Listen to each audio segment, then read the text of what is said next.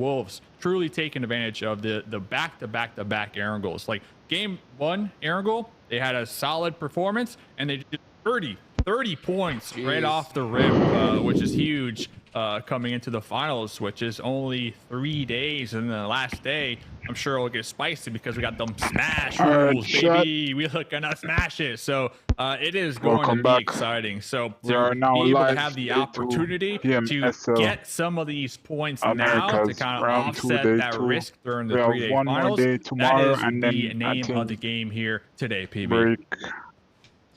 They will break. I gotta say, Dave, we've got some goofy zones again. This one's way up north here on Sandhawk. Love to see it, but man, I feel like, you know, looking at drop spots, it's always north, it feels like, in these circles lately. So the teams that are dropping in the south, they really are going to have to fight and work through the traffic to get that advantageous position in zone. But here we are yet again. We've got some nice loot going on here from ROW. It's my pick to win this round, but I don't know if that's going to happen, but I like their spot on the map right now. Hot Jukes, you know, do you think these circles are just predetermined? Is it scripted? What's going on? I don't know, man, but you know what? The more I've seen like Sandhawk style play, I see a lot of teams, like really high-end squads, take that nice northwestern side of the circle, because if they do take that island and the zone goes in that direction, they're so well set up for the game. Like, they're going to be putting up points pretty much guaranteed. So I'm not shocked to see a lot more teams kind of favor that side, because Sandhawk, these zones, I've just been tending to love to go to that north side.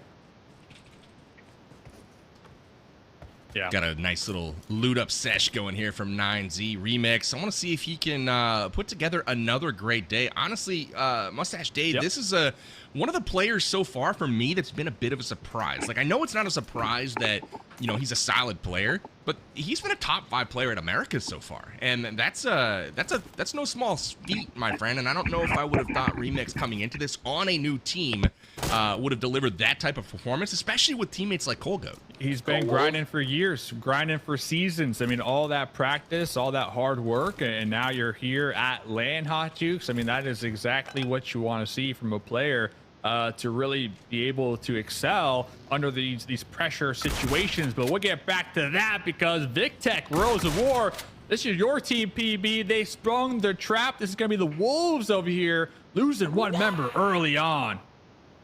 Poncho. Luckily for them, Aragons is going to stay alive. That was a close call there, but they'll take the early point. Got a little first blood here on day 2.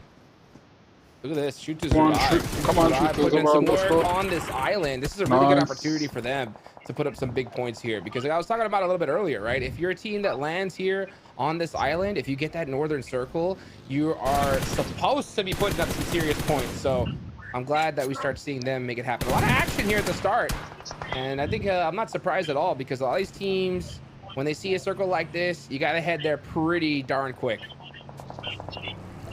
Gonna be Bios Gaming. They did get a winner chicken dinner yesterday, and then after that kind of fell off, if I'm being honest. So it is good to see them in game number 1 already kind of picking up where they left off on that win that they were able to accomplish yesterday. They're going to be a mid-pack team today, sit pretty good on the overall leaderboards, looking to maintain that. So it does look like David was thirsted though from Royals of War, who they're going to be the team all the way up here to the north. They got the ocean to their backside, so they're really just looking in. But Royals of War, as we've been talking about throughout the weeks here, you gotta always keep your eye on VIP love coming in late, love coming in from the blue. Always that surprise factor here, Hot Jukes. Yeah, for sure. I mean, definitely pulling out the surprise factor. And when it comes to Royals of War, they're currently in 13th place. I think this is a good opportunity for them to really practice that aggression, because one thing that happens is if you do not perform well in these, you know, first 2 rounds, come finals times, teams are not going to respect you. You know what I'm saying? They're going to go ahead and get a knock and thirst and realize who the team is and just hard push you. So you got to stand up for yourself. I think if you're a team like Royals of War, shoot to survive, you know, pop off here now, make a statement, and show these squads that, hey, you know what? You mean business. Business. Well, boys, Wolves got a player knocked and thirsted. Royals of War got a player knocked and thirsted. 9Z, are they next, Dave? Those are our predictions. Oh my God. 9Z, yeah, they're all the way down there in Camp Charlie. They are going to be kind of playing this one slow. I do see Savage Esports near them as well, but 9Z, they might have a good opportunity to kind of make their approach into the southern half of the circle and try to avoid, you know, those sight lines to clash with Savage and Team Liquid. X-Force over here. X-Force over here, big chilling in a good spot. But over here, 9Z, they got the scooter. They're on the rotate here. They're on the rotate. It's gonna be a long one. Love me a scooter rotation. Those are the best. Scoot take. Don't Scoot shoot. take. Don't shoot. Oh, thank goodness. The scoot tape. Oh yeah, this is how to do it, Hot Jukes. Yeah, this is how you do it. You know, get on that good old scooter and put that wrist all the way down and just hold it there. You know what I'm saying? Full send on over. I'm glad we didn't see him shoot, because that's one thing a lot of these teams need to avoid is, you know what?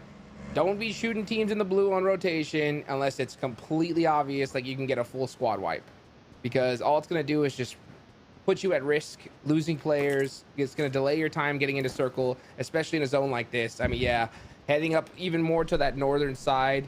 Now it's going to be a little bit tough for those teams like Intense Game. They're going to have to be able to cross that bridge pretty darn quick. But yeah, I want to see 9Z and just take their time, find a position in the circle, then start fighting. Who did that yesterday, Mustache Dave? Where they just like randomly fought by themselves. I mean, VIP. You could say VIP because they're always the ones out there just in the blue fighting. And I actually like their approach here this game. And we talked about them yesterday. Every single match we see VIP, they're constantly improving on their timing, right? Week 1, they were so late on the drop and the rotate. Right now, they dropped, they got that loot, and they had the game plan go north, and now they find themselves in a really good position. But kind of going back to the 9Z storyline, Hot Jukes and PB, they are all over the place. Looks like Kolgo might have gotten a vehicle, and now they're doubling back to Camp Charlie. They got me scratching my head, but we'll get back to that because Team Liquid here, PB, making the push. Huh. Team Liquid's been getting into the thick of it, but it hasn't always gone their way as you might expect, and they're taking on Influence Rage right now, who's been riding a bit of a heater, honestly, but they got Little Boy down, and they've got the early advantage. Teams have traded so far, and it's now a 3v3 at the moment. Law waiting for Mythic. Mythic gets a grenade in through the door, does more damage to himself than the opponent. He's going to have to back off for a bit of a heal. Cardozan gets knocked from the roof as Lorenzen gets a nice peek there, and now the tables have turned. Team Liquid on their heels a bit, Hot Jukes. Oh, yes, they are. Yeah, Influence Rage are kind of stuck right now. Lorenzen's going to be that big point right there up top of the roof. He's going to have to keep applying that pressure. If he gets knocked, though, Influence Rage is going to be in some big trouble. Cardozan's completely stuck by himself. I don't see him getting res anytime soon here. Because Lorenzen, yeah, he's got those 2 members of Team Liquid on lockdown. Let's see what Mythic can do, though. Mythic with that knock on the Law and the Thirst. Wow, that's huge play for them. That'll turn that fight right around. And look at, yeah, Diego getting a nice knock on to Chief. Now you can see Influence Rage. They got the upper hand big time. Unfortunate that the Thirst did happen onto Law because they are playing this one pretty well here. Looks like Ayala, now the last one alive behind the bull. They're trying to make up their mind. They're going to have to clutch this one out. Looks like they're going to be swapping over to the grenades. We got 2 in hand, but we are by ourselves right now. I don't know, Hot Jukes. The 1v3, is it possible?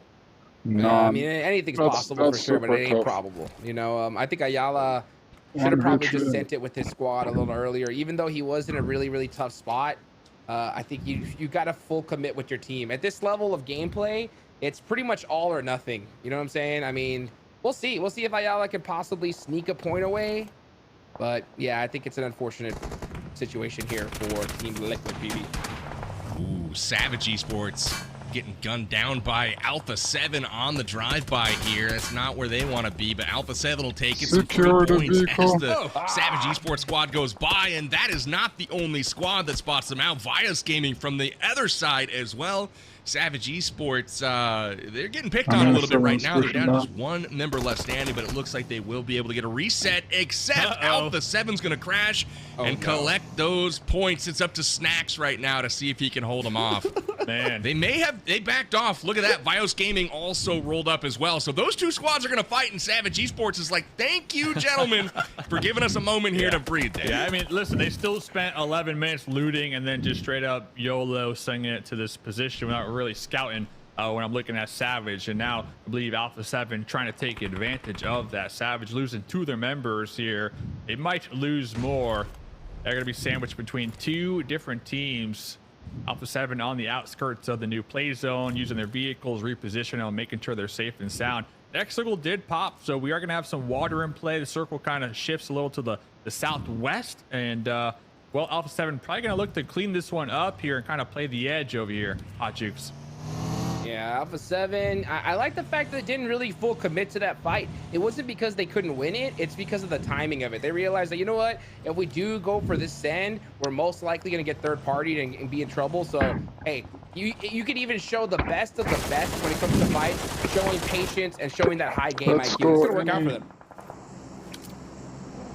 Limb. They getting some nice shots on the board. No limbs so far for them, as they're going to be just chilling. Vios Gaming, a team that has been in the action here since the drop. Only 1 elimination point going their way, but they're going to have a nice little off-center position here in the foothills. They got some vehicles. They got some tall bushes to work with in the high ground here, but for the most part, probably going to be content with their current position here. X-Force getting geared up right now to potentially fight. We got Vios Gaming up in the hill looking down. You can see them on the mini-map kind of looking at each other, so that's interesting. But here comes 9Z trying to take advantage of a very weak VIP squad. Remix coming out the windows, getting the finishes right now, and VIP in serious trouble. They've got 1 member left with like 5 HP, so not the start they were hoping for today. A great day 1 for them in round 2. But VIP Esports are going to have to regroup after Sandhawk does not go their way, Hot Jukes. Yeah, tough start for them. And then, you know, that's the nature of Sandhawk. You never know what's going to happen here. You just try your best, put up as many points as you possibly can. And unfortunately, they are out early here. But you know what? With Sandhawk out the way, they'll be able to warm themselves up in Aaron Gale. Now looking on over here to Paradise Resort at Alpha 7.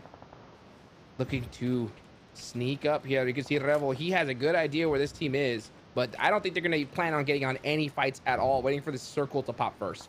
Yeah, AGG, they were really consistent yesterday when it comes to finishing in the late game, showing up in the late game with the whole squad alive. They just couldn't really close it out. But look at this new circle. The island finish is a possibility. Inko, big chilling on the island. We'll have to see if that pays off, as it does look like Savage finally rotating into the area. And Alpha 7 going to be taking them out here. Possibly Carrillo going to be pulling up, DBS in hand. It's locked and loaded. We're going to be letting them slugs rip. But look at this. Revo with the grenade steal. My dude's like, nah, I'm at the top of the MVP leaderboards. Thank you. I'll take What's that. A grenade? Dude, Alpha 7's fight decisions are insane. They always pick the right time to fight. Yeah, look at this Vitali. Yeah, they got pushed. Vios Gaming actually crashed their compound, and now here comes INF Hot Jukes.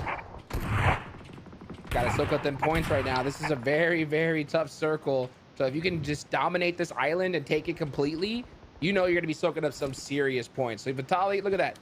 Look at that player cam. So stiff. Peeks out. Oh, not gonna see it. Oh, he went wow. No. Unfortunate. Knock, knock. Who's there? Bye-bye. S12K. S12K. He's done. All right, so Alpha 7 moved into Paradise Resort just as the zone kind of hard shifted away from them. It goes to the island. Inko Gaming was the team that made a play for it early. We'll see if that pans out from them. They're able to hold off the others, or if the zone even continues to go there. But a smart call from them, and now squads like Alpha 7 who were kind of edging in, they've got to fight their way in. So we'll see as they do just that. And you know, if anybody's got to fight their way in, you know, Alpha 7's got to feel pretty good about their chances. Although they get connected, look at the laser beam from M2M. Squash just taken out of the car. That's a tough break right there for Alpha 7. Oh, are they going to make it to safety? Oh, still alive. Alpha 7, yeah, they're just trying to find a spot into this next zone. Meanwhile, Loops are battling it out in the midline here. Let's see. Gusta. Some great shots here. More teams get knocked out. This is a very, very tough circle. I want to see this next zone go right on the island. What do you think, guys? I hope so, man. I hope so. I want to see some water in the zone. I want to see some swimmers looking for placement points. I want nothing but chaos here in game number 1. Baton, 1 grenade left. Molotov as well. You got shoot to survive right beneath them. Here comes the Wolves with the full push. They got the high ground advantage. They got the DBSs. They're about to drop down and let it rip. Casper doesn't even know what's coming. The drop down. There goes Casper. Dark Light though with a nice defense. Now looking uphill. Here comes Doran with the save and the clutch revive right there. Did you guys notice out in the middle that Influence Rage had taken over that center island from Inko? Inko is gone. Influence is out there knocked. I saw that they lost a couple of members, so the ownership of the central island here in the zone has changed hands now a couple of times. And it's kind of a battle for that. I would love to see that finish, to answer your question, Hot Jukes, because I always love me a nice swim when the game is on the line. It looks like Loops, though, continuing with a strong performance, already up to 6 elims and a full squad still left in this one. Intense game also with a full squad. We also have X-Force right now with a full squad as well. So they look to be turning things around here to start off day 2. And you love to see it. I hate it when teams that are trying to build momentum go out early and they don't even have a chance to fire their guns, Hot Jukes. Oh, man, I love it, too. I'll tell you what, man. Anytime that you got me and Dave on a Sandhawk game, somehow there was a ridiculous amount of water in play. And it is true to this day. I love to see it here. Now you got, oh, look at this. You got Carrillo. He made it to the island. He's playing it very sneaky here. And he's got some huge sight lines. Playing out those smokes, using that terrain to his advantage. Trying to soak up some more points there for Alpha 7. And Influence Rage don't even want any of this right now. I think they're just very content with their position. But Carrillo, he wants some action here. That nade looks good. Oh, and it chunked loaders in pretty good. Great nade. And the molly follow up. Yeah, he's pushing him off. He's pushing off his bungalow right here. And he got it. Oh, they actually got third-partied. Didn't matter. And he got the steal, though. Carrillo gets picked up for the point, and now he's just got to find low boy. He does, and he hits the shot, but he gets gunned down on the third party, so the position not secured by Alpha 7, and it's all up to Revo now on the sidelines there. He does not make the cross. Carrillo almost with a beautiful play, but he at least got a couple more points for his team, Hot Jukes. How did they even get there and take that away from Influence Rage? That is insane. Every other team is just playing the edge right now. The island is completely open. Clear. Yeah, no, completely clear. Alpha 7 knows that for sure. They definitely got the comms knowing that the island is free. So let's see if one of them are going to be able to try to make that swim. But you got a lot of fishermen here on the edges here, waiting for anybody to jump in that water. Pre-fire action right there. With the DBS, waiting for X-Force to make the push, but just too much to fight off here as squad mate not really in a position to defend and provide that support because he's swimming right now, which is it's an okay play. You know, we're looking to get some placement points here on the island. Like we're talking about, it is pretty clear. Nobody's going to be there. So we got 2 solos eyeballing the island and knowing that's clear. Then you got IG on the shorelines here, probably going to clash with X-Force here very shortly. Looks like X-Force, they do have the high ground though, so I feel like they're gonna have the advantage over intense game here. Yeah, I think we see. One would think. Yeah, go ahead. What do you think, PB? No, I was just gonna say Adrian's on the point there behind that rock. I don't know that they know he's there, but they're both playing very cautiously at the moment. These solos though could play a bit of a factor. You've got Baton in the water getting ready to come out potentially. Revo sees him. But both of these guys, it's like, which team do you want to suit up for, Solos? And that might play a factor on who ultimately takes the chicken dinner here. Because, you know, you got to think it's going to be either X-Force or Intense Game. Yeah. Either or. Revel's got a pretty cheeky angle, though. The circle, though, Hot Jukes. Oh, my gosh. Yeah, I was wondering if we're going to see Revel, jump in the water, hard swim all the way to the backside, and then finally take that island. But I understand why he stayed there for so long, because he had some pretty darn good sight lines to see anybody that would be possibly swimming. So he finally does make the jump the second that zone pops. Baton is also on the swim. It's a swim race, guys. The backstroke. I was just gonna say, versus Revel. Dave, is it possible the solos win this? What? I didn't know you could do that. It might be. X-Force, though, just getting beamed from above. Revo, 5 grenades, getting a nice little knock right there, cooking up a grenade. Silence better watch out, because that grenade's getting FedEx right to his doorstep. No. Revo with the grenade. This is a 1v1. What was I just saying? You gotta think that these two full squads are gonna be the ones to take it. Well, look at me. How dumb does this commentator appear right now? Both the solos are the only ones still alive, and we got a heads up 1v1 Wolves versus Alpha 7. This is a rivalry that I'm loving to see develop, Hot Jukes. It's not just Wolves versus Alpha 7. Right, it's Baton versus Revo, of all people, the MVP himself. So if you're going up against any player in the world, that's probably the one player you don't want to go against. He has the island and the position. This should 100% be an Alpha 7 chicken dinner. He very, very rarely loses one of these. It's the final boss, Dave. Knows where oh, actually, Revo's kind of looking. Doesn't know where he is yet. Revo, top 10 bush here. Got the camouflage. Baton still kind of wrapping around. The intel's not there yet, but yeah, totally agree. This is the final boss of this lobby, so let's see who comes out on top. I still can't believe in a 1v1 v4v4 that the two ones are the ones to survive. Not only that, they didn't even have the greatest positions. That they made Revo had a decent one because he had that cliffside there to get to the island by doing the swim, but these guys, he might be able to get that grenade in there, and oh my goodness, connects with Baton. He's only got a few hit points left, and he has no idea where that came from. Look at that scramble. He's going back and forth, feeling like, what happened? Where'd my health go? And Revo's just like a shark on land. Throwing some more nades. Good to see Baton did get that heal off, so that's good. Now here's the rear set. Oh, Baton has the zone to his back. He's gonna have to make a big play here. And never mind. No play necessary. It's all nades, baby. Alpha 7 with the big chicken dinner to start things off. Hey, unfortunate for Baton there. Never really got a feel for where Revo was hiding. He was in the bush, camping it up. But hey, that's what you need to do sometimes to get the win.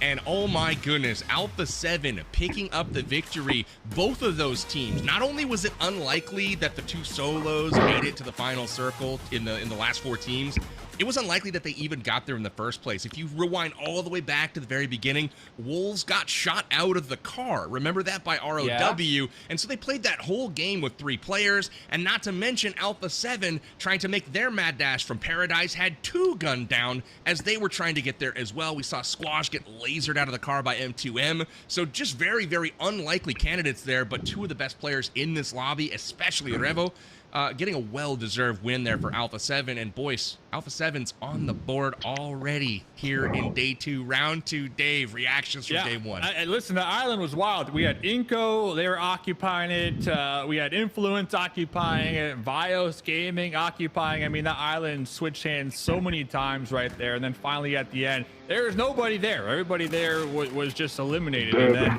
we had the 2 solos, battling it out. So I cannot believe, I can only imagine if Inco or one of those other teams managed to stay alive, like that would have been a really solid win for them. But it was such a challenge, I guess, because all those different sight lines on those cliffs, and if you just poked your head through a window, there was a team looking right at you, Hot Jukes. Dude, I mean, this is ridiculous. I mean, even looking back to that zone, I mean, Alpha 7 had the worst position going into like stage 5. I mean, they were all the way over there in Paradise, and the zone hard shifted onto the island, and they still won the game. And I think that's what makes them just so dang good. Anytime they got their back against the zone, they're gonna push teams and just pick them apart piece by piece. Revel, I mean, finishing it off in style, taking down Intense Game as well. I knew that it was going to take too long before we started to hype up the squad. Okay, let's take a peek at the stats real quick, boys. Revo with 7 eliminations here in our first game today. To put this in perspective, let's rewind to round 1, right? Over the 3 days of round 1, the man put up 59 eliminations. Second place for that week was 30, so he nearly doubled up the entire lobby. Then, fast forward to day 1 of round 2. He only had 4 eliminations yesterday. And we were wondering, what's going on with Revo? What's going on with Alpha 7? We had confidence that they would get it back, get their groove back. But today, 7 elims nearly doubles up what he did all of yesterday so far. Boys, we still got 5 games to go today, and Revo already feeling it, Dave. Yeah, hey, listen, just saying, I saw 2 of those snatched away from the teammate with that grenade at the end, but it's all right. You know, we'll let it slide. I mean, you want to be at the top. And I have to assume, you know, the MVP prize pool, we're all sharing it. So, I mean, when one person gets it, we all get it. Alpha 7, this was my fear yesterday. For everybody else in the lobby, once when Alpha 7 get going, Hot Jukes, there's no stopping them. So I'm hoping... Listen, I love Alpha 7, but for everybody else, I'm hoping that's not the case. I'm hoping somebody can kind of put a stop to the Alpha 7 snowball that we saw in week number 1. Because it's very hard to slow them down once. The good news here, though, is when you see Alpha 7 with 21 points here, the teams that they're chasing are the Wolves. It is Loops, and both of those teams putting up double digits here in game 1 as well, so that the gap isn't going to close tremendously here. 9Z fell off a little bit, did not finish on the first page, but that's okay. I'm sure they'll pick things back up, but overall an incredible first match on Sandhawk, and honestly that was probably the most surprised that I've been inside of a PUBG mobile game. Just normally, like, you look at the map, you see the zone, the circles, and you're like, oh, this team's got an advantage, or, you know, this 4v1, clearly the 4 are gonna win. All of a sudden, like, X-Force, I barely even saw them get eliminated. Their full squad evaporated in the final circles there, and all of a sudden we're down to solos. So why don't we check out the overall standings and see what this first game does to our overalls, and we'll see Alpha 7 shoot up that leaderboard into the top 3. They are now challenging the Wolves for second place. Loops Esports still on top, 94 points overall. They've got a comfortable 25-point lead, Hot Jukes. Yeah, I think if we're being realistic, you know, Alpha 7, in reality, they're not chasing anybody. You know, I think everybody is just chasing them at this point. Sure, on the leaderboards, they're in 3rd place, but I think it's only a matter of time before we see them back in that 1st place. This team is just a cut above the rest the way they've been playing, you know? So I want to see some teams kind of try to put some work to kind of stop that momentum going, because like Dave said, when Alpha 7 does get started, they are pretty impossible to stop. So I still want to see Wolves teams like, you know, Wolves, but Loops, put up some big points on the board so that way they can get some of them head start points. But if someone doesn't stop the squad sooner rather than later, PB, these guys are going to walk away with 30 points in the grand finals. That's crazy. We got X-Force down in 8th place as well, Dave. Shout outs to them for making it all the way as far as they did. It was a pretty big contrast from yesterday's performance, so maybe they found a new a new game plan here for this second day.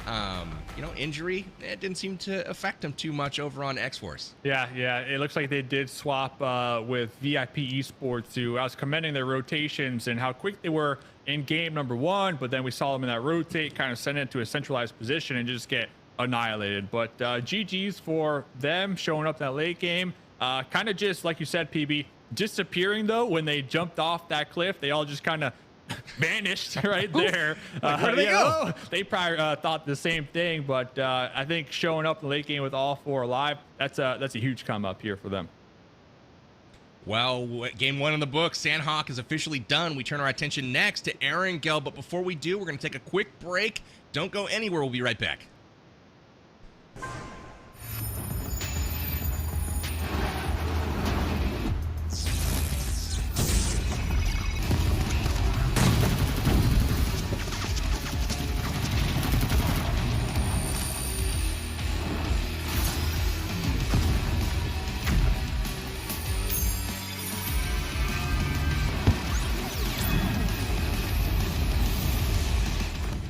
Questionably not, Queen. No, you're not. It's just the first game just finished. A7 win, Wolves in second, and I think X-Force, that's Valiant Fate's team, they finished 3rd. So you only missed one game of what, 5? So nah, you're not right. Wow, that's huge. Play for them. That'll turn that fight right around. And look at Diego. Yeah.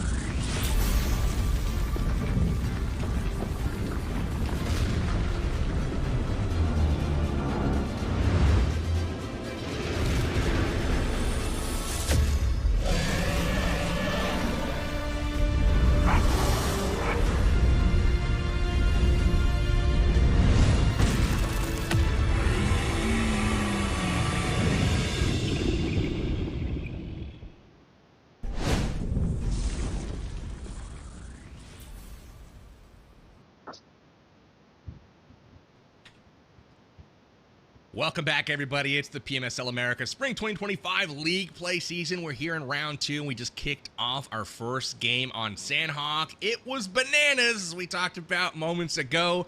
The solos, the name of the game, as Revo gets the victory for Alpha 7. And boys, I'm a little concerned. Alpha 7 taking the first game of the day, doing it in a match that they should have never been in, quite honestly, and they somehow find themselves in a goofy zone with the winner chicken dinner. What does this mean for the rest of the day, Hot Jukes? I mean, sounds about Alpha 7, to be honest. I mean, what else can I say? This is what they do. When their back's up against the wall, they are the team that prove that more often than not, they can make something of it. That's why they're the championship team coming into this, right? So it's really about just trying to stop them.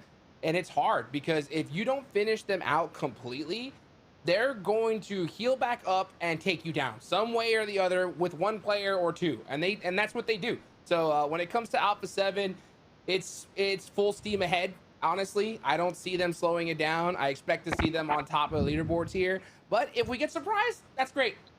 What else can I say? I gotta be honest.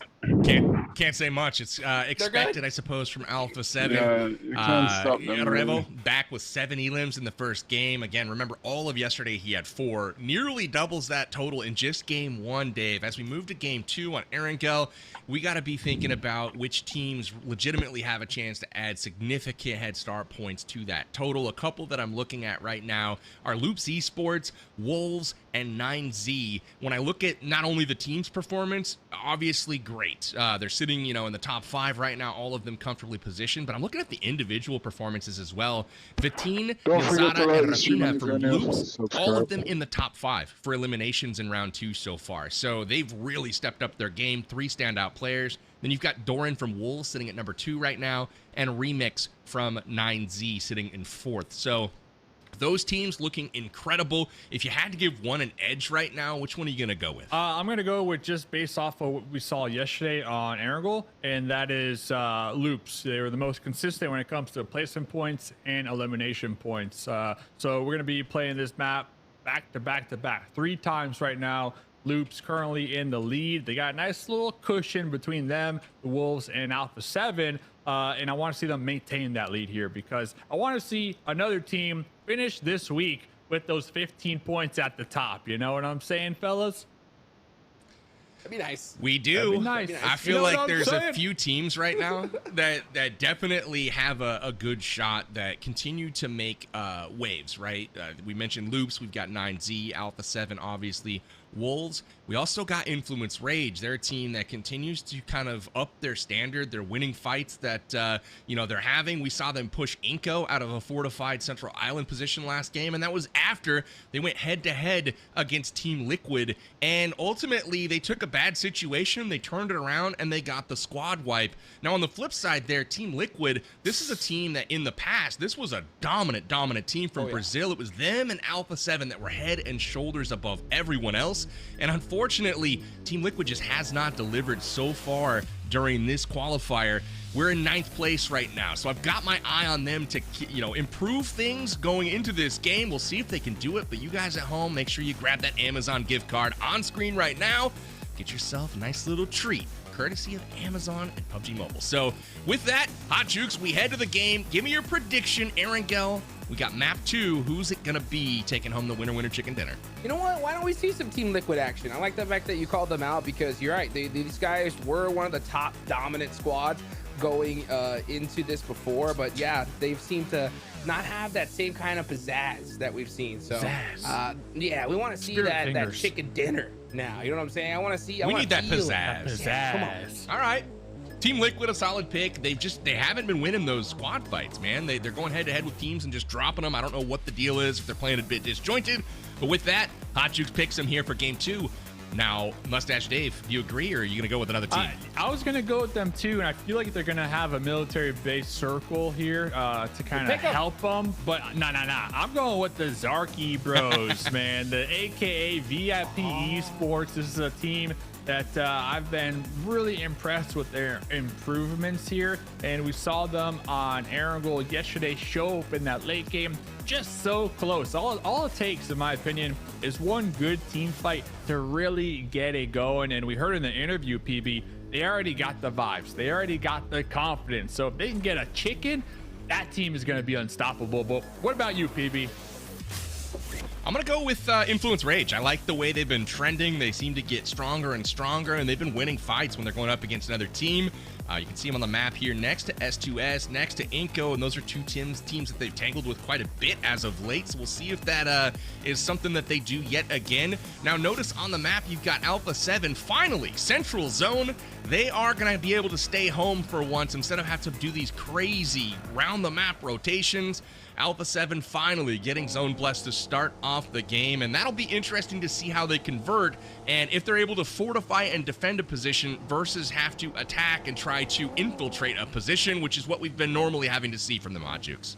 Yeah, that is true. So, and the thing is that they're very good at doing that, so now to see them just be able to chill, let's see how it plays out for them. It's going to definitely be a little bit of a change of pace, I think, because you're right. I mean, North George drop, any that circle goes any other way, they're going to have to be, taken off pretty quickly here. So you can see they know this map like the back of their hands. They know exactly which loot path they're taking.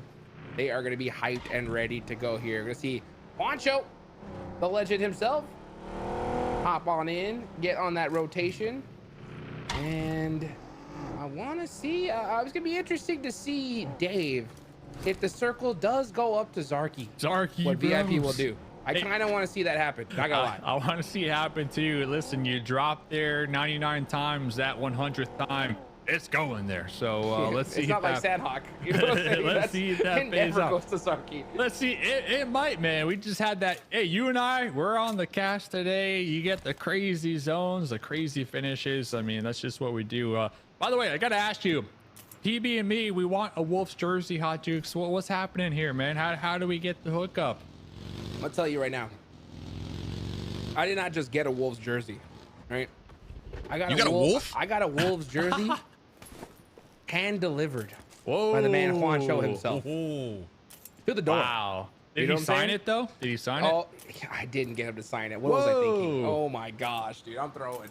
I'm throwing. So you know why? Because I want him to sign it in Saudi at the PUBG Mobile World Cup coming just around the corner next month. So hopefully we can see him make it to the top 3. I want to see that USA flag there, you know. And of course, you know, someone from the Americas, I'm always going to be rooting for them to win it. Alpha 7 obviously going to be the heavy favorite after winning it last year. So they're definitely going to always have my heart, you know. But Wolves are a team I've been rooting for. I want to see them pop off. So what you're saying, me and PB are just out of luck then with the jersey front. You don't believe as much as I do. Gotcha. In the Wolves. So you can't have. You have to believe at a very high level, and then you get the hand-delivered jersey. How do you feel about that, PB?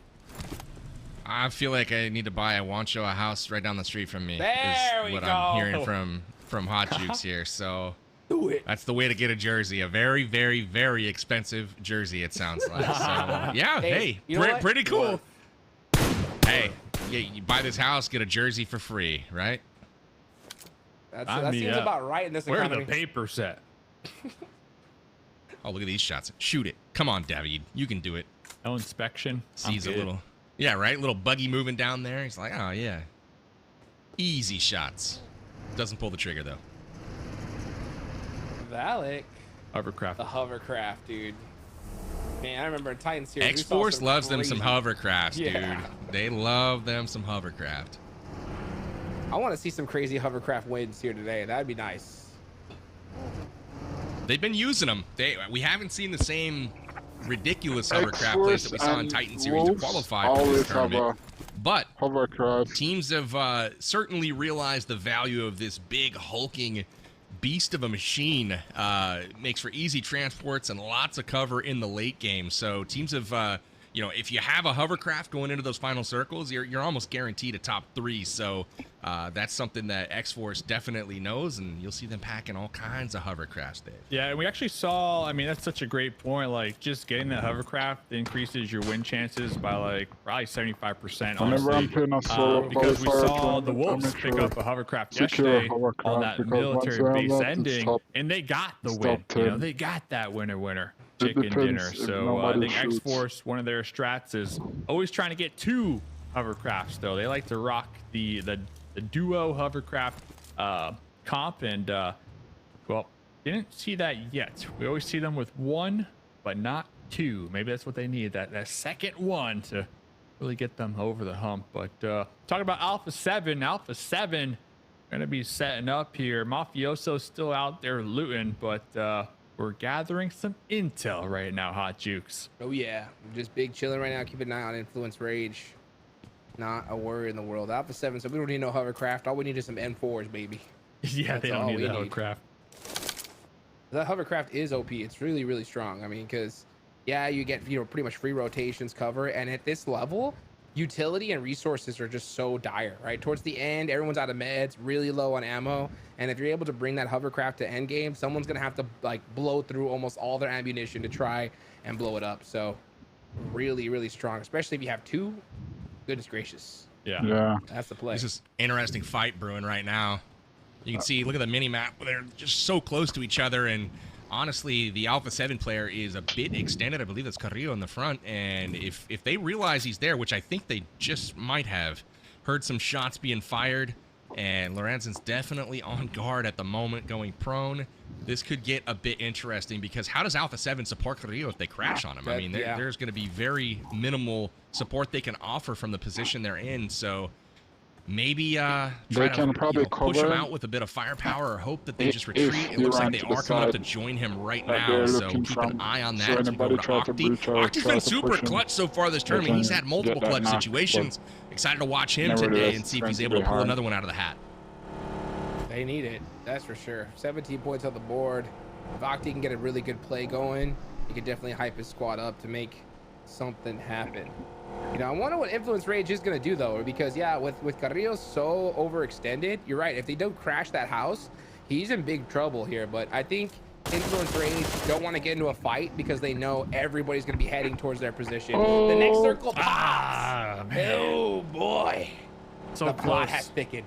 So close. Almost getting that Zarky, man. I was really hoping the crystal ball was working here today, but I got to change those batteries here, Hot Juice. VIP, though, they're still going to be in the north. They're going to be chilling, kind of backfilling Alpha 7, which they tend to do a lot here. And yeah, kind of going back to your point, INF now on the move because that position no longer in play. Vios Gaming going to be cruising right behind them as well.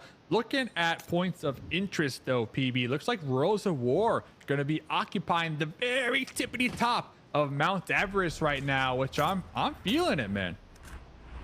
I'm feeling it, but they better hope for a delivery of loot because they've been up there since the beginning of the game. They couldn't have looted that much in order to get there when they did. So keep an eye on Royals of War, and if they're able to get a quick, decisive victory for anyone else that joins them up there, certainly there's going to be a battle because there's always a fight on the top of Everest. But we'll keep an eye on that. We noticed Mafioso taking a quick southern rotation across the bridge from North George to get Alpha 7 further into the circle. So I'm watching that northern part of the of that South George section to see which teams are actually able to get in there safely. But Team Liquid on the rotation now as well. They're coming from the south, and they are just about to run into X-Force. One shot fired, and the whole team just turns around. So a little nice warning shot from X-Force there. I don't know if they were shooting at somebody else, but Team Liquid's like, nope, we're gonna back off. VIP! No! No Zarky! No. You should be able to get a pickup. Oh, Squash is actually pushing up with the grenades, Hot Jukes. I think this is an they are going to push it here. I mean, they definitely realize that there's nobody even near this position, so it's a fight they can take, but they are so separated from each other. So I think Revo, if he gets a knock here, yeah, if he gets that knock with that nade, he's definitely going to send it. But I think right now they're just trying to apply pressure just to kind of say, hey, stay away from us. Stay away. Yep. Yeah, now we got other teams rotating, AGG and both Inco. So we're going to be adding 2 separate squads in the mix to North George right now, and that's why we start to see the call. Looks like Mafioso sending it across the bridge to provide the support to his teammates right now, PB.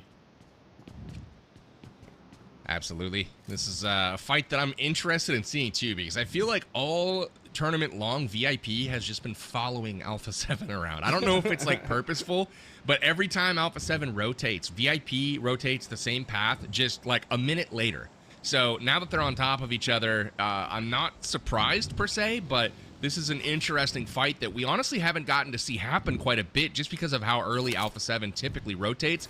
But now with them both kind of being given the zone in their, you know, their home parts, their drop zones, now we're seeing them come together for the first time. And you'll notice that Alpha 7 is still north of the circle up here. They are still up, and they've got to get all the way south. Across that bridge, so that's going to be an absolute cluster on that southern part there. That's why I was saying we got to watch that northern part of the circle where right now it's United 4 Gaming. So that's going to be a tough one for sure. There's that we'll get that off the screen now that the map's gone away. But no, I'm keeping my eyes glued to that part of the circle. Going to be crazy. Yeah, and kind of going back to your Alpha 7 VIPs, it's like you got 2 dogs. You got a big Mastiff, and then you got that little Chihuahua. You know, the Mastiff puts up with the Chihuahua, but when the Chihuahua gets too close, sometimes you get the bark back, the bite back right now. So we'll see. Looks like Legend was taken out and thirsted from the side of VIP. AGG now going for that rotate over there to the east side. Inko probably going to be doing the same thing, but totally agree. Love the breakdown on the map. Both those teams, they're going to be fighting for that bridge here, Hot Jukes. Yes, sir, they are. They're going to be fighting pretty quickly. Alpha 7, always so good when it comes to fight timing. Yeah, they were keeping an eye on them, but they said, you know what? We're out of here. We got to get into this next circle. Look at how tight that rotation is. Yeah, I mean, all four of them just bang, bang, bang. Not messing around here. And I think they're actually going to be able to make it to South George here pretty safely. No one's guarding it. Free United Forward taking their eye off the ball here. I'm honestly shocked that you know, it's not a common rotation because you don't see a lot of circles up here. But the bridge, think about the two southern bridges, right? Going to the southern military island. You can't ever get across those for free. There's always a fight there. There's always a squad camped. And in a situation with 16 teams left alive in that circle, the zone edge touching that part of the southern part of the bridge, how they got across the bridge without a shot fired is beyond you don't have cover. There's nowhere to hold. You don't really have cover on that bridge that they just crossed. So probably that's why no one holds that really. And they're going to get third partied here as well. The Wolves are right behind them, and they're going to have plenty of coverage in this fight. Rules of War need to finish this out as soon as possible. Let's see if they're going to be able to do it. Savage Esports barely able to survive there. Yeah, you see the scatter. Both the Wolves and AGG were like right over here looking at third party. This one, they heard the shots and they both just scattered in their own opposite directions here. Going to be allowing pretty much Savage Esports to put a last stand over here. Rules of War, we hear the sticky bombs. They're looking to flush out this member. They're looking to take this position, and they got to do it quick because the AGG, they made a U-turn, and now they're back in the area here, Hot Jukes. Uh-oh. They have returned. So yeah, Rules of War. This is actually the really terrible building to hold because if anybody gets that hill on top of you, you're in deep, deep trouble. You can see Monte right here just holding down, trying to survive. Yeah, yep, Fran spots him. Oh, but they got Inko behind him. They got to focus on Inko first, 100%. Do not even look inwards. Take care of Inko. And yeah, it looks like we see All Glory Gaming making a mistake of not fully clearing out their backs first, and they got picked apart because of it. Melgar. They got a decent position now, though. Melgar trying to get this clutched out. He's got to fall back as he sees 7-8 in the background there popping up. So they've got a nice little stack going on. And their stack's better than All Glory Gaming stack is, you know, he's got support, but way off behind him right now. And so 7-8 goes to get an angle. Vitaly pops up and just gets a free one. Finds him with the grenade out. And Fran is all that's left now for All Glory Gaming. 7-8 takes the angle, but doesn't land the shots. And we've got an opportunity here with 1v1 now with Fran and Vitaly trying to survive and see which team will go later. But Royals of War, I don't think is going to let either one of them survive. Yeah, now they realize that, hey, you know what? There's so much fighting behind here. Let's take the hill and get some points out here. Wolves with the push, though. On to 9Z. This is a huge fight here. Baton gets taken out, though. And the Wolves go down. 0 points.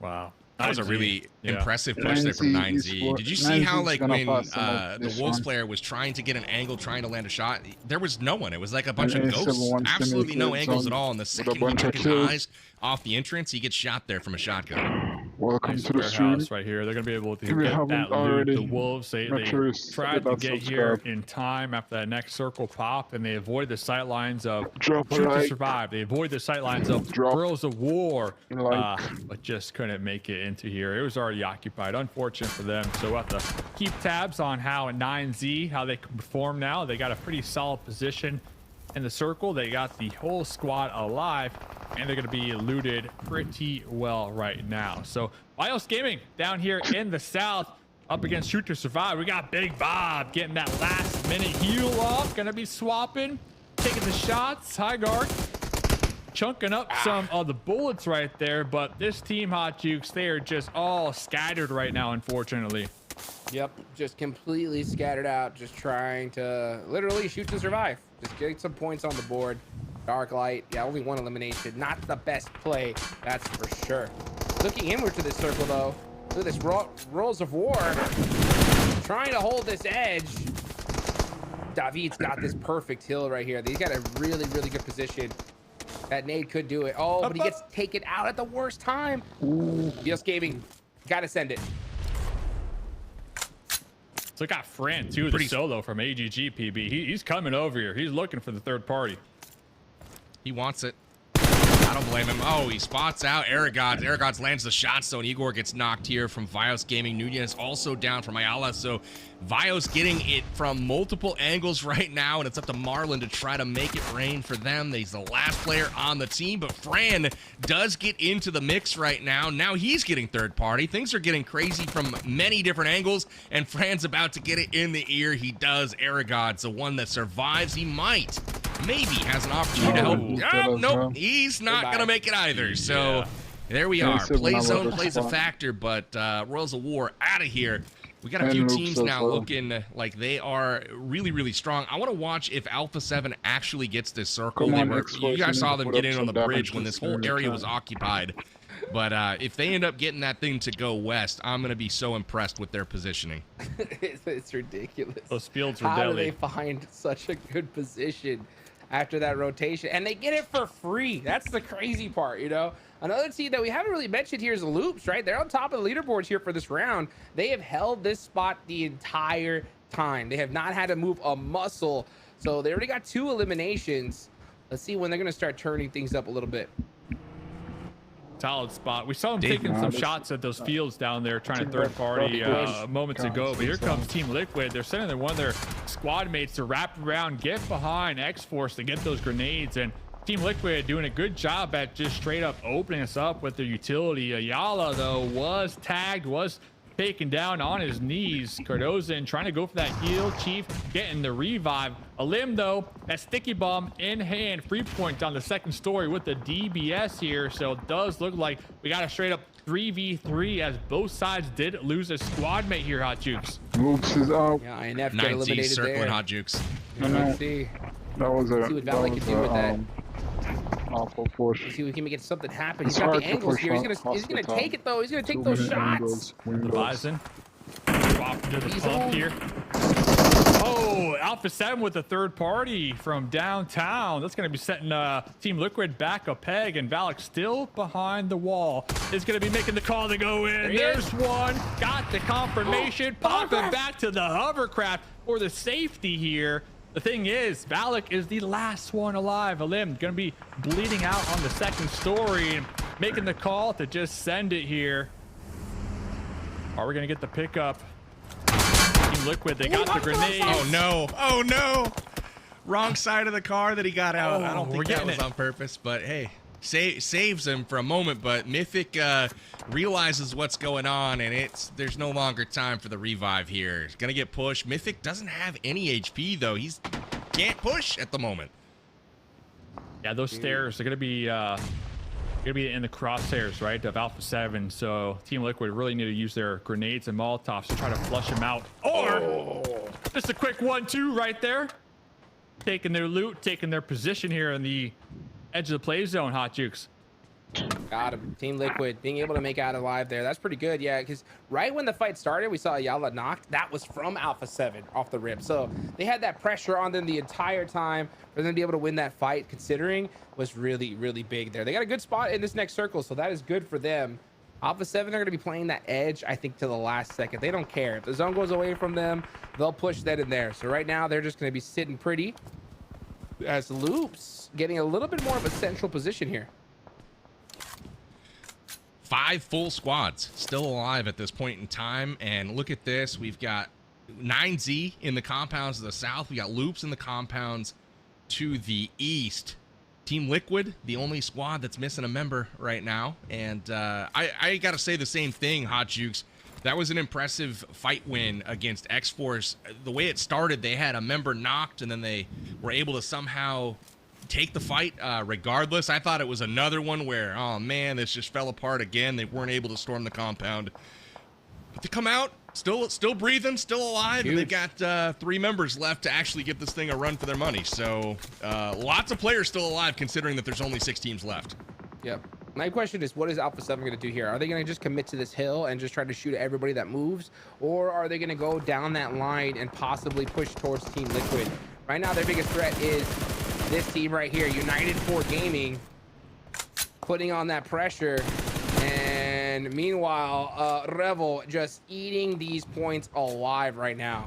From that high ground position. Yeah, United 4 Gaming and both AGG were two teams that consistently showed up in the late game yesterday, but they just couldn't pull it together. They kind of folded underneath the pressure here. Next circle does pop, and well, they get eliminated. So Loop's still going to be in a great spot to possibly gatekeep IG. IG now in a difficult situation. Do you push towards Loops or do you push towards Alpha 7? You see them in their vehicles starting to make their approach. Revo on the high ground with the M4 4 times. He knows they're coming, PB. Alpha 7, an intense game. Starting to look at each other a little bit here. Intense game. Started to rotate towards Alpha 7. I'm like, oh, gentlemen, what are we doing? And then they peeled back and took some cover. So I'm curious to see Alpha 7 if they crest the hill here and force the action.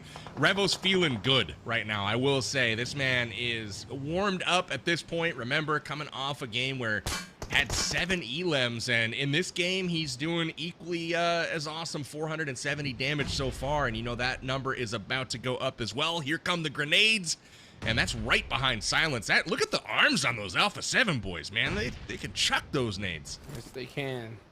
I think they wanted to avoid this fight here, to be honest. I think they were waiting for the circle to kind of help them decide where the fight will go, but intense game, they want this fight here and now. So let's see if one of these nades can connect. Look at Mafioso. Look at the angle by Mafioso here. So disgusting. Goes to the off angle, gets the opening knock, and now you can expect a push here from Alpha 7. But look at this in the background. Loops also gets gunned down, and Revo sees it, takes down Nilzada, and that's not going to stop Alpha 7. They are still coming, and here comes the barrage of grenades. Right there to the dome, the shotgun, and that's how it's done. Loops looking to backstab IG, and we saw Nilzada actually getting tagged over there from Revo. There goes IG. They're taken out, but Alpha 7, they're not done. They know there's another team over here. Loops, they are going to be a little bit separated to take this fight. Meanwhile, Alpha 7, they're focused. They're lasered right now here. Hot Jukes, they're locked in. Yes, sir. Now they, and look at this. The second the zone switches, they're like, all right, change plans, guys. Now they don't really have to worry so much about Loops until about 30 seconds. Then they're going to have to worry about him because there's not really anywhere for them to go unless they try to, you know, send it towards Team Liquid. But every other team's going to be staring right at them here. Oh, they're going to hit that rock. They're going to hit that rock. Yep, they're going to edge their way towards Team Liquid here. Healing up, getting ready to go. 15 seconds on the clock. Let's see what Alpha 7 can do. Possibly some preemptive smokes maybe could be used up there. Loops has got a compound. Team Liquid will have a compound. Maybe. It's like right on the edge of the circle right now. Alpha 7, though, they're stuck on that mountaintop, but I got to give a huge tip of the cap to them. Intense Game was riding a very strong game. Intense Game took down Influence Rage. They had secured the hospital. They looked really good. And the second they started moving towards Alpha 7, it got a bit dicey for them, and they're quickly eliminated. And now the team goes down. Look at the angle by Remix. He's posted up at this vehicle, and he has completely thrown Loops for a loop. There we go. Remix putting in the work, Hot Jukes. Oh my gosh, that split was disgusting. 9Z knew that rotation was coming their way, and they set up perfectly for it. The trap has been sprung. Goodbye, Loops. My goodness, Loops. That was crazy. They're gone. 9Z, 8 eliminations right now. Alpha 7 with 8 eliminations as well. We got 3 teams left here. Kogo did get knocked out. Looking for the support from his squad mates. Chief, though, from the window with the M4, let it rain down hell onto Alpha 7.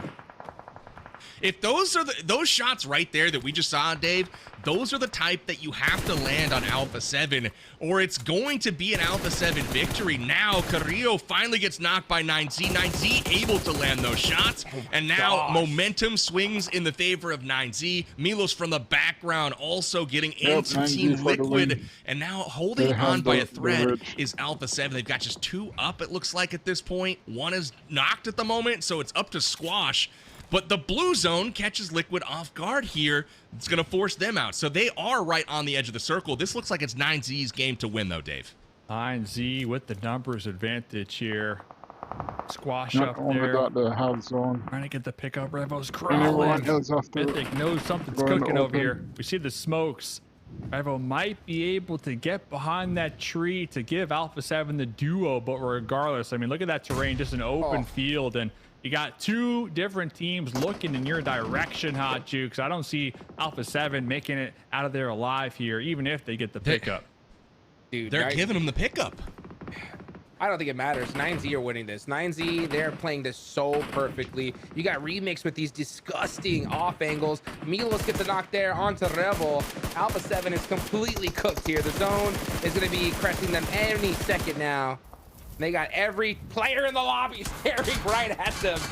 So yeah, Alpha 7, one of the best teams in the world, but when you're in a spot like this, there ain't much you can do. Dude, if they win this, I mean, they've had all 7 of these other players just firing at them full auto, and they've had a player knocked each time. So Smoke Wall is out. It looks like they may actually get off this position and over to new cover.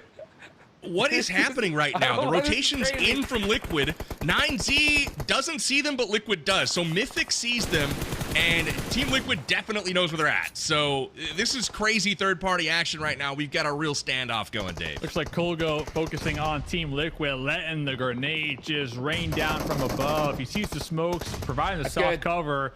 But Team Liquid also have these vehicles, Hot Jukes, that will be blocking some of that damage. But it does look like Kolgo, one of the grenades did land, and it did get a knock. So here's the call. Pop in the buggy, make the send. Ria's already in the front lines, crawling on up. Looks like Kolgo second guessing the buggy push here.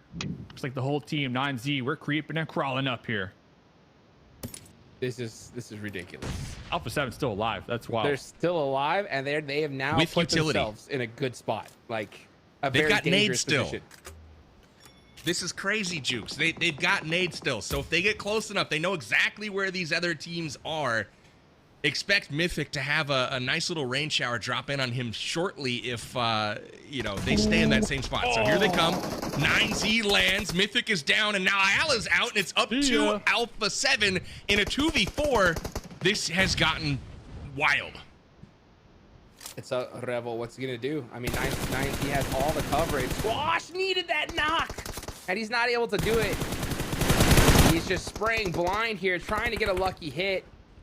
It's not looking good, but 9Z, look at this, 11 eliminations. This is their game to win. They just gotta finish Alpha 7 here. They have to. You know where they are. Squash.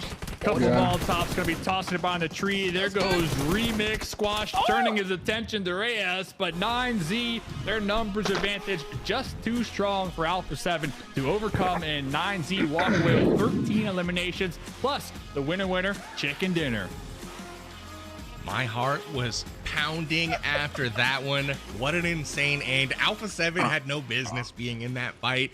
Down to their last man. Low HP behind a tree with 7 people full auto firing at them, and somehow, some way they make it into the top 2 and a showdown with 9Z. I feel like if that was a 3v2 instead of a 4v2, Alpha 7 takes it. But man, valiant effort from them. 9Z though, they did not place in the first page last game. Here they are coming with a storm back chicken dinner victory, Hot Juice. That was huge. That was a huge must win for them. Yeah. I mean, Alpha 7, the reason why I'm just even mentioning them is just seeing them, their tenacity. Why are they so hard to take down, guys? It makes no sense to me, but I'm glad that 9Z still, they realized who they were possibly facing. They didn't mess up. They took their time and were able to get a must win chicken dinner for them. A great game overall. Pretty insane stuff for sure. The teams that have you know, high expectations continuing to top the charts. We saw Team Liquid, we saw Loops, we saw Intense Game, we saw Influence Rage, all towards the late game there. So again, I think there's some favorites. I think the top half of this lobby really starting to distinguish themselves, and as we play for those advantage points going in to the finals for PMSL Americas, all of these teams doing their absolute best here to try to secure the biggest possible head start they can.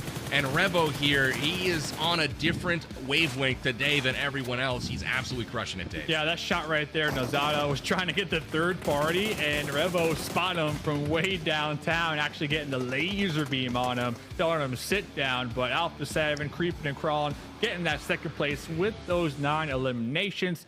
Obviously going to help them on the come up when it comes to chasing down that first place here once again. But 9Z PB, that's a team you've been looking at. Hot Jukes? Yeah, Hot Jukes? I was about to say, can we talk about that 9Z, like that play by Remix there, that trap they set up? I mean, that was so beautifully done. They knew a squad were going to possibly rotate, hit that broken wall, and Remix was just back there waiting for him the whole time. Cleaned him up. Beautiful play. That was Loops on the entry there, trying to take down 9Z, and I feel like Loops had a bit of momentum, and clearly is the top fragging team this week in the whole lobby. They had good position. When the zone started to go away from them, they were like, okay, we got to rotate. We've got to try to breach another position here and kick somebody out, give them that eviction notice, and they thought 9Z was going to be the target. Well, 9Z knew what was coming. I don't know. I mean, that had to be a pre-planned trap, but it was a very bold, brazen move that you could easily say if it didn't work out, like, what were they doing? But it did work out, and Remix is able to hold the flank.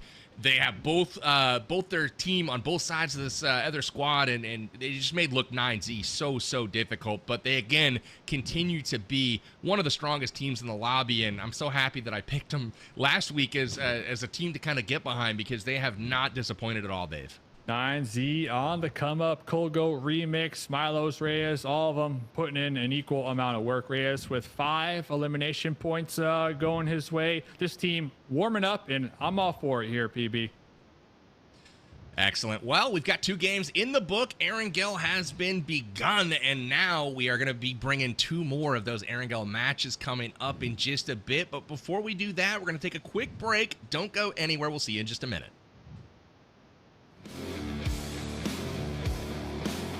Wow, that was beautiful. And we got telestration now? That's insane. Yeah. Let's go.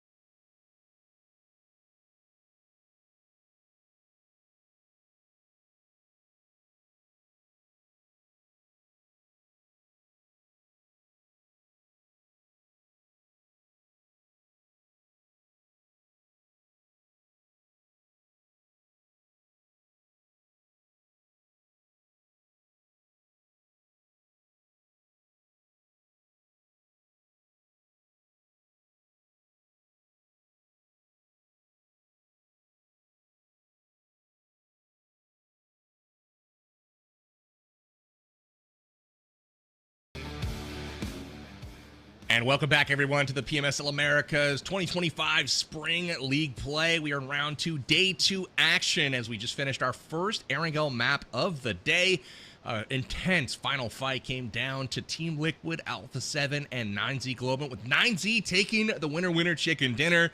And that is just another stellar performance from the 9Z squad from Mexico. Dave, these guys have been killing it all tournament long. They finished second in our first week of league play, taking 12 advantage points to the grand final, and now they're looking like they're trying to do it yet again here in round number 2. Killing it. Not only that, I mean, they got a couple players on the come up for the potential MVP slot too, so definitely a team that is a good contender to represent our region heading into, you know, the finals and hopefully that next land that we keep chatting about. And also this last game had to have been one of the better performances for Team Liquid as well, right? Yeah, they didn't get the win, but they did get the top 3 podium finish with 7 eliminations. And you know, it's crazy to say, but like that's been a rare phenomena here so far. You know, Team Liquid always eliminated pretty early or the mid game, so I'm happy that we're starting to see them start to pick up that slack. You know, they had a nice little crash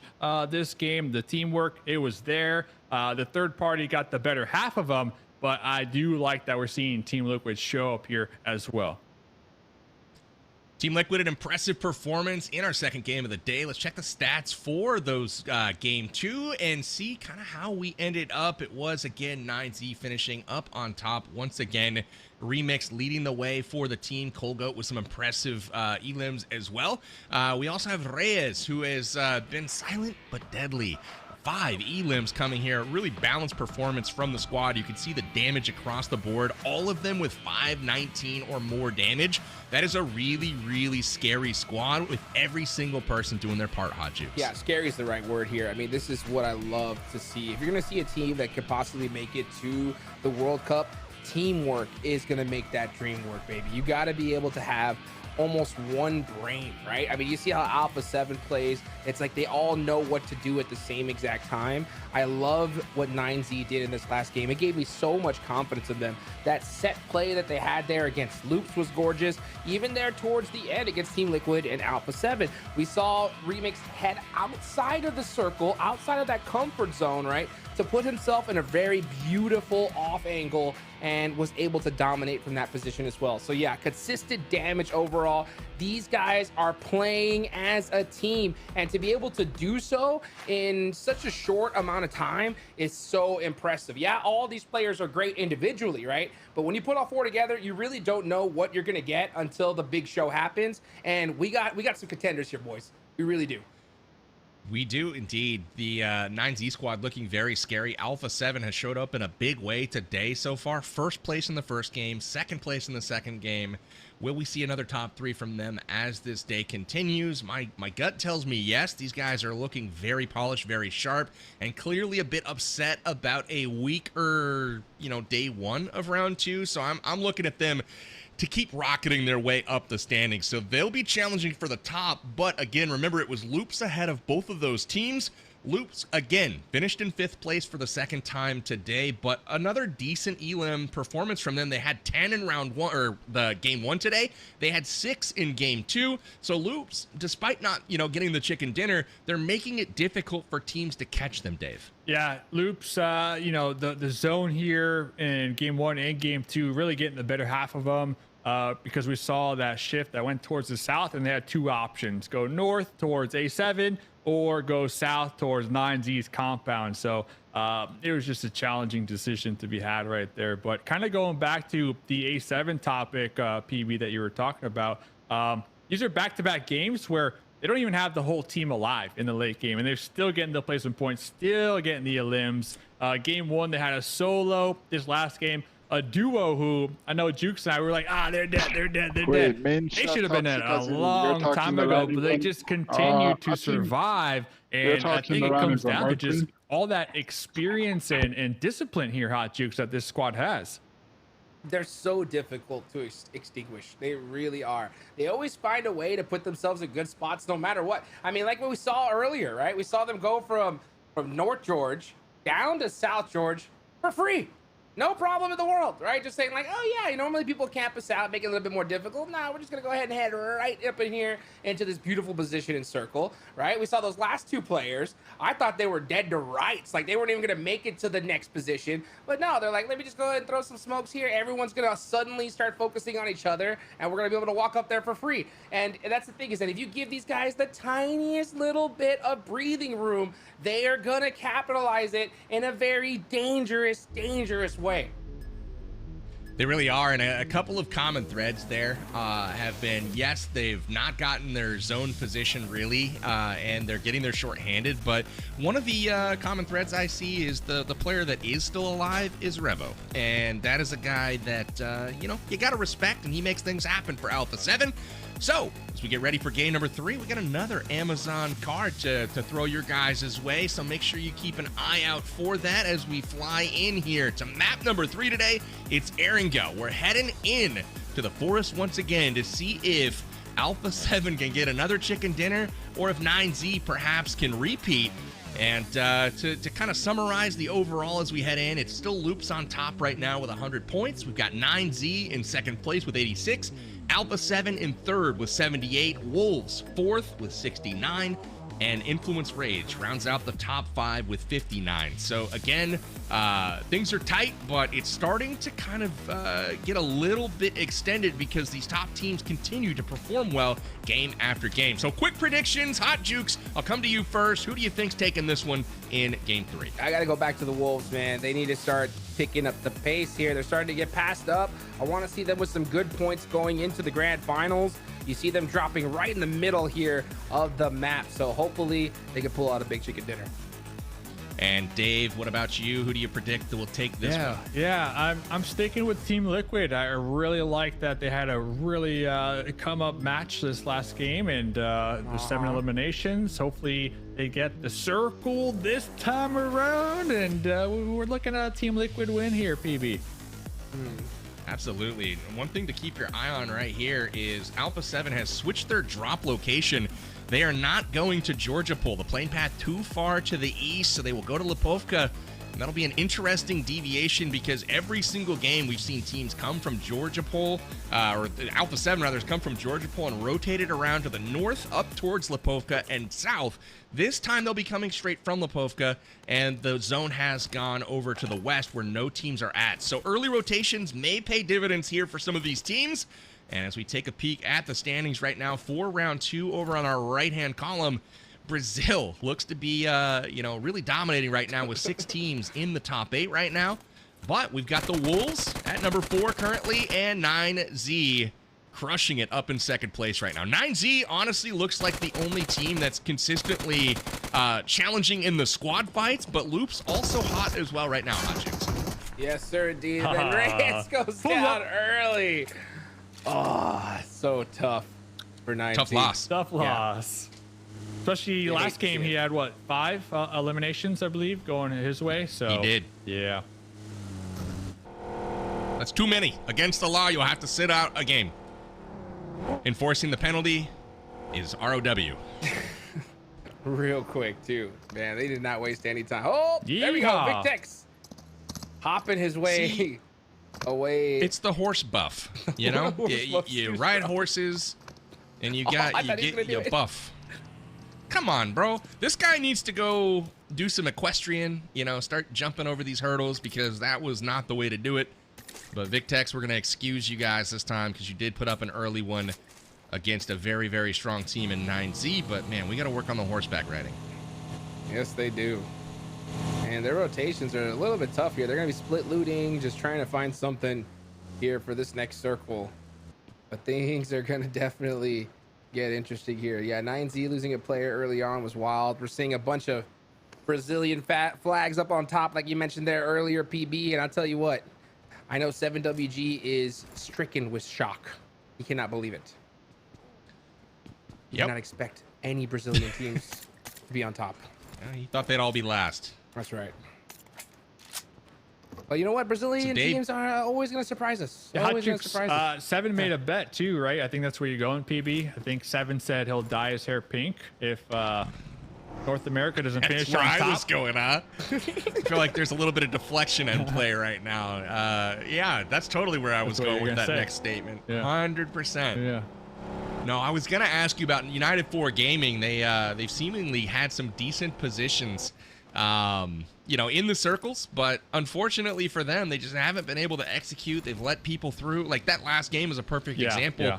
They had that bridge choke point kind of locked down from a positional standpoint, but unfortunately, you know, Alpha 7 just marches right on through, and with that, you know, they were able to ultimately get second place, but United 4 could have locked that down well before that, and we'll see if they continue to have those types of, you know, little errors along the way, but, you know, we'll see what they're able to do. Yeah, both United and AGG, All Glory Gaming, I feel like are kind of in the same boat. Yeah, we've seen some glimmers of light, you know, from M2M, Melgar, with some nice individual highlightable moments when it comes to like a 1v2 or just straight up 1v1s, but just the overall team synergy, in my opinion, is a little bit lacking between both those teams, because we've had good examples where like United, they had a compound, they saw like 3 teams rotate past them, but they didn't get any eliminations to boot. You know, they kind of let teams rotate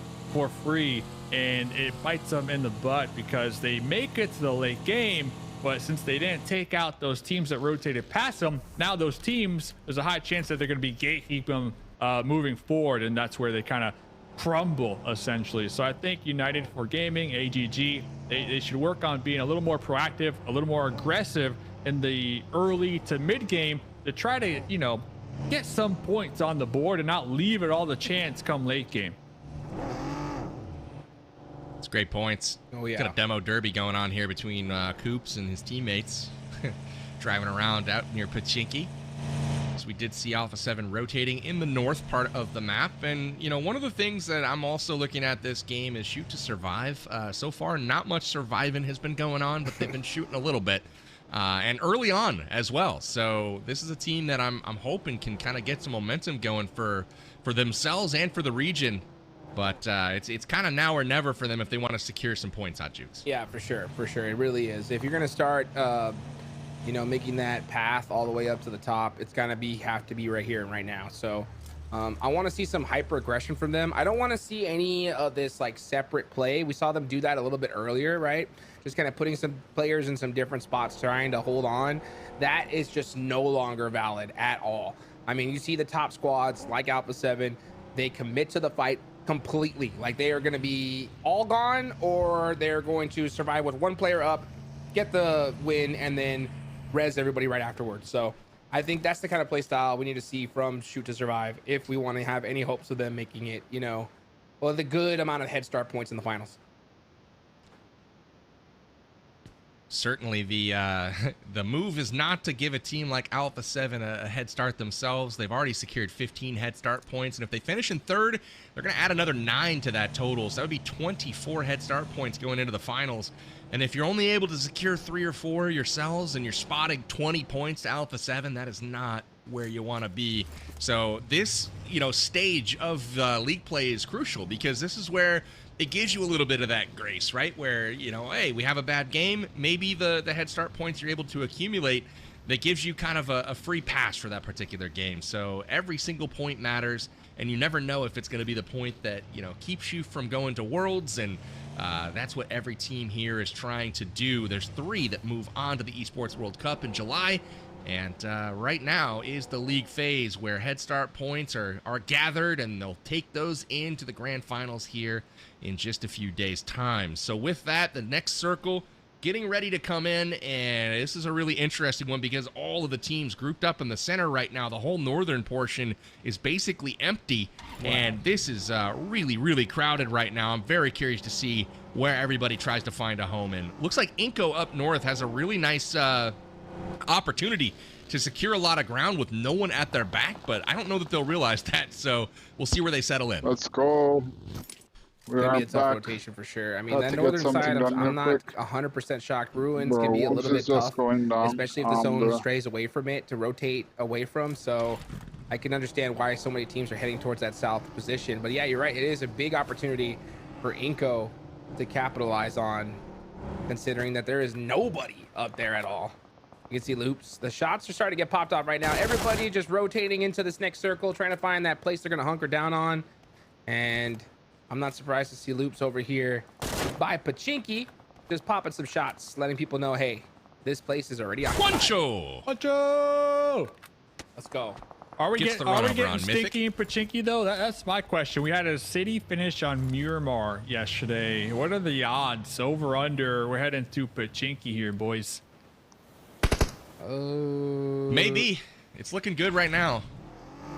But I would say the odds are poor. It always goes where I don't want it to go, so I'm thinking we're probably destined for a ruins finish. Yeah, I'd say about like 64.9% repeating, of course.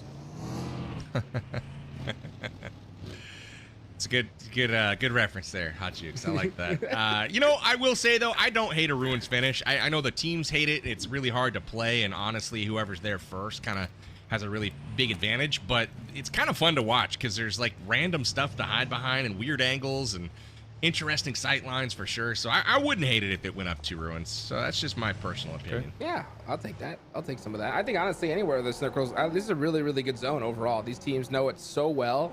We're going to definitely see some action no matter what. City finish would be pretty wild though, Dave. I will agree with you there. Appreciate it, man. So let us know in the chat where we going. Ruins, we got 2 for ruins and 1 for Pachinki. So we'll have to stay tuned with that because right now the Wolves are going to be a little south of Pachinki, receiving some gunshots from Team Liquid on the high ground. Team Liquid have a nice little spot to call home. Nobody really around them for the time being. We got 9Z. They lost a squad mate earlier on, got the run over. First player eliminated.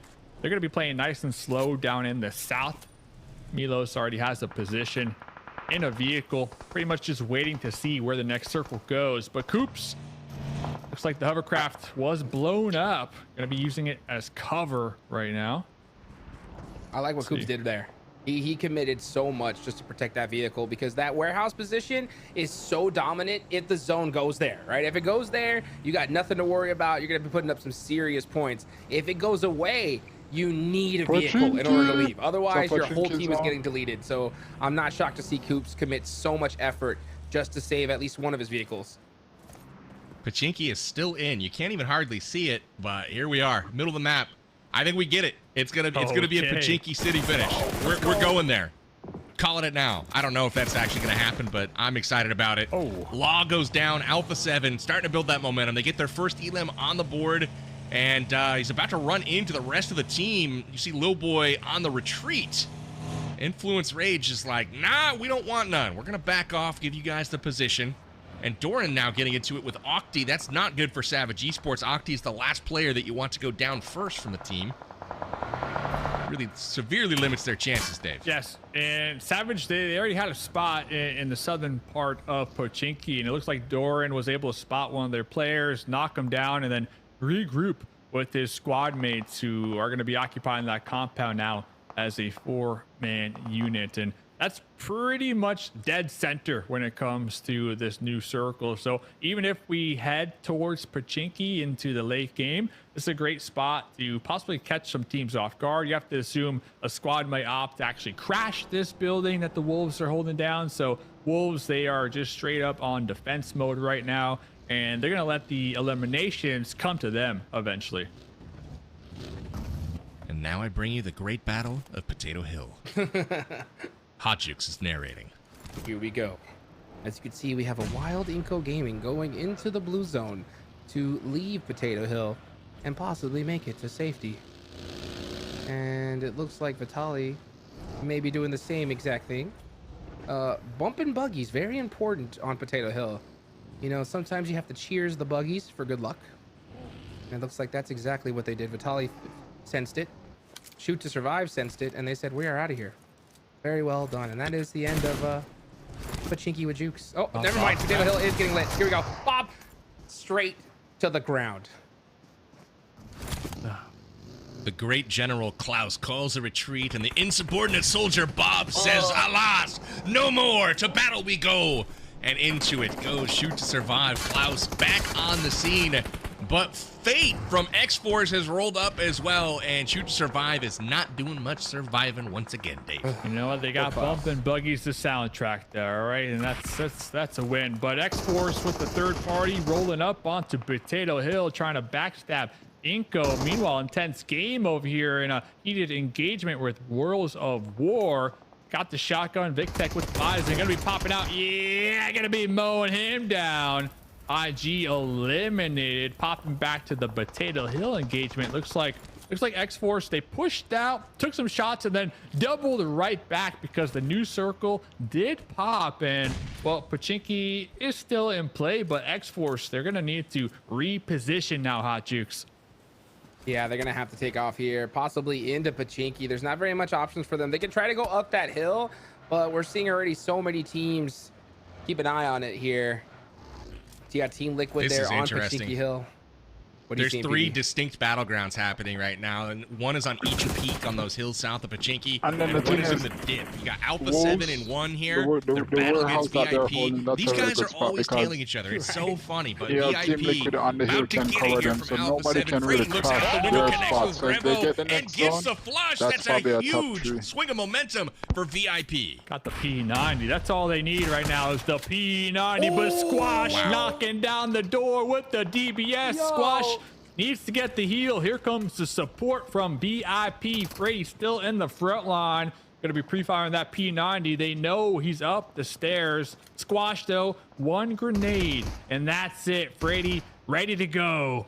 Squash looking at the doorway. Knows he's right behind this wall. Has the advantage. Got a nice little slug to the dome right there. Got the confirmation. Brady not able to unleash the P90 bullets, but all these windows, loops from behind. Gonna be cleaning house right now, Hot Jukes. Alpha 7 can take it down. They still got 5 eliminations there, so they're gonna put some more points on the leaderboards. But out of all the teams to take you out, you don't want Loops, because Loops is on top right now with 101 points. So good on them to be able to put up a little bit of extra pressure onto Alpha 7 to get them thirsted out. Meanwhile, Influence Rage, Diego heading on over to the shack. And that's exactly where he's staying. For Loops to get those shots through the window like that, that was a really impressive heads-up play from them to secure another point. And then Influence Rage finishing off Carrillo on the hill. Alpha 7 takes an early exit here, not before taking 5 with them. So not all is lost, but off to a storming start right now is Inko Gaming. Inko's got 7 right now. For this that I assume I saw. Trying to make something happen with that shotgun. Finally busts up the M4, but he is not able to get any of those angles off. X-Force making it happen here. But look at the pressure from every single area. Ayala headshot through the smoke. Team Liquid finally starting to put some work in here. I'm good. Putting in the work. Savage go, Dave. With Look at them here. Quick little drive-by right there. 3 points like they're on me. Next thing you know, they're already gone, but they're taken out. Savage Esports going to be trying to get the heels up in time. They're right there on the edge. Inko right to the south, and Bios Gaming still with the duo. But like you said, the pressure from Team Liquid overlooking all 3 of these squads, Hot Juice, might just be too much to handle. Tally. Couple grenades. We're gonna be tossing that one out to Savage Esports, and here comes 7-8 with the DBS popping his head up, but the grenade landing right at his toes. PB. It was a self-knock. Monty just knocked himself with the grenade. So, you know, hey, maybe Inko helped him out a little bit here, but Savage not doing anything to help their cause. Vitaly on the push gets the flush, but it's down to just him as his teammates are wiped out. They've got 8 eliminations, though. So all in all, a great game for Inko. Now it's looks like Vias Gaming on the push. A little bit of cover found right now from Vitaly, and we'll see if he can get the heal off. No, he can't. That was a perfect grenade right at the right time. Wipes him, and Inko's out of the lobby now. Things are starting to shape up a little bit. 10 teams left, but there's just sightlines on sightlines for days, Hot Juice. Yeah, Team Liquid have all the sightlines. They need to start racking up some eliminations here. They only have 2 so far. Ayala gets the knock, and he's putting a lot of damage out. He's got to start hunting down some of those finishes, because this next zone is going to pop, and then Team Liquid, they cannot afford using all their resources in this position. So yeah, Ayala pushing it up here. Gonna start applying even more pressure. Oh, Mythic is in the thick of it, pulling up, and the smoke's popping out with the shotgun, crashing into the buggy, but getting the quick confirmation right there. Gonna be forcing BIOS Gaming to evacuate their area, and they still got Chief on the high ground, kind of playing that oversight too, which I truly love. I want to see where Wolves are at on the map right now. Yeah. Wolves are dead center right now in the compound. They are safe. They have the best position in the zone, but they haven't really been able to get any angles on anybody, so they're sitting at 0 elims still. Everyone else really busy right now. United 4 Gaming, the only exception. They're also in the city of Pachinki at the moment. Everyone else is fighting in the open, and I feel like this over here where Team Liquid is at was a bad spot to pick for that first engagement, because I think 4 squads in a row died in the same general spot while everyone else just rained lead down upon them. Loops just sweeping the edge right now. Comes a nice little grenade. Hey, you could take this, Royals of War. You did a good job this game. You got 4 elimination points, but you got a whole squad of Loops looking right on top of you. Royals of War down to just a duo. Let's see, cooking it, tossing it with the fadeaway. Didn't get that roll. And Royals of War, they got the shelter right behind them. They got the burnt out US, so they're just sandwiched right between that for cover. And gotta keep eyes though. Remix gonna be overlooking this engagement, looking to pick up some additional points here. So Royals of War, they're out of luck, fellas. They got 2 different teams looking at them. Loops extra thirsty right now, Hot Jukes. Yeah, unfortunately, they're not able to get these finishes off. There goes Mythic with a run over, and now just like the snap of a finger, look at this. Team Liquid, 8 eliminations. They were tired of just, you know, pitter-pattering here. Just a couple little damage. Now they got those limbs to back themselves up. You got Mythic behind the rock with the off angle. He's going to be giving his team all the intel they need. And got Wilson. Oh, yeah, almost takes those shots, but does get hit by Loops. So now Team Liquid's going to have to slow things down a bit and wait to see where this next zone takes them. Loops are still tossing grenades, by the way, PB, to Royals of War. Yeah, what they did was beautiful. They smoke walled this area to basically block the sight lines coming from here so they could isolate the squad in the shack below. They did it. They took them out beautifully. But the interesting thing is 9Z got caught sleeping a little bit, looking over towards Loops. Team Liquid surprises them, catches them on the flank off guard, and with that, Remix able to clutch here. Yo! And actually takes the fight. Remix coming up big in this one, and Team Liquid is out of here. Wow. Full going Remix just taking out Team Liquid right there. Team Liquid still walking away. 8 elimination points, sure. But that right there, the teamwork, you had Colgo from above and Remix just pretty much getting all their attention at the end right there behind the burnt out vehicle, using it for cover. 9Z, guys. 9Z. Heavy contender in this lobby. I tell you, Remix is no joke, man. This guy has ascended here with this new squad. He is showing up like we haven't seen him do in such a long time. Against some of the best players in the world, too. Getting now some more angles for the rest of his squad. Loops on the push. Now that they finally don't got to deal with the Royals of War, that took a whole lot of time. Oh, you can see this. Yep. Easy shots. I'll take One nade is going to get the finish for here sure. We go. So with the call there's a boulder, open field. That's our spot. That's what United for Gaming said. Oh, we're going to, yep, good spot. There Here's a free one. Hey, let me get to the same rock. Let's go. There it is. And that's what I was talking about. They show up in the late game and kind of just fold. What a lovely rock pressure. Yeah, 2 of my squad mates just died at this rock, but guess what? I'm going to that rock, baby. I'm different. I got this. I'm different. The interesting thing was Loops had that whole ridge covered, so really good spread from them, raining down fire from 2 different main angles, and now finally the Wolves are on the move. They're headed out. It's a 4v4 v2v1. So Wolves with a full squad, Loops with a full squad. Loops with a bit of momentum. Wolves have yet to fire their weapons, so we'll see who's able to come out on top here. And I'm not just going to pretend that it's going to be the full squads, because as we saw in game 1, it could be BIOS Gaming that wins this. Let's see what happens here. Don't they have 1 player behind them, though? Yeah, it is. Yeah, look at this. Menor taking his time. The blue zone's going to start. I don't care that he's solo in the blue. I didn't even know he's here. I don't think so. Yeah, but Doran's kind of actually, Doran is looking this way. Yeah, they know. Yeah, we're done, man. Oh, he's just gonna Fourth heal place. it up. Fourth place. Hey, you know what? Heal strap, baby. Oh. Hey. Silent but deadly. Hey, you don't see me. You don't see me. You see me. Ah. Get back. I had to do it. That was Good the right play, call-outs. though. Yeah, I mean, what do you do? You didn't get zoned. He's stuck in an open field. Did the best he could. Now it's Wolves, Loops, 9Z. All 3 teams dominant so far in round 2. These are 3 out of your top 4 at the moment. So this has got big implications for those points. As we take a peek at the zone and see what it's going to do, who is going to get blessed. It's right in the center. So honestly, it's 9Z that has the most work to do. They're stuck on the outside looking in, whereas Loops has control, Wolves have control.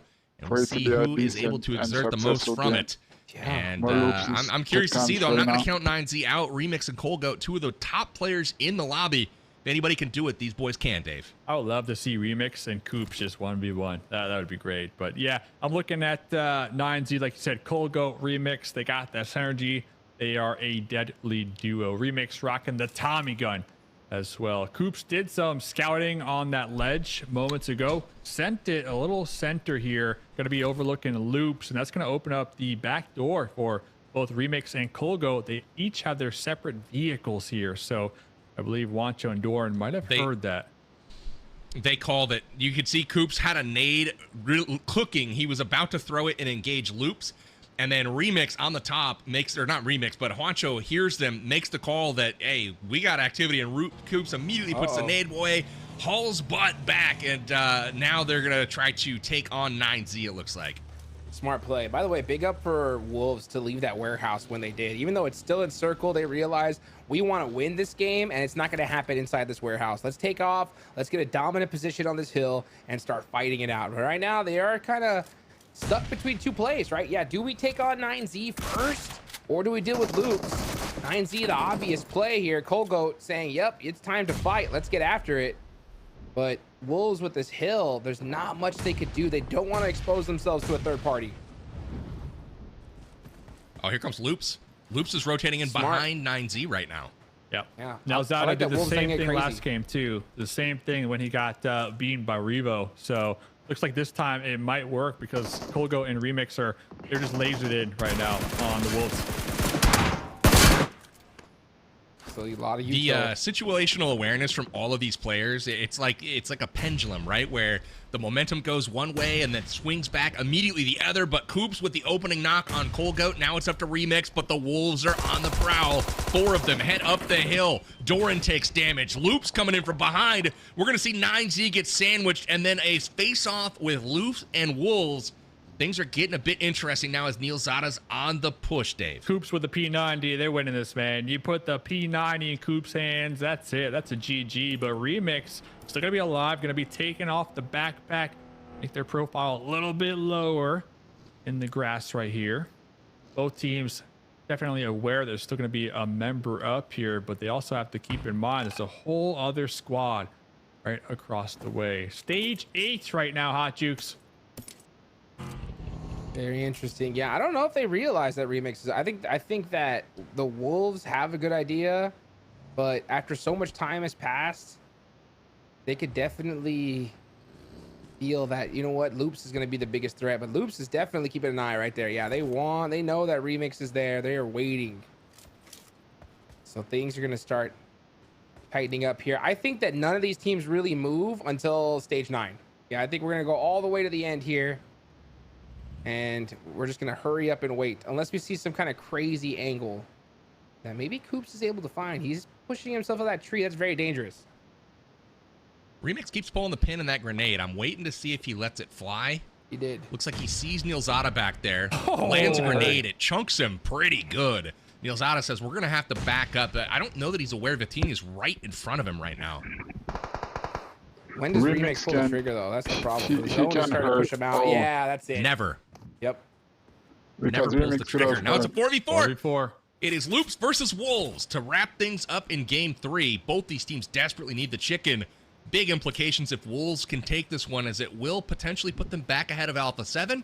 but Loops trying to maintain that dominant position, and this would do a lot to secure them those huge advantage points heading into the finals. Both Juancho and Bidden fighting for the same high ground over here.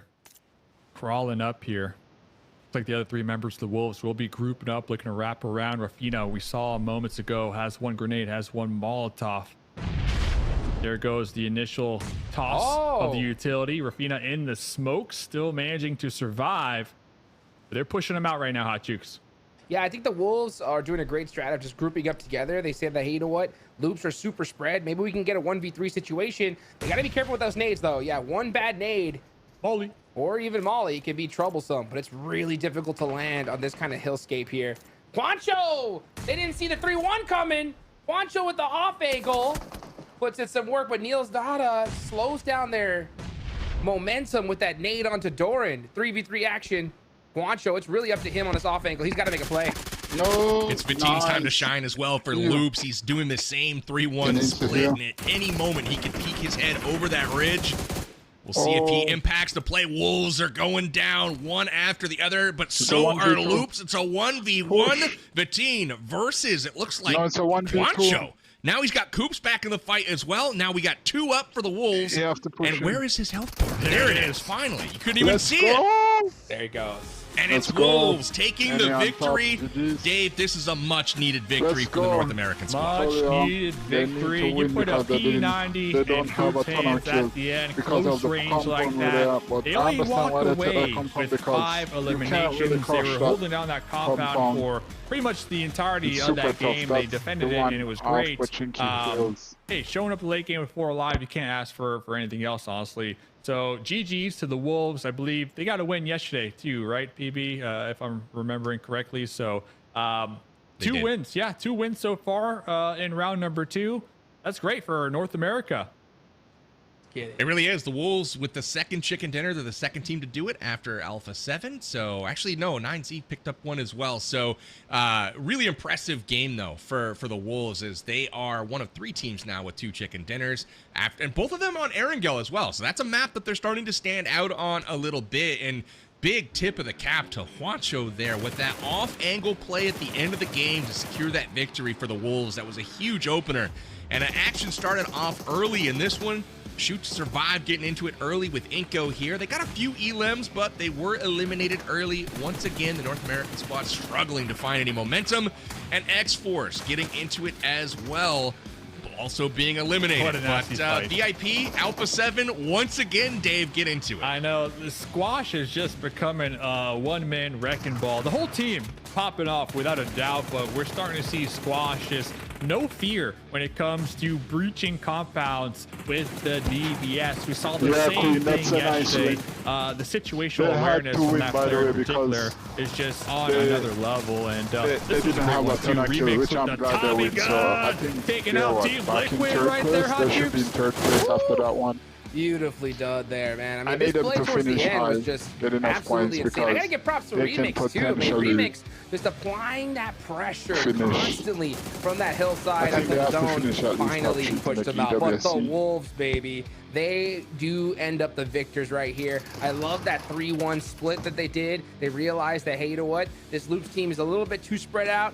Let's work as a team together. They can't beat us 3v1, and it's true. They definitely couldn't. So Wolves all day. I'm finally happy that I got at least 1 prediction right. Let's go. Congrats to Hot Jukes on the correct prediction. Coops picking up 2 elims in that one, but Juancho with the big 3. And when it mattered, too, to open up the fight at the end, that off angle coming in to catch Loops off guard gave Wolves the upper hand, and they needed it because their whole squad got pretty much eviscerated right there, and it all came down to Juancho.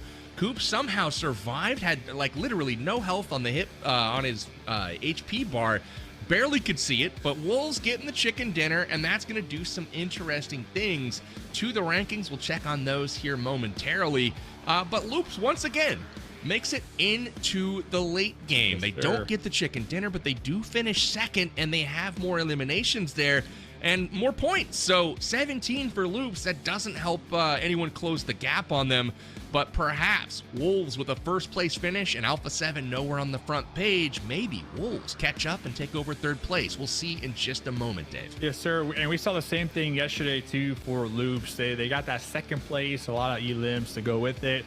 And they pretty much followed it up with a winner chicken dinner. So they're primed. They are looking good. They are feeling good as we head into the second half of today. So I got my eye on Loops to possibly get that winner chicken dinner, but so happy that the Wolves coming out on top. Low elims, but that win is definitely going to help them. You get those 10 points for the win here. And because before this, we saw them slide down, right? They slid down just a little bit.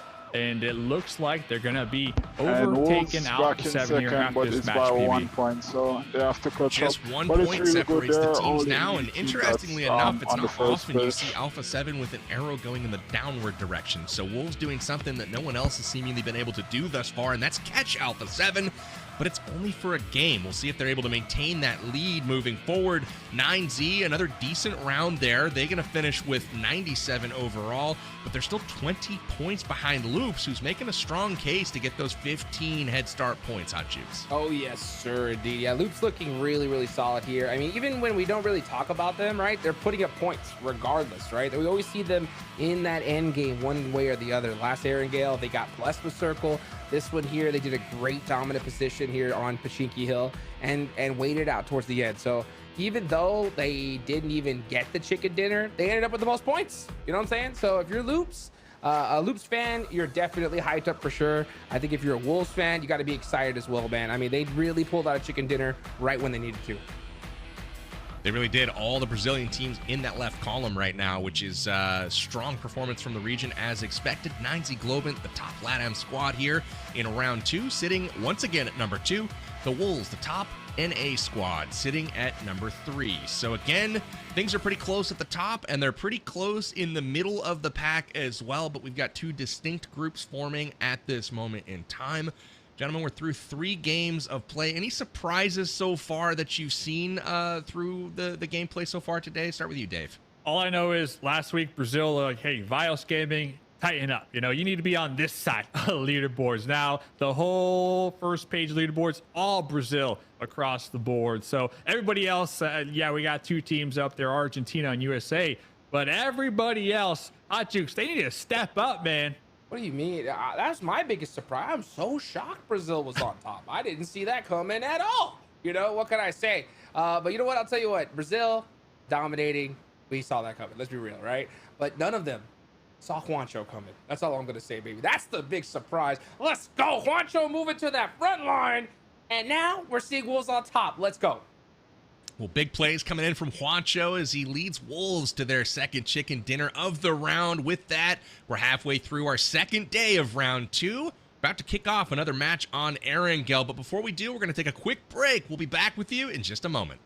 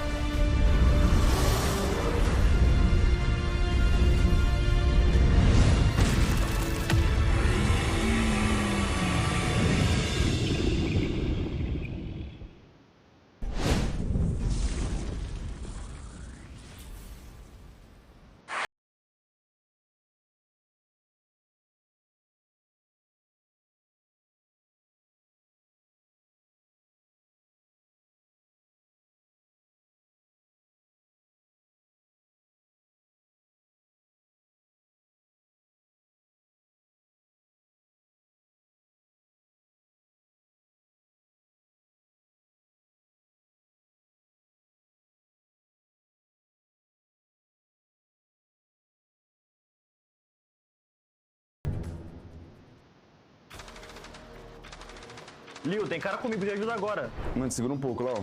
Nossa, tô sem cura, velho. Tomei tiro das costas, mano. Tá travando muito, velho. Tomei capa, mano. Caí também, velho, já era.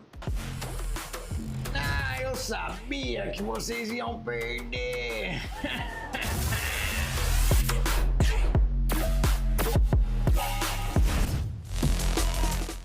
Relaxa, galera. Esse aqui é o novo GT30 Pro da Infinix.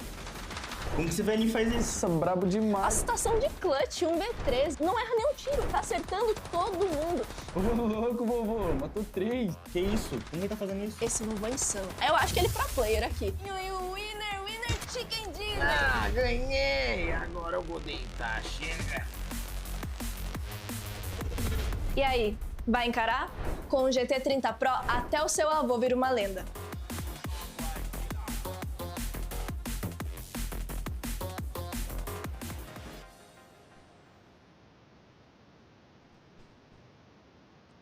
And welcome back. We're 3 matches deep into our Day 2, Round 2 action of the PMSL America Spring 2025 League play. It's been the Wolves, 9Z and Alpha 7, taking home chicken dinner so far today. And dang it, I want to hear from one of these players. Dave, Hotjukes, Remix has stood out to me as a standout player so far this tournament. We're going to look more into his stats here shortly. But why don't we go to Sour Patch and hear from the man himself? All right, guys, here we are with Remix, which is one of the, to me, surprise players of the tournament, with, to me, one of the surprise teams of the tournament, 9C. You see the roster, and you always, of course, you think it's going to play good, but you guys are doing great. How are you guys feeling? It looks like you guys are, like, just very confident right now. How are you feeling? Nos sentimos bien, ya que hemos estudiado algunos errores que siempre nos han costado en el mapa de Ángel. En Sanhok, pues nos complica más la rotación, ya que el garaje nos facilita poder rotar, pero se lo dejamos a Team Liquid para no evitar esa pelea en el early. Y pues la confianza que tenemos es tratando de terminar esos errores chiquitos que nos hacen perder partidas. Yeah, he says they're feeling confident. They started some things that were going wrong in Erangel, in Sandhog. They left the garage for Team Liquid. They said that they don't want to fight there anymore, and that they're feeling very confident. They're starting a lot of things. You told me already that you wanted to go to 9C to get more of a chance to qualify for PMGC. Does it look like you're going to have more of a chance also to win a PMSL?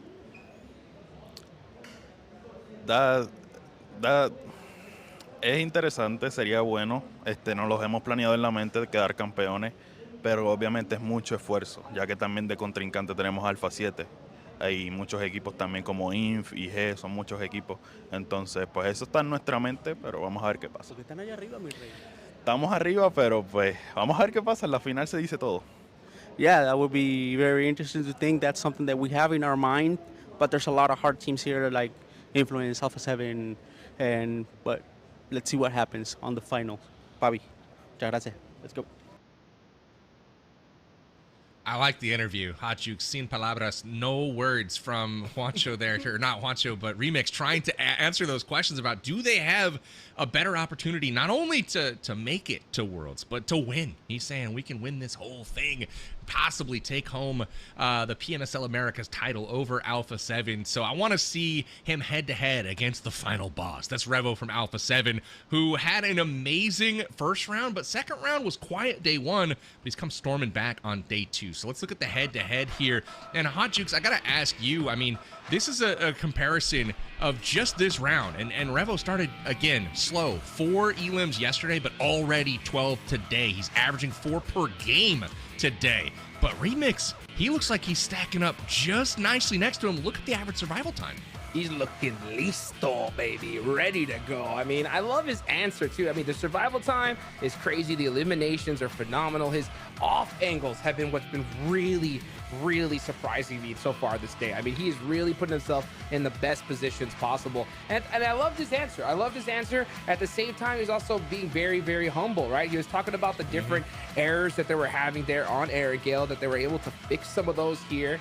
And at the same time, you know, even though he is on top, he's like, hey, you know what? We're going to see what happens. You know, we're ready to go, and hopefully we can make it. If they continue to play like the way they did today for the rest of this tournament, I have no doubt we could see them there at the World Cup in Riyadh. And I would not be ashamed at all, because I only want the best teams possible coming from our region, right? Now, whether it is North America, South America, I do not care. I want to see one of these teams win the whole dang thing. So Remix, really, really proud of what he's been able to accomplish with the team in such a short period of time. Alpha 7, I mean, they're the champs, baby, right? So we're going to expect them to do good. You really are. I'm impressed as well with 9Z as a team, and Remix with his personal contributions. He is currently number 2 overall in elims for the tournament and number 1 in assists. So this man is dealing it out left and right. Revo, an impressive round 1, and he's really coming on here in day 2 of round 2, Dave. Yeah. But Remix, can't say enough good things about him and 9Z. Yeah, I'm looking at it too. Out of the 27 matches, Remix sitting on a total of 50 limbs, and he's on the come up here when it comes to round number 2. Still needs to get 25 more to catch up to Revo at the top with this 25. That's a lot, but he is on the come up, and that's something to kind of make note of. So those two players, hopefully we'll see a clash, right, for the MVP race. And kind of going back to what Jukes mentioned, let me ask you guys a hard question here. Bring it. Real talk. Alpha 7 qualify. All right, they're gone. All right. What? Who are the other 2 teams though? Like, if we had to like make a educated guess right now, the top 3 teams in our lobby that are going to EWC. Jukes is going with the Wolves, Alpha 7. So what's your third one then, Jukes? What's your third team? Come on, baby. I want to see the Wolves do it. And honestly, I wouldn't be ashamed to see 9Z. The way they've been playing today has been beautiful. I mean, I'll take it. I'll take it. You know what I'm saying? Loops obviously are super strong, but just the style of play. I always like to see teams that could perform in not the best positions possible. And 9Z today have shown that, you know what? We can handle the pressure, baby, right? I mean, we will set up traps for teams towards the end game. We'll put Remix in some crazy position outside of the circle to give us the best advantage. And they are doing outside of the box plays that are paying off so well. So 9Z, if they continue strong right here, man, I'd love to see them there. EB, I'll put you in the spotlight. I'm gonna have to chime in. Yep. Yeah, I'm gonna have to chime in on this one. 9Z to me looks head and shoulders a bit better than every other team besides Alpha 7 in the lobby right now, and I'm judging that based on not just their overall spot on the leaderboard right now. Clearly they're in second place, but it's the fights that they're taking, their rotations, their positioning, and their decisiveness when they move. They look clearly a cut above, but for me, the other clear-cut third place team right now is the leader in round 2. It's Loops. They've got 3 players right now in the top 5 in elims for round 2. And that's really, really difficult to do. The only other team that's sniffed that has been Alpha 7. So take a peek at the screen. You got that Amazon code. Rewind it a little bit and catch that. Make sure you write it down and go redeem that sucker over at Amazon. Get you some goodies. But with that, we're headed into game 4. We got Erangel one final time before we head to Miramar and a beautiful plane pad headed over to the western side of the island. You know the likes of Alpha 7 will like that because they're headed to Northern Georgia. You can guarantee it. And the rest, well, we'll see where the chips may fall. But with that, predictions. Dave, coming to you. Who is taking round number 4? Round number 4. I'm looking at Team Liquid still, man. I feel like I might be jinxing them here. I'm looking to hopefully get the Southern Circle number 1 to go their way, so that way they don't have to be playing catch up the entirety of the match here. And well, Team Liquid, they've been on my radar for the entirety of the day here. So hold up, PB, going back to that top 3 qualifying, you said 9Z, Alpha 7. What was your third one? Because I'm writing this down, man. What was your third one? Loops. All right. And then we got Jukes for A7, Wolves, and 9Z. Okay, that's solid. All right. There you go. Well, with that, Hot Jukes, give me your pick for the winner of this game. Who's gonna be the pick? Oh, you know what? I'm gonna go back-to-back with Wolves. I got a glimpse at the circle here. I'll take it. You know what I'm saying? They are in a perfect position here to really, really dominate, and they're coming off a nice hot chicken. So I think that the Wolves are gonna win this one. I like the pick. 9Z, Loops, Wolves, Alpha 7. Those 4 teams have all been super consistent today, all of them performing each and every game. And so I have no reason to believe it's going to be anyone outside of those teams for the moment. I'm going to go with 9Z to bring it home again in this one. Remix has been clutch, and really just depends on who's going to bring that full squad into the final circles. But throw me down for 9Z for this game, Dave. 9Z, got you marked down. All right, I got Team Liquid, and Hot Jukes has got the Wolves, baby. So, all right, going back to the Dave pick them. EWC top 3, this lobby. Alpha 7, without a doubt. You know what I'm saying? Alpha 7, without a doubt. I want to say the Wolves. Like, it's just, I feel like I gotta say the Wolves, right? There's a part of me, screw it, I'm going Wolves, all right? Let's go, I'm baby. going Wolves. Let's go. And 9Z, I love 9Z. I love you guys, but I'm feeling Loops. Week 2 Loops, they're just on another level. I know 9Z, super consistent, super at the top right now. And definitely cheering for my boy Remix and Colgo. They've been popping off, but for some reason, I'm looking at Loops. Orin with the Scorpion. Trying to make a play. Can he get the knock? Headshot. Oh, he lands some shots there, but goes down. And down. now will the Wolves be able to support him? Coop starts to run up, but they leave him to die. They're not going to be able to snap to his rescue that quickly. And Wolves lose one early. That's a tough break for them as they tried to sneak in and lay a trap there, because this has been Vios's gaming drop spot the entire tournament long. They have been camping the bridge nearly every single game. The Wolves surely had to know that based on VOD review. So they post up, try to get a fight, and it bites them there. So that's tough, but it is what it is. Would love to actually go and hear from Juancho. We got an interview with him after their victory in round 3. We're chicken dinner for the Wolves Esports. Juanchito, congratulations, great match. I was just telling you that was a really nice flank you got there. You covered the team. You told me you thought you won before you had. What's up? Like in my head, I thought we already had knock 3 when I got the actual third guy. I'm like, oh nice win. I was about to scream like nice team, and then I'm like, oh shit, we still playing the game. Tell me about the match in general. You guys were able to get some good zones and get some good fights too.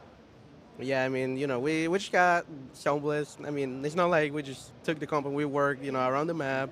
Finally took this spot after, you know, I just like, yeah, let's stay here. Even though I wanted to fight on the hill after I got that knock with the monster truck, but he just said, no, calm down at the compound, don't fight. And I'm like, okay, let's listen to him, let's see what happened. And at the end of the day, we got the win thanks to that.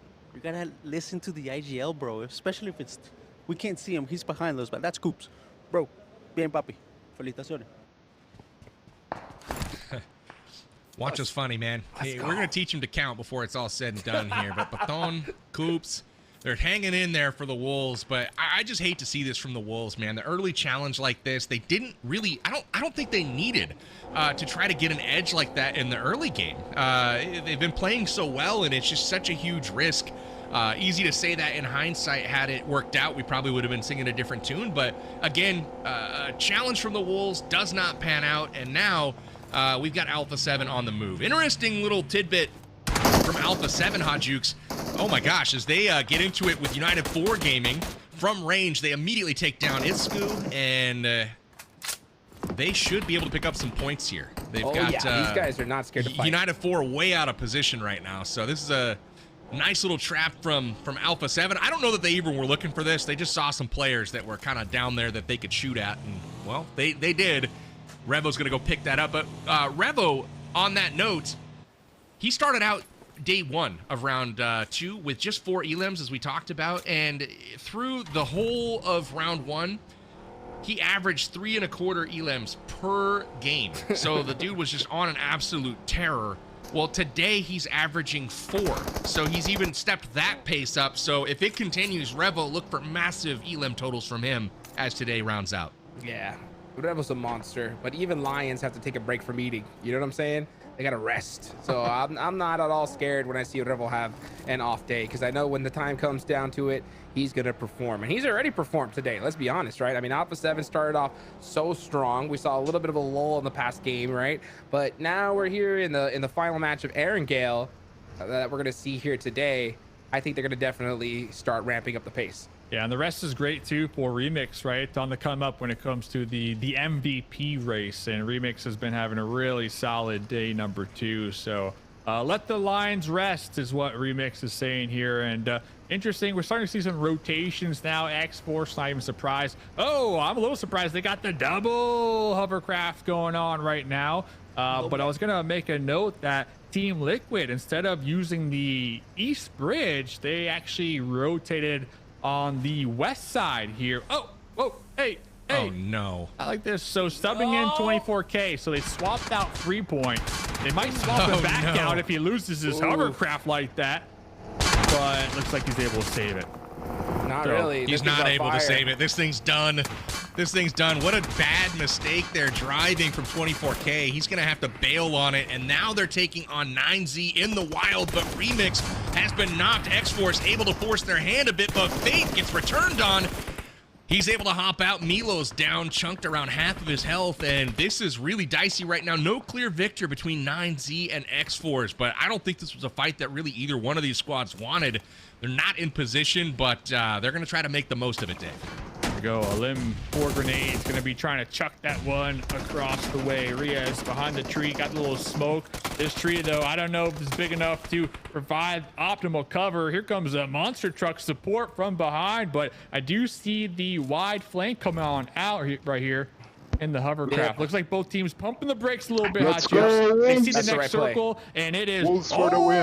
all the way out there to the west side. Oh my God. I cannot say how proud I am of both of these teams. This is high-level PUBG Mobile, people. You don't just stay and fight it out, because you know that if you do, you are screwed in the next circle, right? You might as well give up the whole game. So even though these teams were committed to this fight, they saw the zone shift and said, hey, hands up, don't shoot. Let's get to the next circle, and we'll fight you, says X-Force. Never mind. They're hunting him down. This is crazy from X-Force. They actually pursued, but only 2 of them. They saw a solo and Cold run away, but now they're stuck. So right after the compliments, they are going to force the fight out in the middle of nowhere. So undoubtedly, you're going to see support come from both teams, and we're just going to move this fight down the road a couple clicks. Cold goes down, and now Reyes is trying to make something happen here. It's a 2v2 currently over in the middle of nowhere. Fate and 24K trying to pick up a second elim, and now Reyes is on fire. I think they're going to get the better of him now. On fire. It's like Max Man's forehead. You know, when he puts a hat on, you don't think you're gonna see it, but you still do. You know, I cannot believe X-Force is committing to this so hard. They're putting themselves so far behind. It's ridiculous. So we have to support our North American. It's gonna probably work out here, but at what cost? I mean, they're in the blue already. We'll see. Hopefully they prove me wrong. You know, there's a lot of commitment here. Jump shot, drop shot. There you go. Got the confirmation. Oh, not able to. Valor crawling inside the building, and the support right there from behind. A limb, DBS to finally take him out in the blue zone. Like you guys both mentioned, it's going to be a difficult rotate. Are they able to get back up? Alpha 7 versus VIP and they're back again. up as a full team. It's the 3rd map in a row where these guys have tangled. You know, VIP being the team that they are, in the position that they are, I feel like maybe a different strategy is in order on rotations. Like, why do you want to follow the best team in the world to every little location they go to and fight with them?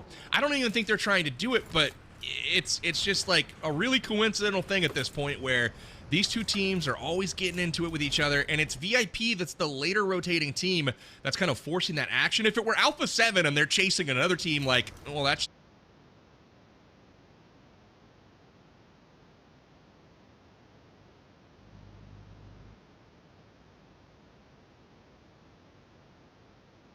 team, like, well, that's just tough breaks, but they're the ones that are kind of instigating here, and you wonder if maybe deviating their rotations or their pass would work out better for them, because they're not a bad team, but man, going up against the best team in the lobby every game, that can't be good for the stats.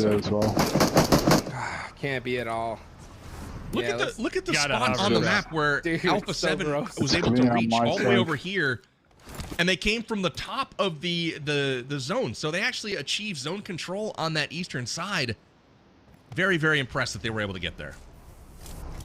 Let's see. Yeah, you got the hovercraft too, Juke, so they can utilize the water still, actually, if they want to. I mean, they always find a way to put themselves in a great position, even when they are, even with the most ridiculous circles. So yeah, they're right there on that edge. They put themselves, they're back against the wall to circle. That's their favorite position to be in. So I'm not shocked if we see Alpha 7 put up some serious points. I mean, they've already put up 3. So, I mean, they're already not looking too bad. The rest of these teams are going to have to make something happen. They already passed up Wolves on the leaderboard, as a matter of fact. So they definitely need to start cranking things up. They got the best position in this circle here. Next right circle off the goes rip. their way too. It looks like Loops took some shots at Inko over here, tried to see what they can accomplish. Next circle, once again, shifts opposite of where those two teams were. Loops immediately pulling off that one. Going to be intertwining just a little bit with Savage Esports. Loops might be looking to utilize the shoreline, but we keep talking about it. There's a team already there. That's going to be Alpha 7. So a couple teams up here. Very dangerous rotate right now, PB. This is a scary situation for 15. He's going to stop, get out of the vehicle just before it explodes, but that should be enough time now to get himself healed up and into the house. Man, that was a close call for him. Gusta's going to go ahead and smoke the path. Vios Gaming, though, I'm curious to see if they stay where they're at. It looks like they're going to. Too many other squads look in their direction to try to attempt that cross to the street. X4 still alive somehow. Right there on the edge of the circle. They, I mean, this is what happens when you have to do that fight so early on, right? Trying to rotate on in is going to be so brutal. If they win a fight here, though, they could definitely prove a lot of people wrong. But look at this punishment they're getting. But with that knock onto a tense game, silence being knocked here definitely opened things up a little bit. Oh, he tried to sneak in between the trees, and they got denied. Yeah, you got United over here as well. There goes Fate, gonna be traded out right there. UMP spray down, still surviving. 24K on the high ground, looking for the off angle, but looks like X-Force kind of putting themselves, they're putting themselves between two different teams here. The blue zone will be starting to apply some pressure as well, chunking them down just a little bit. This is very dangerous terrain to rotate through. You got these trees, and that's about it. Here comes United, though, from behind. They heard the shots and looking to be proactive, looking to get some eliminations before the next circle goes up. And X-Force, they're just getting picked apart. Yeah, they are. This is definitely one of the toughest positions to be in if you're X-Force. It's like when, you know, Seven tries to grab a cup from his cupboards. You got to stay on your toes. You got to be able to make those plays here. And you got to make something happen. Oh, man, you got maximum shots. You got 7 shots. Let me hear, man. What's the shot? From the cover. It's because 7 doesn't do short. Dude, you know what, Dave? That's impossible, dude. That's impossible. You're bulletproof, Dave. You're bulletproof. Like, what, 5? Guess 5, 6, 7? Shoot myself in the foot, so no one else needs to do that. Inko finally pushing Savage Esports, trying to flush him out over here.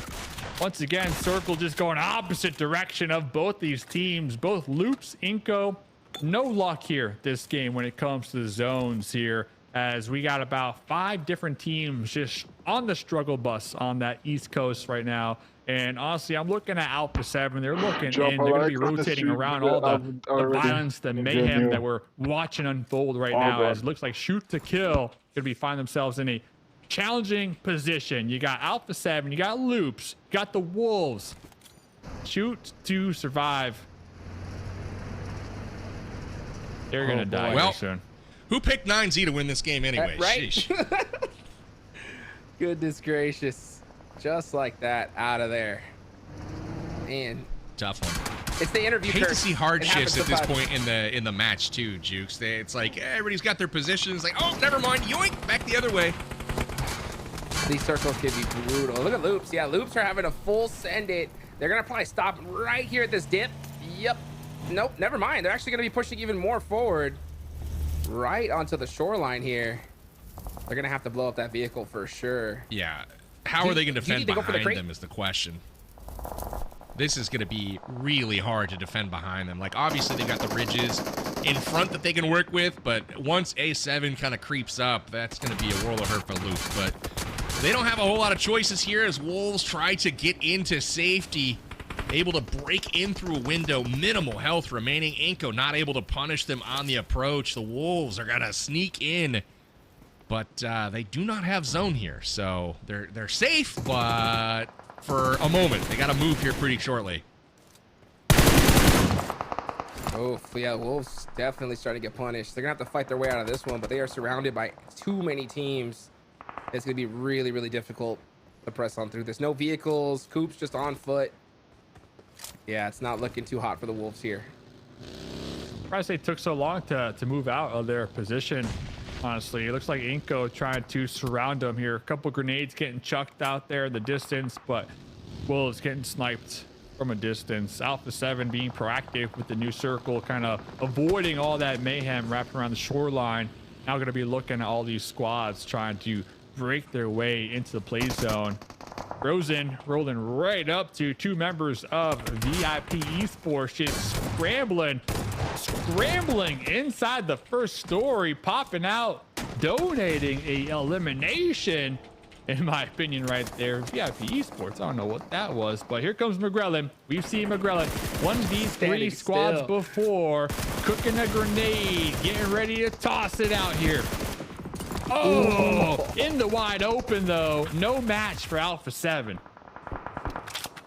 Alpha 7. This is where they do best, to be honest, but they're back up against a blue zone and just pushing their way through squads. It's a very tough thing to do, but they seem to be able to get it done better than anybody else on the field. Now moving to just leapfrogging little by little and just pushing their way with their weapons. Yep. That's how they do it. Pick up here on a squash right in time too. Rosen, big chillin', scared back there, just trying to survive as a solo, and that's going to allow Alpha 7, like you said, to leapfrog a little further into the play zone. Now, Loops and INF, they are going to be two squads in front of Alpha 7 in their pathway here. Alpha 7 do have some vehicles to work with, as that was Bob right there. Big Bob doing Bob things here, fellas. Big Bob. Big Bob doing Bob things here. I feel like it's an opening right now for some of the other teams that are in that mid pack trying to catch up, like Inko. We've got Alpha 7 that's wounded and not in a great position in the circle for once, and Loops, who is also basically in the same position and possibly having to fight Alpha 7 here shortly. Vios is that Gaming. Liquid? Or no, it's Vios Gaming crashing onto Alpha 7. I feel like shortly, though, you're going to see Alpha 7 and Loops exit the lobby, and it's an opportunity for some people to catch up. Nice shotgun blast there from Nunez, taking down Alpha 7. So A7's gone. Next up is Loops, and you're seeing the top 4 in the lobby systematically kind of cleared out right now, but the likes of Influence Rage, Vios Gaming, even Team Liquid, Intense Game, the people trying to make that jump into that upper category, this is the game where they can perhaps make pretty good strides into making that happen. Vios not playing around. We saw this yesterday too. Vios quiet, nowhere to be found, and then all of a sudden they get a win with a bunch of eliminations out of nowhere. Vios Gaming playing the edge right now. They saw Alpha 7 getting pinched over there, and they just sent it with their vehicles. And when Vios Gaming, when they play with confidence, it's a completely separate squad that we've been seeing here throughout a couple of these matches. So they're going to be tested, though. Big Bob popping up with the AKM, not taking the shots. Position is compromised, though. Oh, nice. They call him Silent Bob. Because when you drive by, he does not shoot back. You just watched him roll by. Bob not able to pull the trigger there, but that's all right. They are out of here. Shoot to survive. Exits again with 0 eliminations. Did you guys notice Loops? All 3 players are stacked right on top of each other. They fully realize how crappy of a position they have, and they're just like, you know what? We're not going to try to hold angles right now. We're just going to try to go unnoticed and wait for a more opportune moment to potentially pop out and surprise some people, but Loops is all kinds of grouped up right now. I think that's the right play. I mean, I think they were definitely keeping an eye on the elimination feed. They noticed that the 3 teams that are right next to them in the leaderboards have already gone out. So they're just like, hey, let's just chill out, group up, They're and right just down here. Yeah, try to get some points on the board. Yeah, you got All Glory Gaming and Influence Rage ahead of you. The next zone definitely makes things interesting. But at this point, I think from their spot, I think you have to push All Glory Gaming. Like, you have to be able to just full send and just try to get a position inside this next circle. I feel like All Glory Gaming, they can basically stay in the same compound they're at. They just have to move up one house, essentially. But you're going to see Influence Rage clear out. They have to move. They're going to be fully in the circle. And the only place to really go is kind of like the farmland. There's not a lot of cover out there. There's like a shack, you know, maybe a few hay bales to hide behind, but really... cover is slim pickings right here. You can see out in this area in the middle, that's where Influence Rage is going to need to go. But ultimately, that is a really tough path to kind of rotate to. Loop's going to be trying to make it in potentially to those houses. Yeah. And that is currently well defended right now by All Glory Gaming. Yeah. The timing that could happen, though, is like if Influence Rage realized that, hey, there's no way we're going to make it into this open field, maybe we push towards All Glory Gaming and full send it. And if that happens, then Loops can come and third party it. But it's really up to what these teams want to do. Yeah, all about timing. They got the vehicle started. Blue zone's closing too. Loops crawling on the beach, on the shorelines right now. Looking at AGG, they have one member possibly looking towards the shoreline, but it looks like their main focus is INF. So Loops might find themselves in a nice position to surprise AGG here, as they are just creeping and crawling right now on the shoreline. M2M not looking over here.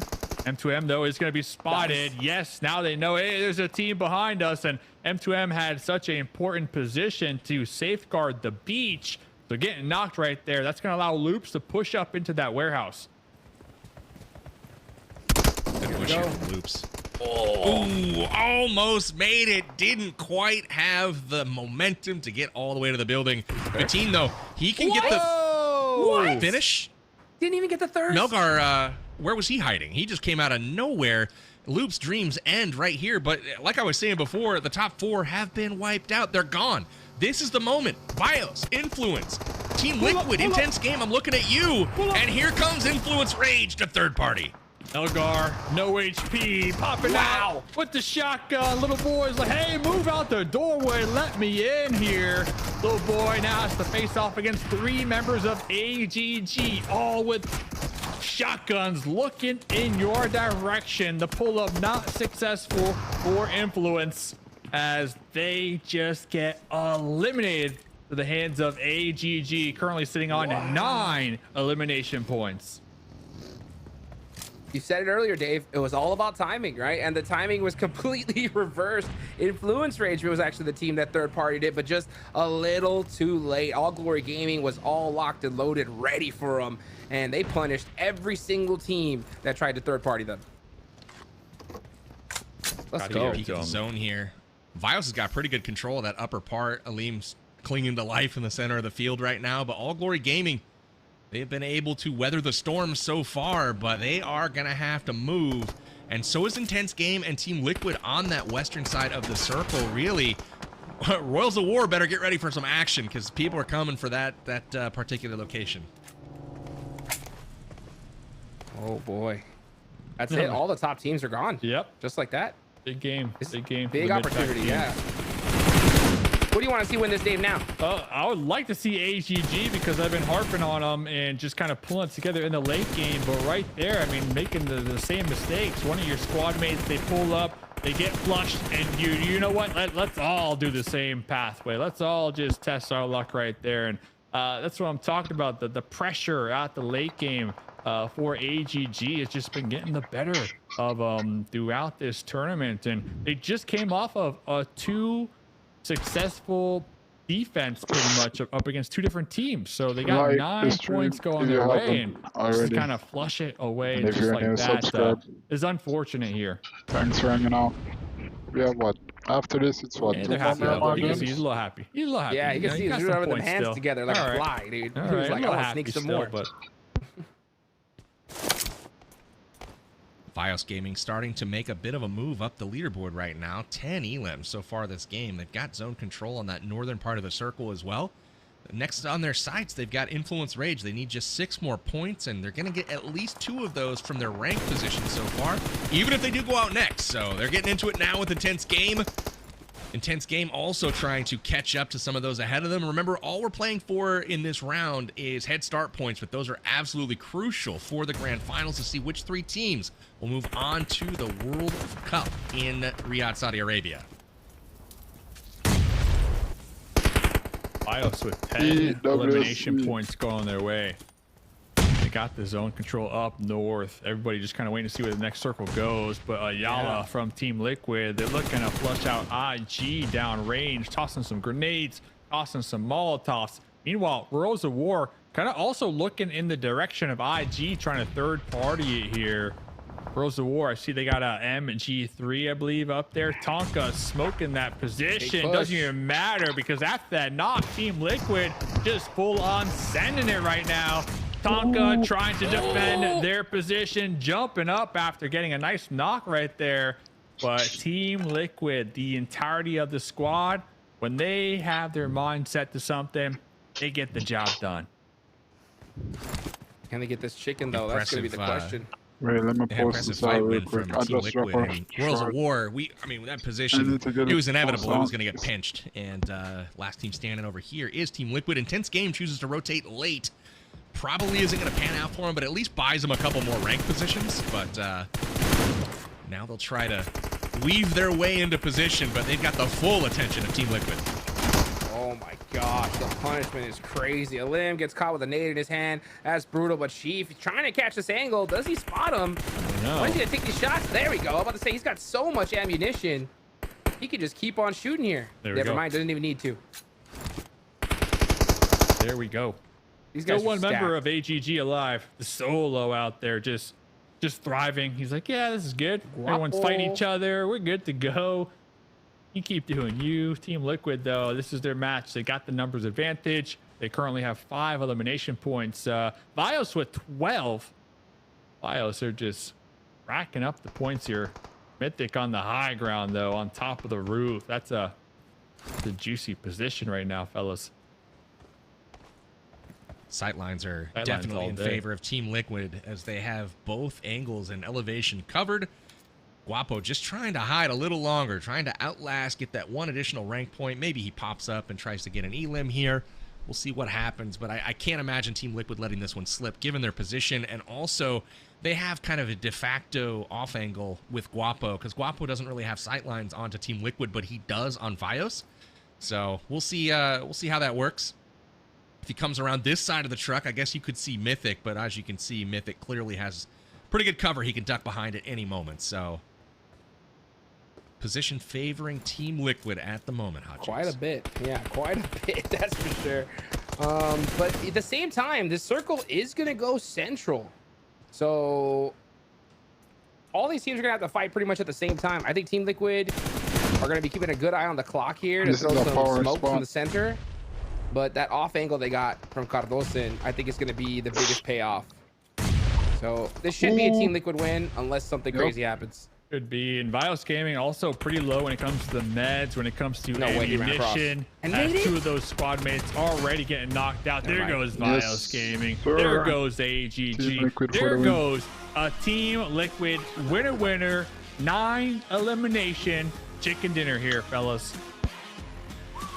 Did you guys notice All Glory Gaming? It looked like they were able to outlast the grenade storm, and Vios realized it and sent it towards him, trying to knock him out to secure their placement. Doesn't look like they were successful, and All Glory Gaming takes home a 2nd place. But Team Liquid wins in the 4th match of the day. It's been a long time coming. That's their first chicken dinner of the round, and Team Liquid finally finds himself on top. And hey, we actually predicted them to do so this round. At least one of us did.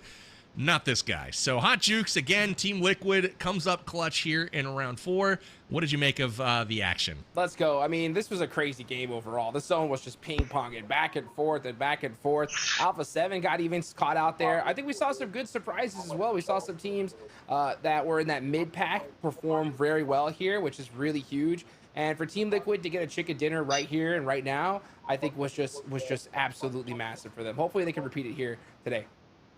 It was huge. Started off with a really interesting, western plane path and then a really far east zone. And we saw teams having to rotate early on in this one, trying to secure their position, only to have the zone hard shift all the way back to the west. And so you saw a really, really crazy rotation game that really threw a lot of teams off their game, including our top squads in the lobby. We saw Loops, Alpha 7, Wolves all go out early. And so that was unfortunate for them, but fortunate for the likes of other teams like Team Liquid, like Fios Gaming, like Intense Game. They were able to make up some ground here for sure. So this could have been a very consequential game 4, Dave. Yeah, Team Liquid and both Fios Gaming, the two teams playing edge here this game. Team Liquid, we saw them drop military base. We saw circle number 1 go to the east side.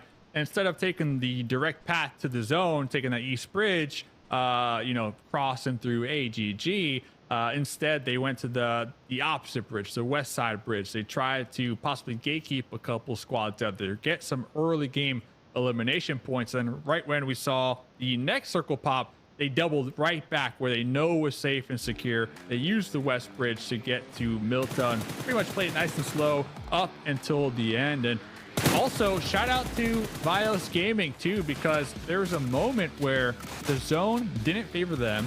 They had to make up their mind. Do they go and crash INF? Do they go and overtake those sketch fills that Loops were holding down? Instead, they decided to take a little risky rotate towards the north, towards those farmlands, and it just paid off big time, as we saw them in the late game with all 4 alive.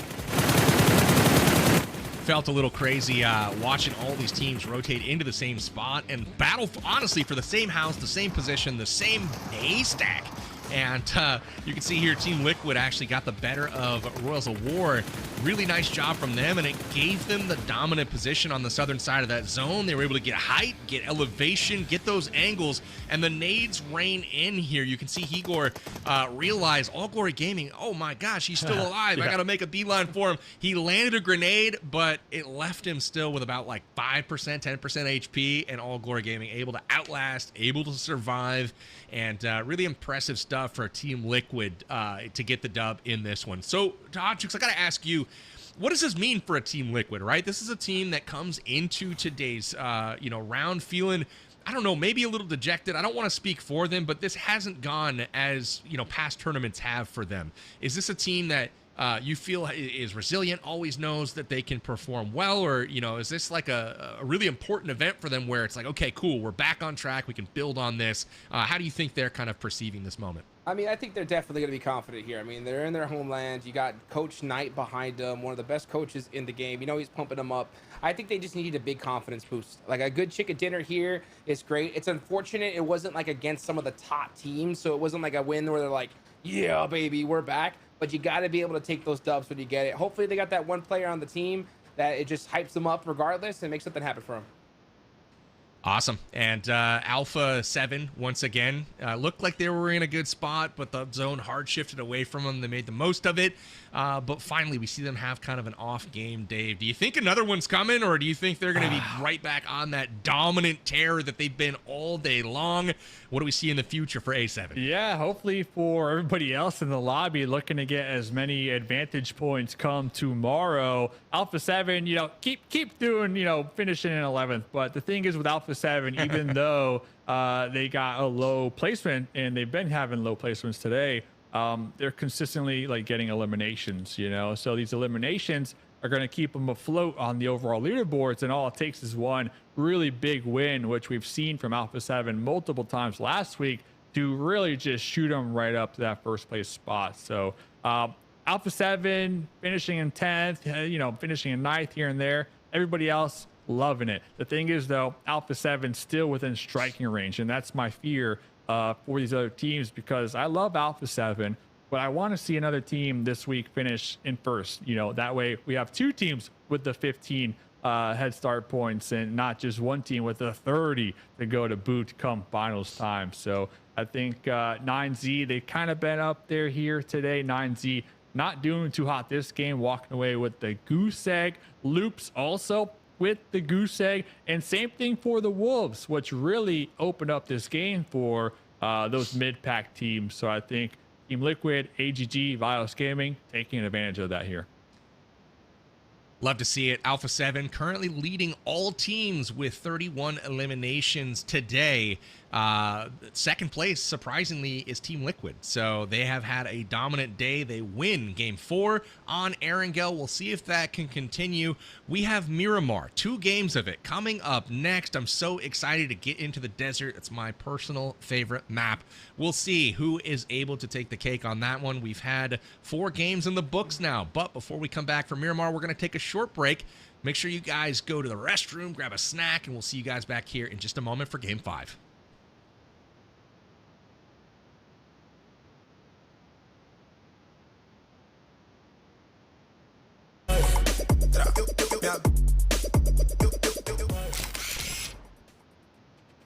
TO Gaming is a big organization in Brazil. They have some achievements in the country. It's very old in the scene of PUBG Mobile Brazil.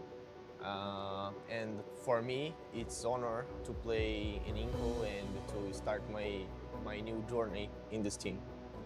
Feliz, né? Tá de volta na Inco, tá com os meninos, a line forte e brigar mais, ter mais chance de brigar ainda pelo título agora, porque tô com a line mais forte, tô mais confortável e tô executando mais o meu jogo também. Então, tô bem feliz de estar de volta na Inco.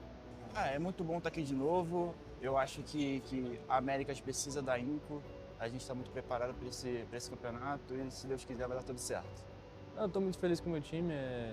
Nós estamos muito entrosados, nós estamos muito querendo ganhar o campeonato. Então, nós vamos ver muito forte. Eu estou muito confiante com o meu time. Então, essa confiança pode trazer muito o título. The roster of Inco Gaming, it's very, very, very strong. I am the in-game leader. I do more free man in the game.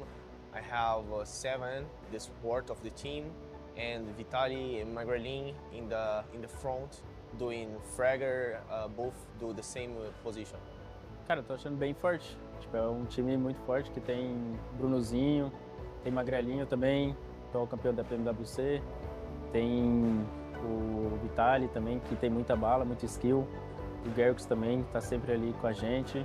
E eu, né? Também tenho um bote no meio. Estou bem confiante, não só pelo NA, mas também para garantir o título da Américas. Dessa vez a gente conseguiu montar uma line muito forte. A gente conseguiu peças muito importantes. O Magrelin, que foi campeão mundial. O Bruno, que vem de uma PMVC muito forte, que é um grande líder. O Seven, o Vitaly, que, pô, não tem o que falar, são grandes jogadores que já vem se provando há muito tempo. E, de fato, esse é um campeonato para a gente se provar como equipe e vai dar tudo certo. Eu vou continuar na Inco, porque eu tô fechadão com eles, já vai fazer 4 anos que eu tô com eles.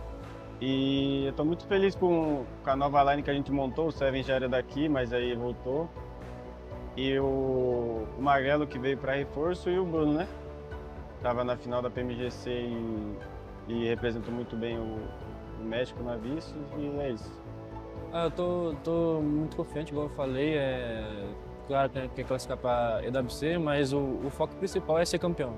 Isso não sai da minha mente. Então, é treinar, ter o foco e esses dias de match point aí é de ir para cima para conquistar o título.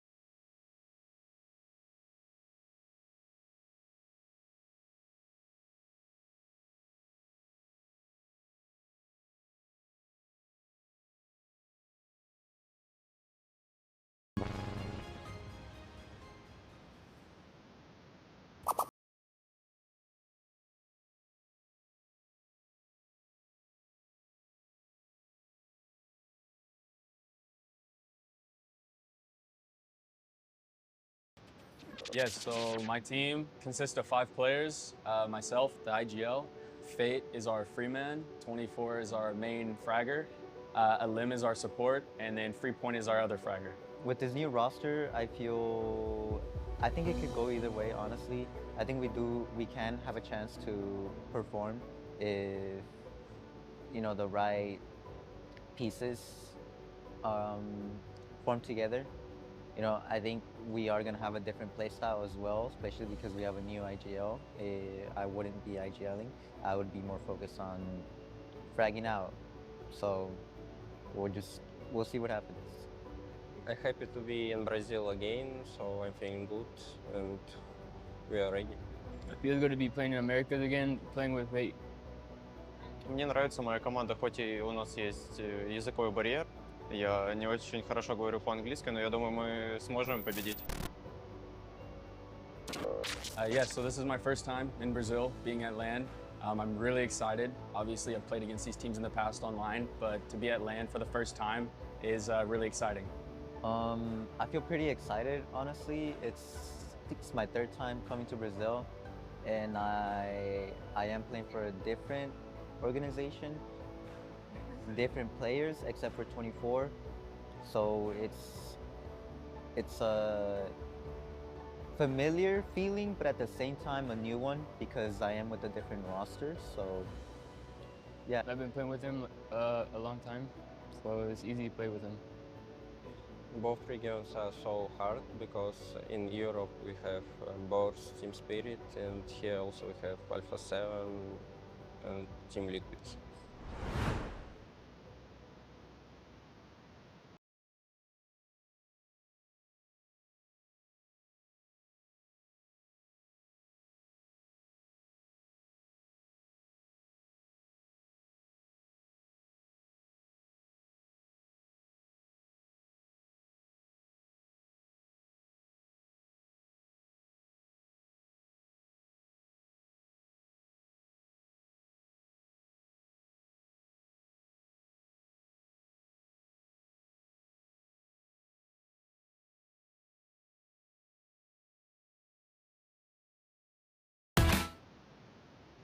We are back, baby. Let's get it going. Round 2, day 2 of the PMSL Americas. Man, we're in Miramar, PB. I know you're hyped.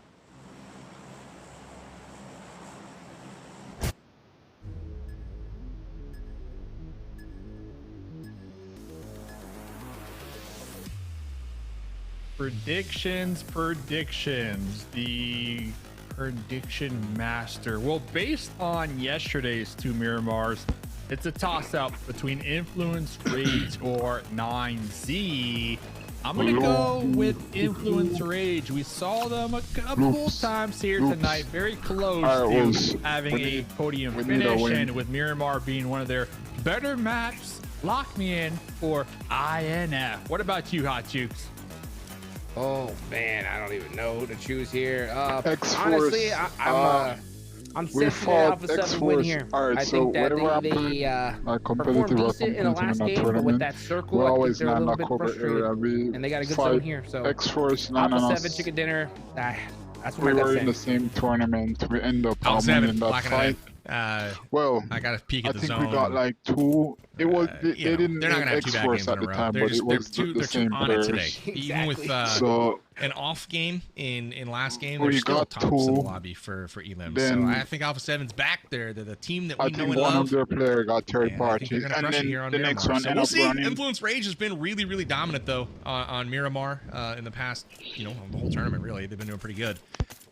Keep an eye on them, but Wolves really need to do something here. I tell you what, they went out last game, chose to fight a bit early, trying to take out Vios Gaming at the bridge, and it did not work out for them. The ambush failed, so I want them to loot up, strategically get to a position and fight when everybody's kind of ready to go, and see if they can use their, their experience to their benefit here, and get some momentum going, not go out early. Yeah. Big risk to take if you're the Wolves. I agree. I think that was there's a thing like where you, after playing so many games, you kind of get a little bit of in-game fatigue. You know what I'm saying? And as a player, sometimes you just kind of shut your brain off for a second. And I think they kind of just went instinctual and just pushed it.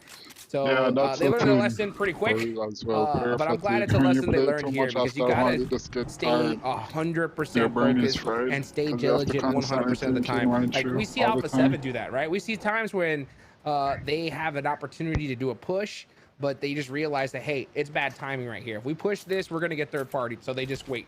So you gotta consistently make the best decision possible. Otherwise, you're gonna get punished. Definitely agree. I'm calling it the zombie mode, you know, the fatigue. Like you said, you see it towards the later halves of the days, and Alpha 7, they got that stamina, you know, that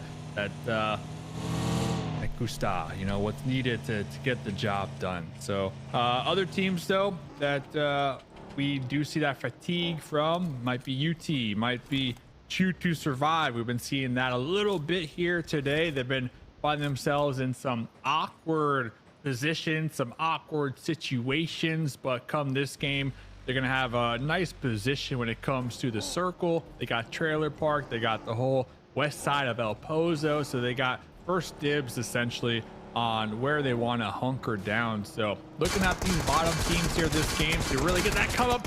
Oh, Valak finding out the hard way, that mountaintop already occupied. And I love how UT, they waited for him to get like halfway up where there's like no other option there, and then decided to like, hey, we're up here. Yeah. That's right. Your journey was in vain. They just waited to that last possible moment. Now they're shooting for a little revenge here, but I like the fact they got up here with some, you know, an SKS, a bolt action, if I saw correctly. They got some long-range weapons, but I don't know if that's going to serve them in the late game. We'll see what happens, though. It makes for some entertaining PUBG Mobile, at least for right now. I just want to see one bolt action shot, baby, in PMSL. Just one. Please. I agree. Give it to us. Give me that M24. Come on, baby. Come on. PUBG Mobile, buff bolt actions, please. There's the M24. I'll never stop asking. Send the email. How do you buff them, though? Okay, I mean, do you just... I have a thought. Yeah, what do you do? I have one thought, right? I think that if you make bolt actions automatic finish when they're knocked, they will become competitive. So that means you knock a player with a bolt action, same normal way. You know, if they have level 3 helmet, you gotta hit them twice. But if you knock the player, you shoot them once with the bolt action, done. Interesting. I would give it a whirl just to see how that ends up tweaking things. I'm a fan. Right? Because it makes total sense. Because that's the reason why people don't use bolts. Because if you get a knock, you shoot them again, and it puts them down to like 80% to get behind a tree and survive. Right? With an M4, you could flush them out easy. If they could just make that tiny tweak, I think we'll see bolt actions again. I hope so, because nothing makes me more hype in this game than a crazy flick headshot. And we don't see them enough. Please, baby. I love it. I love it. You gotta put it out in the universe. Send in the email. Yep. Dave, the Wolves are on the move. They are. They are on the move. On the move down when it comes to the overall leaderboards, though. Right behind Alpha 7 right now. These two teams have been just yo-yoing back and forth here for that third place spot here all night long. 2 more games to go here. Wolves looking to end on a high note here tonight as we go into day number 3 for round 2 come tomorrow. So that's going to be it when it comes to who gets these advancement points right after that game. Then next week we got the finals, baby. So I think the Wolves have definitely been fine-tuning their play style here, their rotations when it comes to this week. So huge improvement with that 1 day off. A lot of VOD review to be had. And well, they're at the top now, right? With Alpha 7, with 9Z, with Loops. They're gonna be one of the front runners as now we look at intense game. Looking downrange at UT. Just kind of moving back and forth, getting some loot in these warehouses right now. United 4 Gaming, 14th currently overall from Argentina. He's asking his fellow teammate, let me get some ammo. He gave him 33 bullets. He's like, hey, take that. Take that 33 bullets here. So they are struggling right now. They are struggling right now. Not going to do much with 33 bullets. I don't believe so. So I'll have to get some more loot for my dude. Let's go. They're gonna need it. VIP, surprisingly, not next to Alpha 7. Huge shock here. They decided to mix things up and go with somebody, you know, a little bit further down in the leaderboards here. Survive. To survive. Klaus cooking a grenade, tossing his last grenade right there. Like, ha! Take that. Now with the UMP, gonna be running right into that one. Dark Light though, witnessing the shots, witnessing his teammate get thirsted.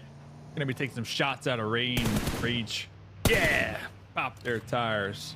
As now Shoot to Survive, the other two squad mates gonna slowly be grouping up, looking to surround VIP Esports. Bob on the approach with Vector 6 times. This is an interesting fight for sure because it's on the path to the northern part of the zone. The circle hard shifted all the way to the north, so all the teams right now racing for that zone position, and this fight is happening way out of the circle, and 9Z is about to cut both of them off on the road. So we'll see if this indeed happens, and it actually looks like 9Z is thinking, oh yeah, we're gonna rotate around. They're about to come up the road directly into this fight, so we'll keep an eye and see if they continue to turn back. You can see them down at the bottom. They're rotating this way directly in here, so this is going to be super interesting as they roll into the fight as well. I get excited every time I see live telestration. I'm like, let's go, baby. I know what you're talking about now. I want to see more of that on the big stages too, PB. Hopefully.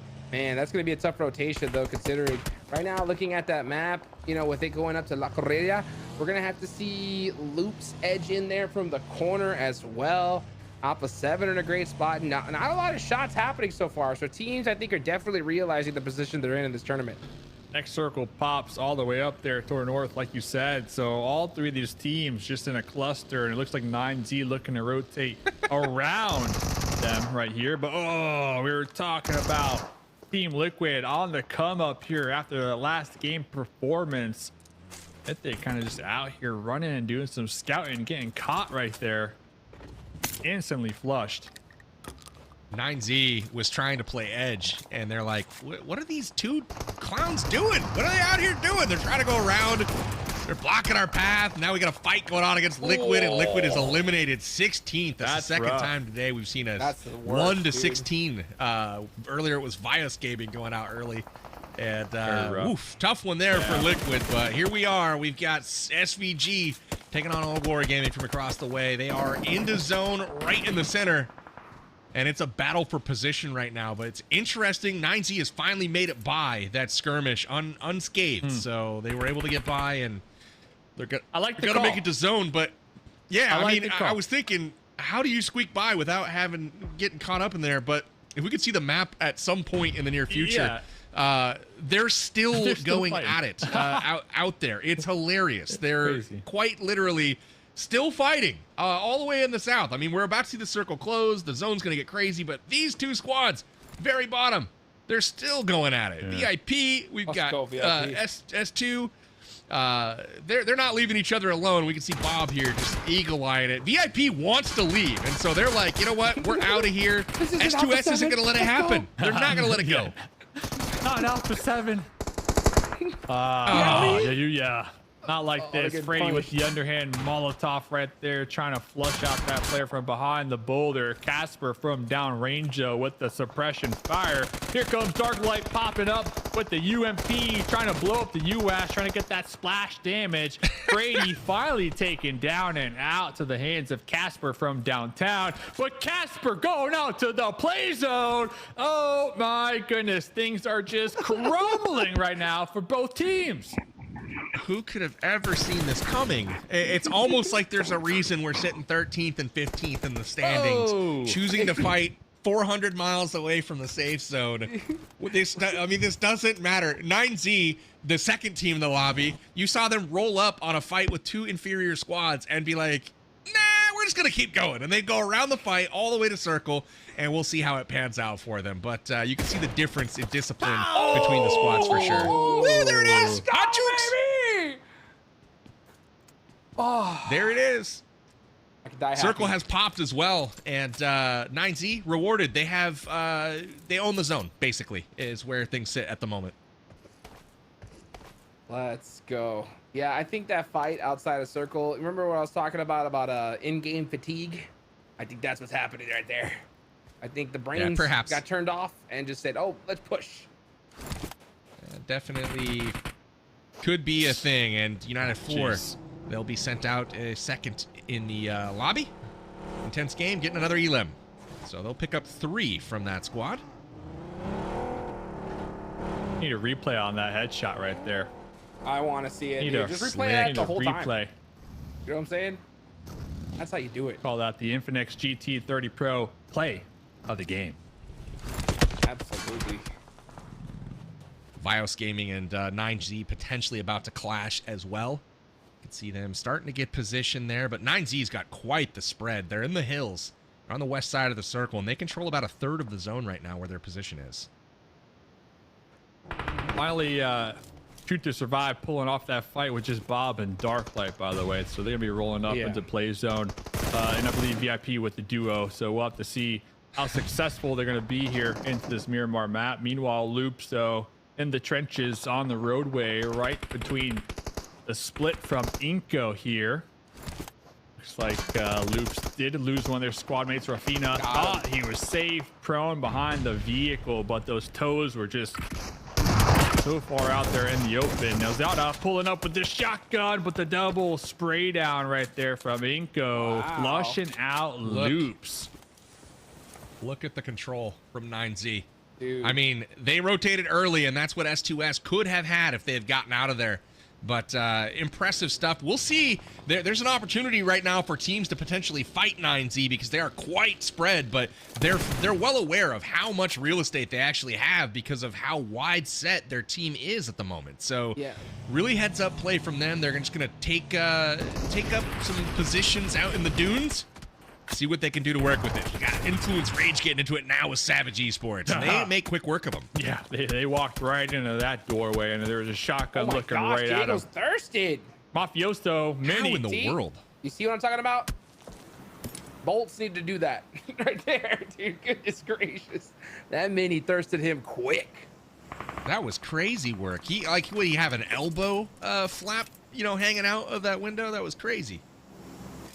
And that's why people do choose DMRs over bolts for that reason right there. I mean, you got to be able to another bolt. Yeah, Force still another bolt. Squash on the run. Oh, survived. Oh man. Oh, never mind. He's still not out of danger, and he realizes like, oh, there's nowhere to hide here. Doran's got the high ground. They can't see me. Safe. So man. Safe. Nerve-wracking. Oh, yeah. Like, I'm gonna run now. Just in time. Into a vehicle. Just in time. The teamwork is ridiculous, dude. These guys, I'm telling you, if you don't get that thirst instantly, they're gonna find a way to live. It's ridiculous. Wolves. Wancho very with the spread. shotgun. Yeah, very spread. Wancho, nice little spray through the window here. Comes the support from his squad mates. X-Force, we're complimenting them moments ago. I think they will be losing a couple members in the process. Fate still up there on the high ground with the Mini. Watching his teammates get bursted right there. Unfortunate for him. So X-Force going to be down to just a solo right now. Meanwhile, Wolves, 2 points going their way with the whole squad alive here. Hot Jukes. Wolves looking to make that chicken dinner happen here in Miramar. Last time, first Miramar last week, we saw Influence Rage chicken dinner. They are down to 2 already with 4 eliminations, so it doesn't look like we're going to see a repeat of that situation. But we could see a good game from the Wolves, that's for sure. Inko Gaming still trying to control this north side right here. They're just fighting everybody they could see, yeah.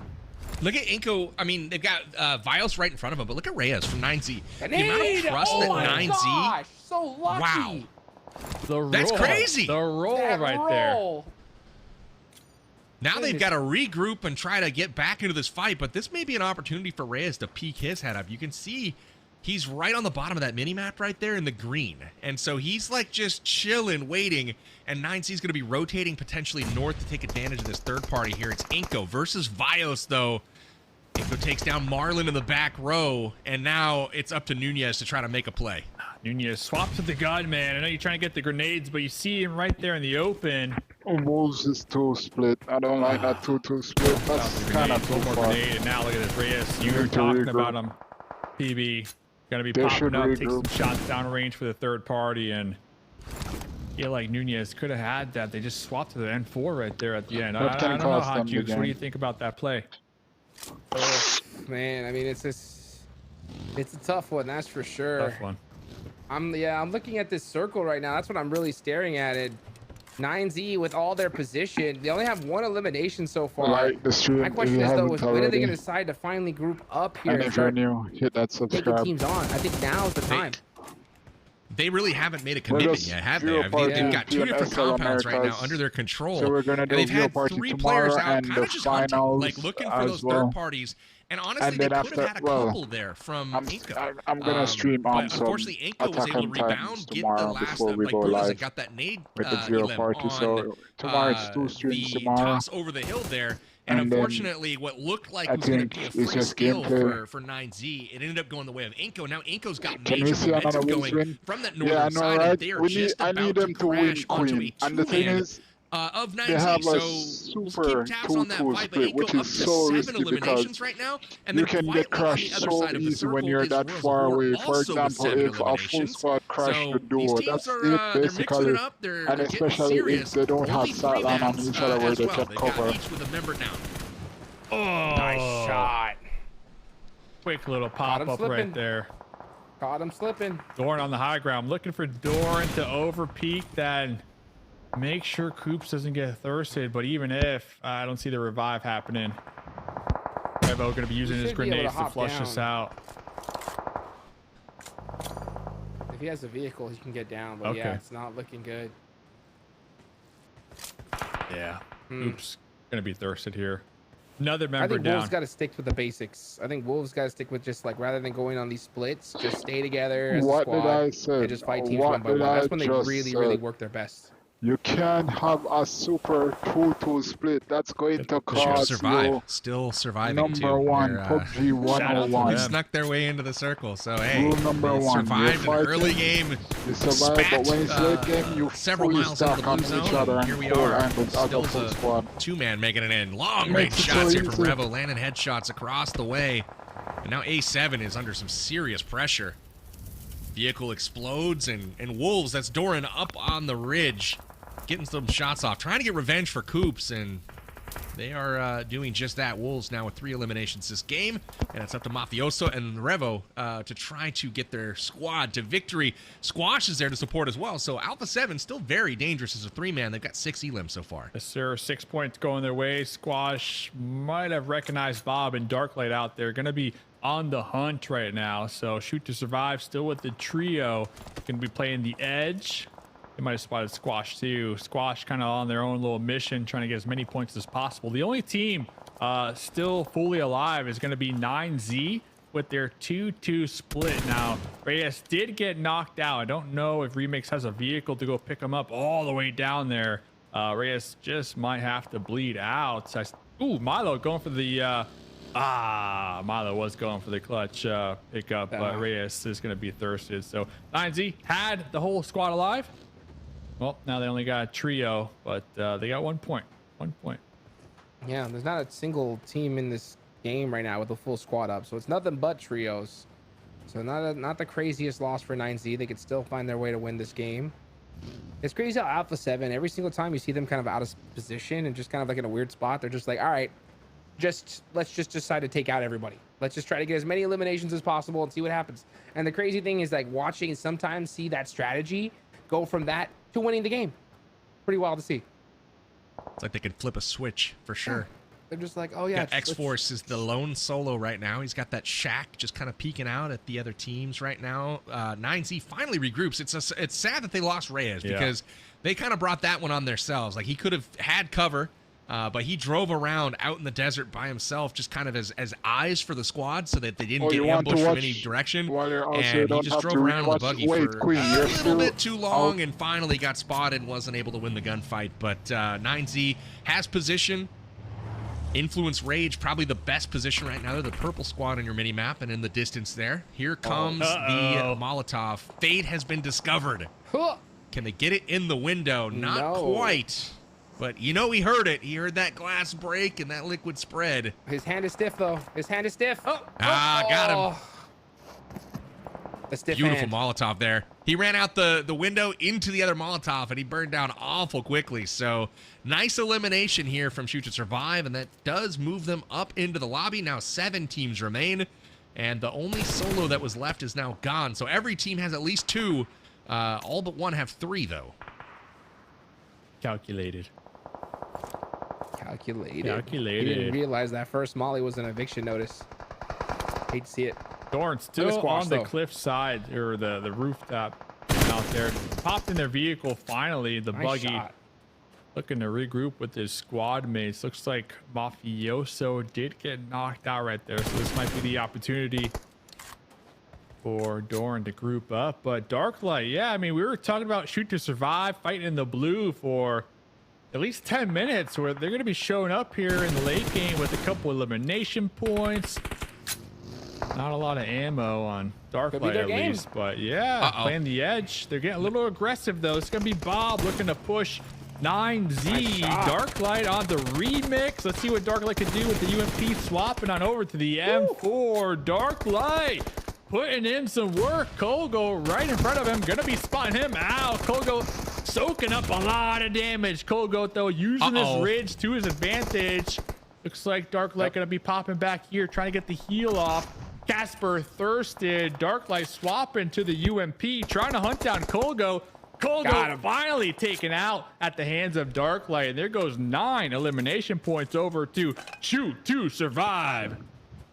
That was a huge heads-up play from Darklight there to actually pursue. And honestly, I'm a bit surprised at Shoot to Survive having the confidence to do that. They've been eliminated early in nearly every game so far this tournament. And being present in the late game, they fought early. They were way out of position. They got into the final circles. And then going up against a beast like 9Z, they got the jump on them. They were watching their back. They caught that rotation where 9Z tried to backdoor. They were ready for it. And not only that, when they were on the run, Colgoat tried to escape. They pursued and finished the job. So really heads up play there from S2S. They are surviving so far, Hot Jukes. Yes, sir, they are. They're just trying to survive their absolute best here. Alpha 7 still have 1 player up. The Wolves could make something happen here.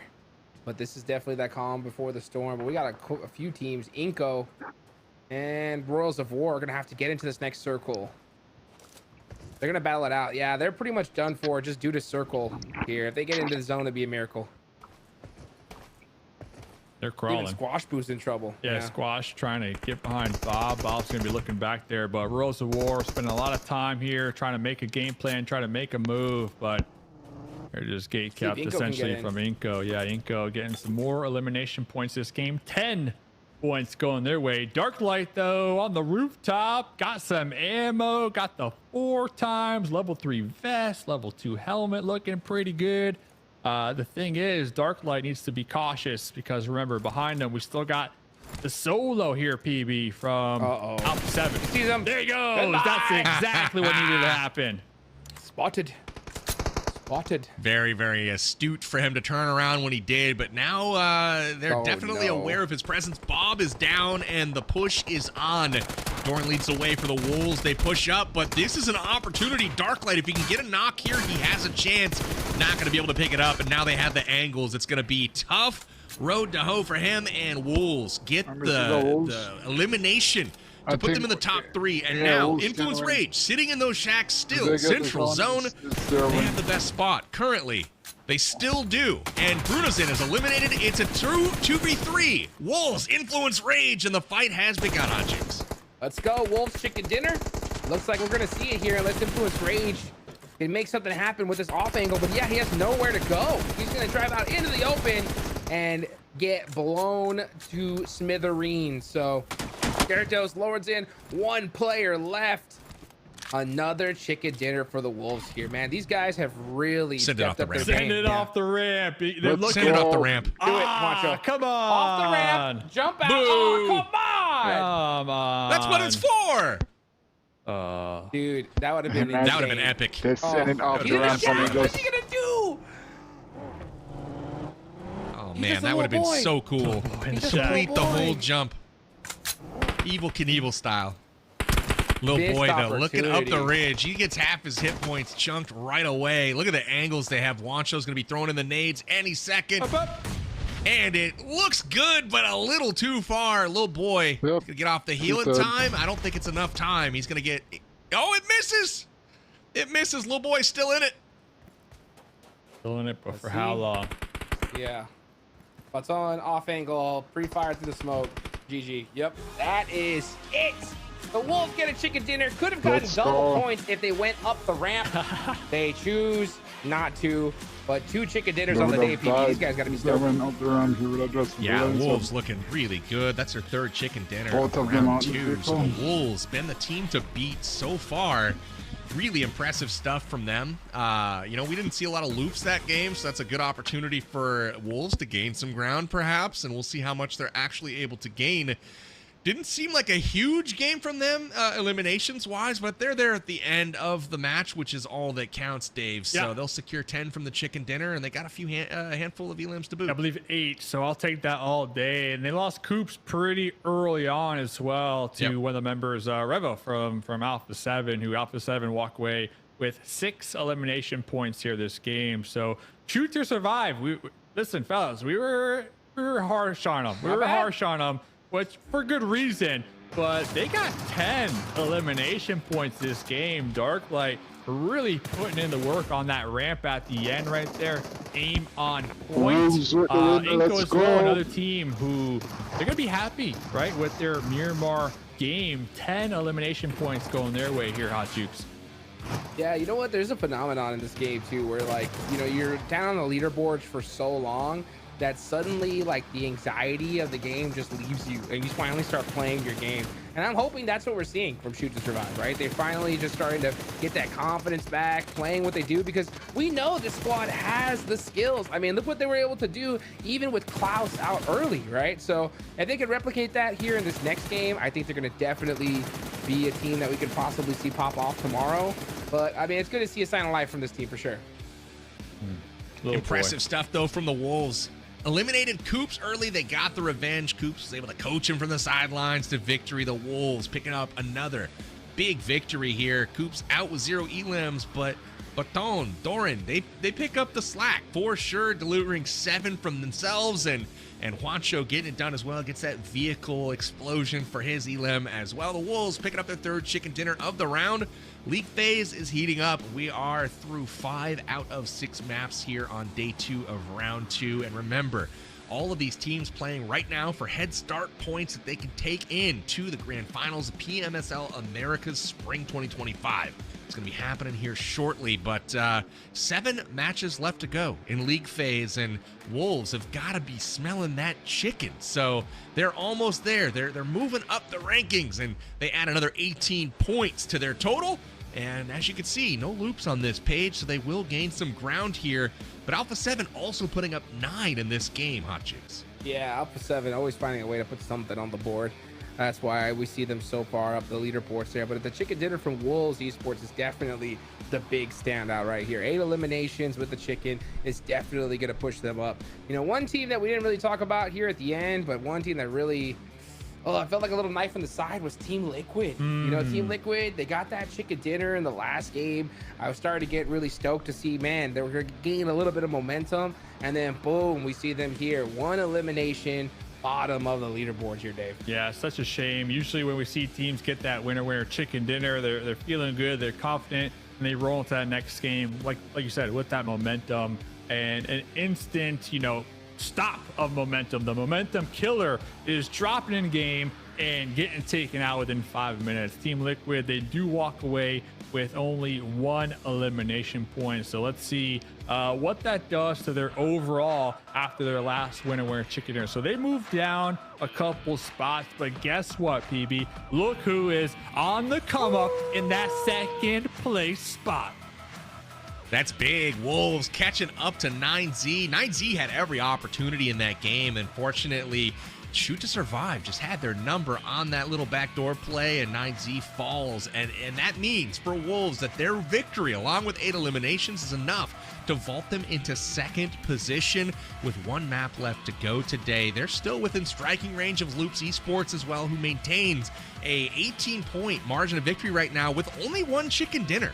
So that just goes to show you how consistent Loops has been on the games that they're not winning. They're still picking up loads of elims, Hot Jukes.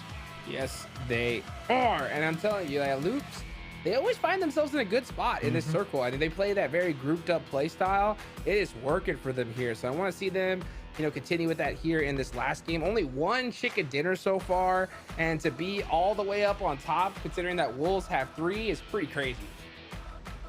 Really is. Inco Gaming still sitting in 8th position right now from NA. They've had a decent showing today. I really like how aggressive they were towards the upper northern part of that zone.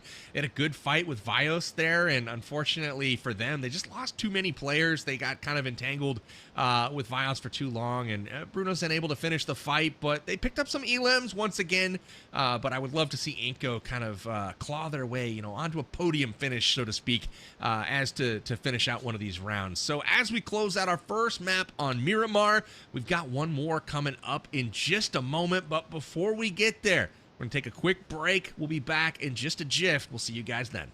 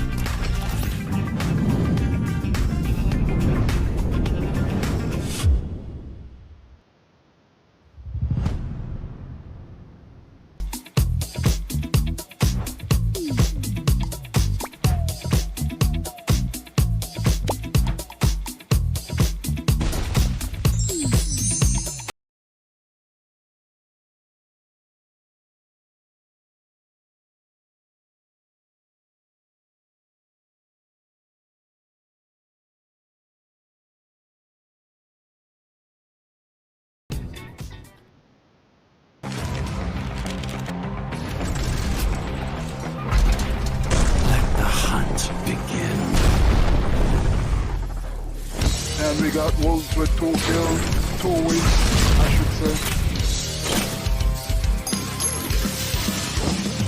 So we have A7 with the first win, 9-2 with the second, the third, Wolves, then Team Liquid, the fourth, and then Wolves again. So we have Wolves today. I think it's a really good squad, but they're a really, really good team. They played a good game, they can win. They have that bragging power.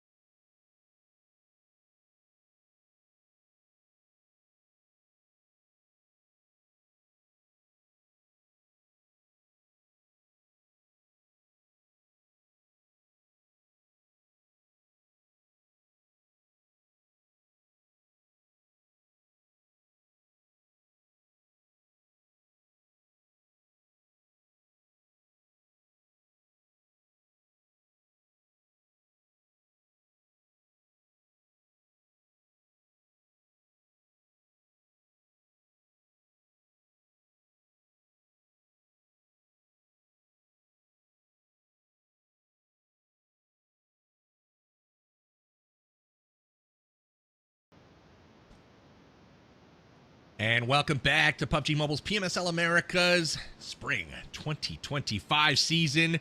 We're in league play. We're just about to wrap day 2 of our second round, and it has been exciting. The teams are starting to distinguish themselves here in the second round. We've got a clear-cut top 4 or 5 squads right now, and then we've got the rest, and they're competing for head start points. The top team receives 15 points to take with them into the grand final, and we've got number 2 team receiving 12 points. Number 3 receives 9. So those first couple of positions are a big deal as they give you quite a few more points than your competitors, and that's going to be huge when it comes to the finals, Hot Jukes. Oh yeah, I mean, we've seen it before. I mean, even if you get 30 head start points, that doesn't necessarily mean you get first place, but it helps big time, right? I mean, to be able to get those kind of points, 30 will allow you to pretty much have 2 bad games, you know? And if you're a team like Alpha 7 and you have that kind of buff, you're pretty much unstoppable, right? So it's good to see some other teams here in round 2 fight for that top spot. Absolutely. The players have been incredible so far today. I would love to take a peek at the overall MVP standing to see kind of where they sit as we go into the last little bit of our second day of round 2. Coming into today, obviously the clear front runner was Revo, but Remix has had a heck of a day, and I want to see how much ground we're gaining. And it looks like he's gained some, but my goodness, look at the damage from Revo. That is ridiculous. He's 15,500 damage put up right now, and we've got one other player in the tournament. Actually, 2 other players in the tournament now with over 10K, and they're both on his team. So that's cool. Alpha 7 looking quite dominant, Dave. Yeah, last time we did the MVP check-in, Remix was actually 25 elims behind Revo. Now, the new check-in, 30 points behind Revo. So Revo not slowing down anytime. I thought Remix was catching up. Listen, Remix still doing a great job today. And I really thought, like, okay, we're closing the gap here, Hot Jukes. And then Revo's like, nah, I don't think so. I don't think so. This is my favorite Couple of other players that... Yeah, go ahead, Jukes. No, he's been doing great, like, honestly, doing excellent. I'm like, yeah, I want to see how much he gained. And then you just see Revo's numbers, and it's like, no, not at all, dude. Crazy performance. Not only that, that was in consideration of Revo's day yesterday where he got 4 elims. So an off day yesterday and Remix having a great day today, and you'd think, oh yeah, he's gaining ground for sure. But Revo's like, nah, man. It's fine. I got this. So I feel like the MVP might be in the bag, but I'm kind of curious to see just how far he can push it ahead of the rest of the field. A couple of other players that I want to give some love to that we haven't mentioned a whole heck of a lot. Loops has been absolutely crazy. You've got Vitin from Loops' squad just putting up big numbers. And so we've got him as well as Doran as well from the Wolves. Both of those guys have been just crushing it, and you can see their total elims. It's not 80, but in round 2 they put up 25 and 20 respectively, but they're putting out a ton of damage each and every game. But the thing that is most interesting to me is the survival time. Like, what in the heck? 22 minutes on average? That's a monster amount of survival time, Dave. Yeah, not everybody's going to be able to get the 80, the 50, the 49, but you know what? It's a team game, so the fact that both these players are showing up with pretty consistent damage per game as well, I mean, that's a really solid number. We can see Vitin prefers the grenades and the Molotov a little more than Doran, but both players definitely key players for their respective teams. I mean, we saw last game Doran up on the high ground for a good amount of time, just, you know, pow, pow, pow, peppering opponents all over the place, and then he was able to get into the buggy and safely make it towards his squad mates to pretty much wrap up that winner chicken dinner in the late game right there that they just got. And I think both players phenomenal here, Hot Jukes. Dude, yeah, I mean, these guys definitely nothing to really doubt, that's for sure, right? These guys have performed excellent. You know, you're right. So when we see like these crazy numbers from a player like Revel, I mean, this guy's one of the top players in the world, you know? So to see somebody even get close to competing with them is great, but the consistency from the Wolves, 3 chicken dinners today, is nothing to shake your head at, because if they, you know, continue performing like this, I mean, we could definitely see them make it to the World Cup. Really could. So impressive stuff from Doran. We saw him last game on the top of that little plateau, if you want to call it that cliff that was looking down onto Alpha 7. Tried to save his boy Coops, couldn't do it, but ultimately that high ground was able to secure Wolves a lot of momentum and ultimately get them to late game where they were able to secure yet another chicken dinner. So Wolves riding high right now. North America having a bit of a swing of momentum this week, which is what we were hoping to see, as really no one was near the top in week 1. So I'm really liking the I guess the swing in momentum coming back this week, and you can swing your momentum by grabbing an Amazon gift card code at the bottom of your screen. Enjoy that if you're fast enough to type it in. And with that though, watching Wolves for sure in this one, Hot Jukes. I think that they may have an opportunity to run it back. Miramar's been a strong map for them, and they're fresh off a victory. So let's see where the playing path ends up going. We are going into our final game of day 5. This is day 2 of round 2, and the Wolves have been looking good. Give me your prediction, Hot Jukes, on how this thing finishes up. Let's keep it going, dude. Wolves, baby, one more time. 4 chicken dinners today. I need to see it. Ooh. And Dave, how we doing? We feeling Wolves, or you gonna pick somebody else? I'm going with Influence Rage. Once again, we saw them show up in the late game. That last Miramar is their map here, PB. So let's see if we get a Influence Rage final game of the evening. Winner, chicken dinner. I feel like this is the map where Loops pulls it all together. They've been really impressive individually, but they haven't been able to get that chicken yet today, and I think this is the map where they do it. So I'm going Loops for this one, but we'll see how it wraps up. Was really impressed with 9Z's discipline last game. They just kind of fell apart right at the very end, but avoiding that early fight with S2S over on that West Coast. We'll see if VIP and S2S get into it again, but this first circle about to pop, and Hot Jukes, I'm hoping for some islands, man. Give me some island finishes. Puerto Payaso. Hey, it's in play. It is still in play. Let's go. A little bit of water action here in Miramar. I love to see it. Now, we're seeing some teams head already in that direction. Hey, Influence Rage, right? Already going in that spot there. Team Liquid. We got a hot drop, baby. Let's go. Royals of War wins. I'm calling it. We got a crossbow onto Victex right now. Got that crossbow, baby. Swapped Bolt it. action, he drops it. Swapped it. Got the M4. All right, ton of ammo.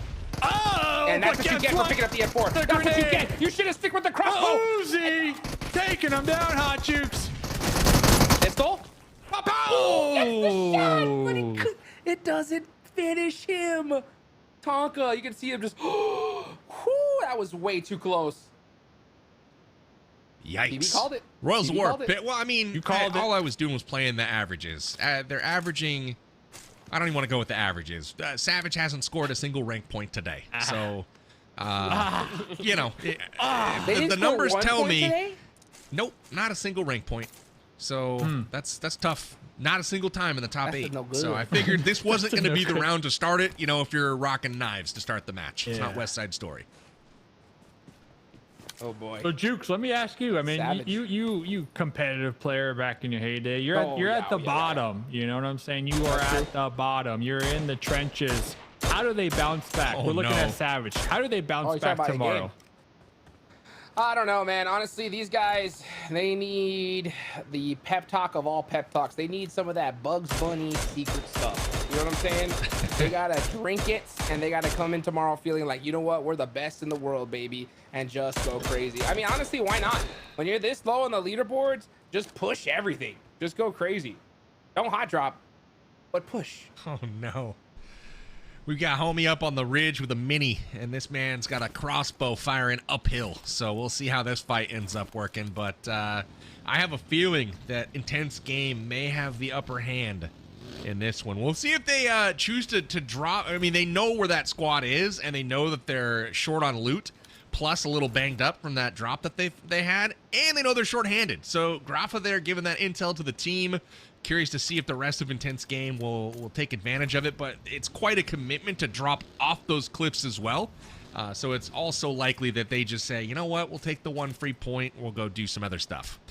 So with that, we got Juancho standing by with Sarpatch after last game, and we're going to hear from him on how the Wolves have been doing. Winner chicken dinner for North America once again. Wolves Esports. Congratulations, Juanchito. Another one today. It's important to do good today, but what's the mentality going to the finals? I mean, we're just trying to get as much bonus points as we can right now, but I mean, in reality, it don't really matter what place we get on this round 2. We're just, you know, trying to get that momentum into the finals. So maybe we do good, maybe we do bad, but it's whatever. We're just, you know, playing our game. You're playing your game and you're winning, so there's some being right. I know maybe some teams might be, you know, maybe keeping some secrets from themselves for the final so they can show it in the final, which where everything's important. Are you keeping something for yourselves or are you just going out? You know, other teams wouldn't be the only ones. We're also got, you know, some stuff, you know, that we're not using or, you know, showing to the other teams. Interesting. Secrets, huh? Keeping something under the hat. The old Juancho hat. Oh, the old switcheroo. As a matter of fact, dude, I wonder whoever created the old switcheroo, right? What do you think is in their casket, PB? Not them. Not them. Yeah, that's a good point. That's a good point. I was gonna say something, and I'm like, I can't say it. So I'm just gonna. Gotcha. Dude, I can't wait to see that happen, though, in the finals, dude. I want to see some tech that we have never seen before. I think Juancho, he's been working in the offseason. I'm sure he's downloaded something. Hopefully not, but looking at Bios Gaming over here on the defense, I had INF pegged to take this winner chicken dinner here on this final game of Miramar. Looks like they're going to be sending it here, looking for a centralized position. Bios Gaming, though, already occupying it. Bios Gaming had a really nice winner chicken dinner here with a couple eliminations to boot. So Bios Gaming definitely on the come up, a mid-pack team here in week number 2. Week 1, they were on that second page, the only Brazilian team to be on that second page. So Bios Gaming definitely with a huge improvement here coming into week number 2. PB, what do you think about Bios Gaming? I like them. They're fun to watch, man. It's like I don't know if they have the discipline of some of the other Brazilian squads, but they certainly have some good gun skills on the team. They're fun to watch, and they definitely are always kind of like that ball of chaos rolling around the map, and they're not afraid to mix it up. So again, for me, I feel like they're kind of a fan favorite to watch play. But again, I don't know that I would expect them to kind of be able to compete at the end of the day with the Loops and the Alpha 7s of the world. I could see that. Yeah, I could see that. I mean, these guys are just a cut above the rest. I mean, you got to be honest. I mean, Alpha 7, you see them in 4th place right now, but you're not worried at all. I mean, they still got a whole day tomorrow to make this up. So I think Wolves, considering that they've already had 3 chicken dinners today, I think this last game is a big one for them, right? To really just put a good lead ahead of them, because tomorrow is going to be absolute craziness. Uh-oh. Doing a little bit of scouting over here. Reyes is like, yeah, there's a couple players up here. Gonna be going back for a double. Switcheroo, you know, keeping them on their toes here. You can see him in the cam talking. Like, look at his camera. He's like just relaying all that info to the squad. But this is what got him in trouble last game too on Miramar. Yep. He did the exact same thing, driving around in the buggy out in the desert. Team not really in a spot to support him. They're starting to arrive now, maybe looking to take this fight. But last game, I mean, this game he's way closer to the enemy too than he was last game. So it's even a little bit more brazen. But they're looking to get angles, looking to get info, and now they're going to use it to try to take advantage of Inko here. Right there on the edge of the shoreline. Looks like Remix is doubling back, possibly making the call for Kogo to do the same thing as well. Both S2S and VIP once again way out in the blue. So they're late rotators for sure. And everyone else kind of battling for that northern position right now. Wolves, though, have the whole southern part of this zone right now to themselves for at least a moment. Jukes. Yes, sir. I got to hear your wolf cry, because you said my wolf cry was a turkey. I thought it was for a second. I don't know, man. You said you don't throw shots my way. And I tried my best wolf impression. You're like, that was the best wolf impression? I thought you were phoning it in. You know? Oh man. I don't know, because I know when you commit, you commit. I commit, man. I can't tell the difference, but oh my gosh, look at this. He said commit, now I'm out. Got that knock. Saw the whole team coming his way. He's committed. He's committed. Oh. Good support from Busta there, but man, these guys are just riding the edge of what is possible. It does bite them here, but they're trying their best to give support to the team, but they just got caught a little bit too far overextended there. Vitin standing on the ridge while he got pushed by the entire Inco squad, and wow, look at that grenade. Rafina pushed off the tree, but not before McGrellin and Vitali are knocked. And now check it out. United 4 Gaming zooming in to take advantage. We'll see if they can land the third party here, Hot Juice. Oh my goodness. Watch it happen. Inco out of there, just like that. Loops. Team Liquid too. Everybody wants a piece of this. Let's go. You know what? Last game of the day, push everything. That's what we want to see. Everybody wants a piece of this here, PB. Inco, they're done and dusted here. They only walked away with 1 elimination point. United pulling up. You saw they were gassed up. They were full sending it, and then they pumped the brakes right there at the end. United 4 doesn't know that Vitin is down. Like, they don't have the intel because they rolled up late. He might get a revive here if United 4 is too slow to push this, but it looks like they are starting to come in right now. Neil Zada doesn't have too much time left, and he is going to get pushed as well. Wolves have been eliminated also. Things are going absolutely crazy right now. Jeez, it's the final game of the evening, right? Things get a little loose, things get a little heated. Players looking to make some plays happen here. I mean, this hasn't been a United that we've seen all tournament long, and now that we're getting towards the end of round number 2, they're just like, hey, let's just go for it. Let's just go for it. Currently 15th overall, and when they're playing a little more loose, a little more confident, they're looking good. I mean, they're cleaning house right now, taking out Loops right now, Hot Juice.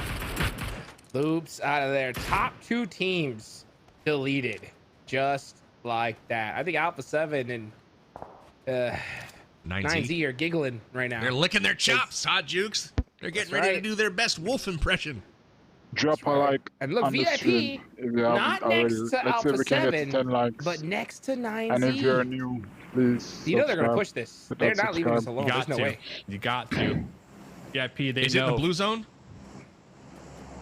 Brady's cooking. It's about to be. It doesn't matter Yeah, where he's it cooking is. it. No, it does. If it's in the blue zone, they will fight it.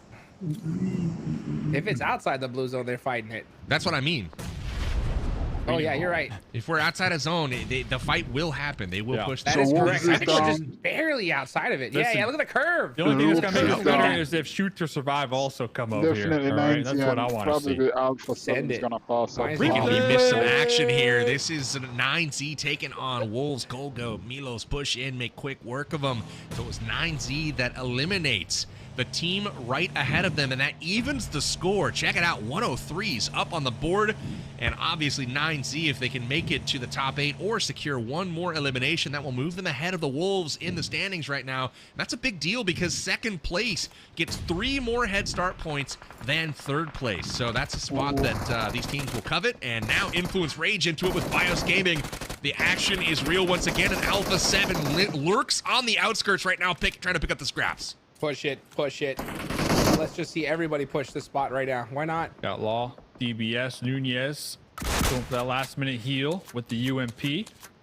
Law, last one alive for Influence Rage. We're going to be sending it through the doorway, connecting on a 1. Let's see if we get the final blow. Law taken down at the end for INF, but PB, you were talking about him. Alpha 7 here in the fight, seeing the action and cleaning house right now.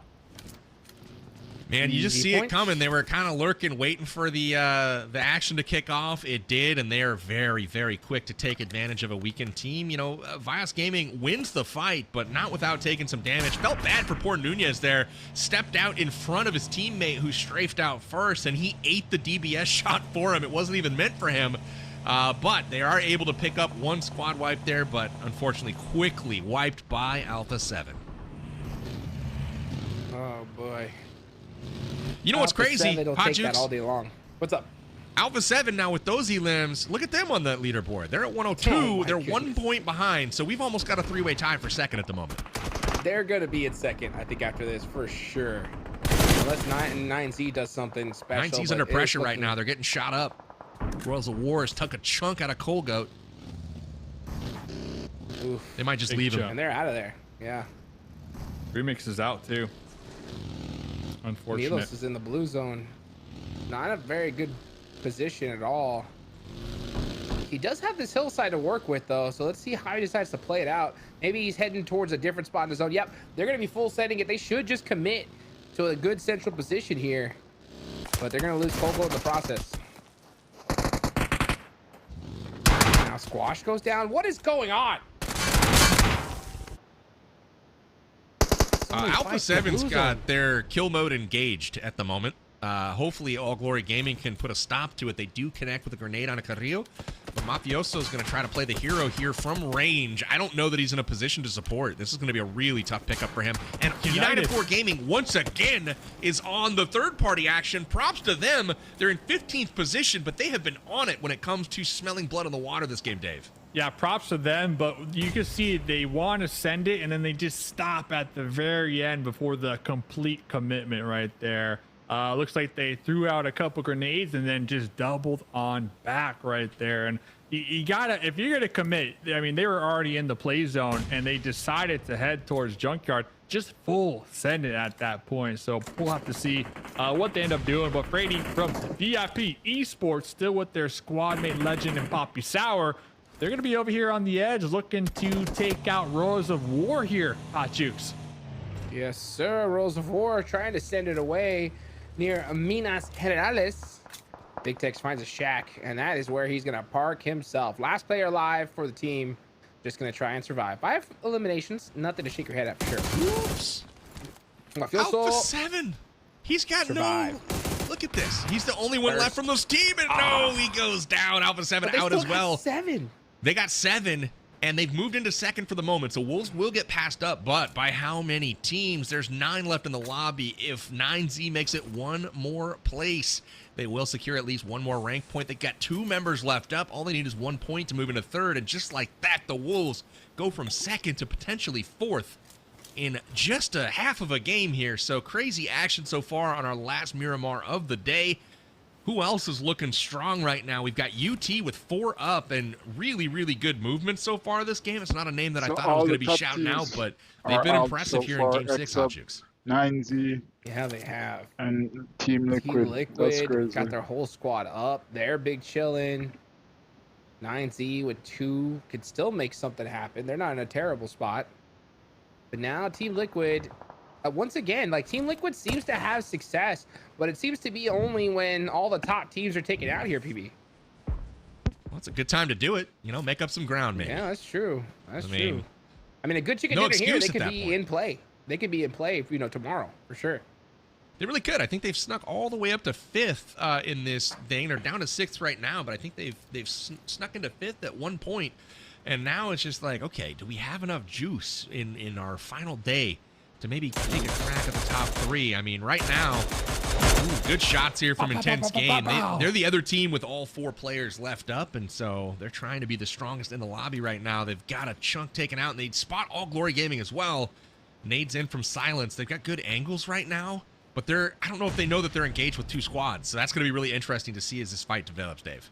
Yeah, UT just so indecisive. I mean, we saw with that push that they were looking to third party the Alpha 7 engagement, and well, they got split up in the process. So we are going to let our squad mate kind of just dangle out over there as a new circle does pop. IG going to be sweeping the edge of the play zone. They will need to reposition, but IG currently sitting on the entirety of their squad.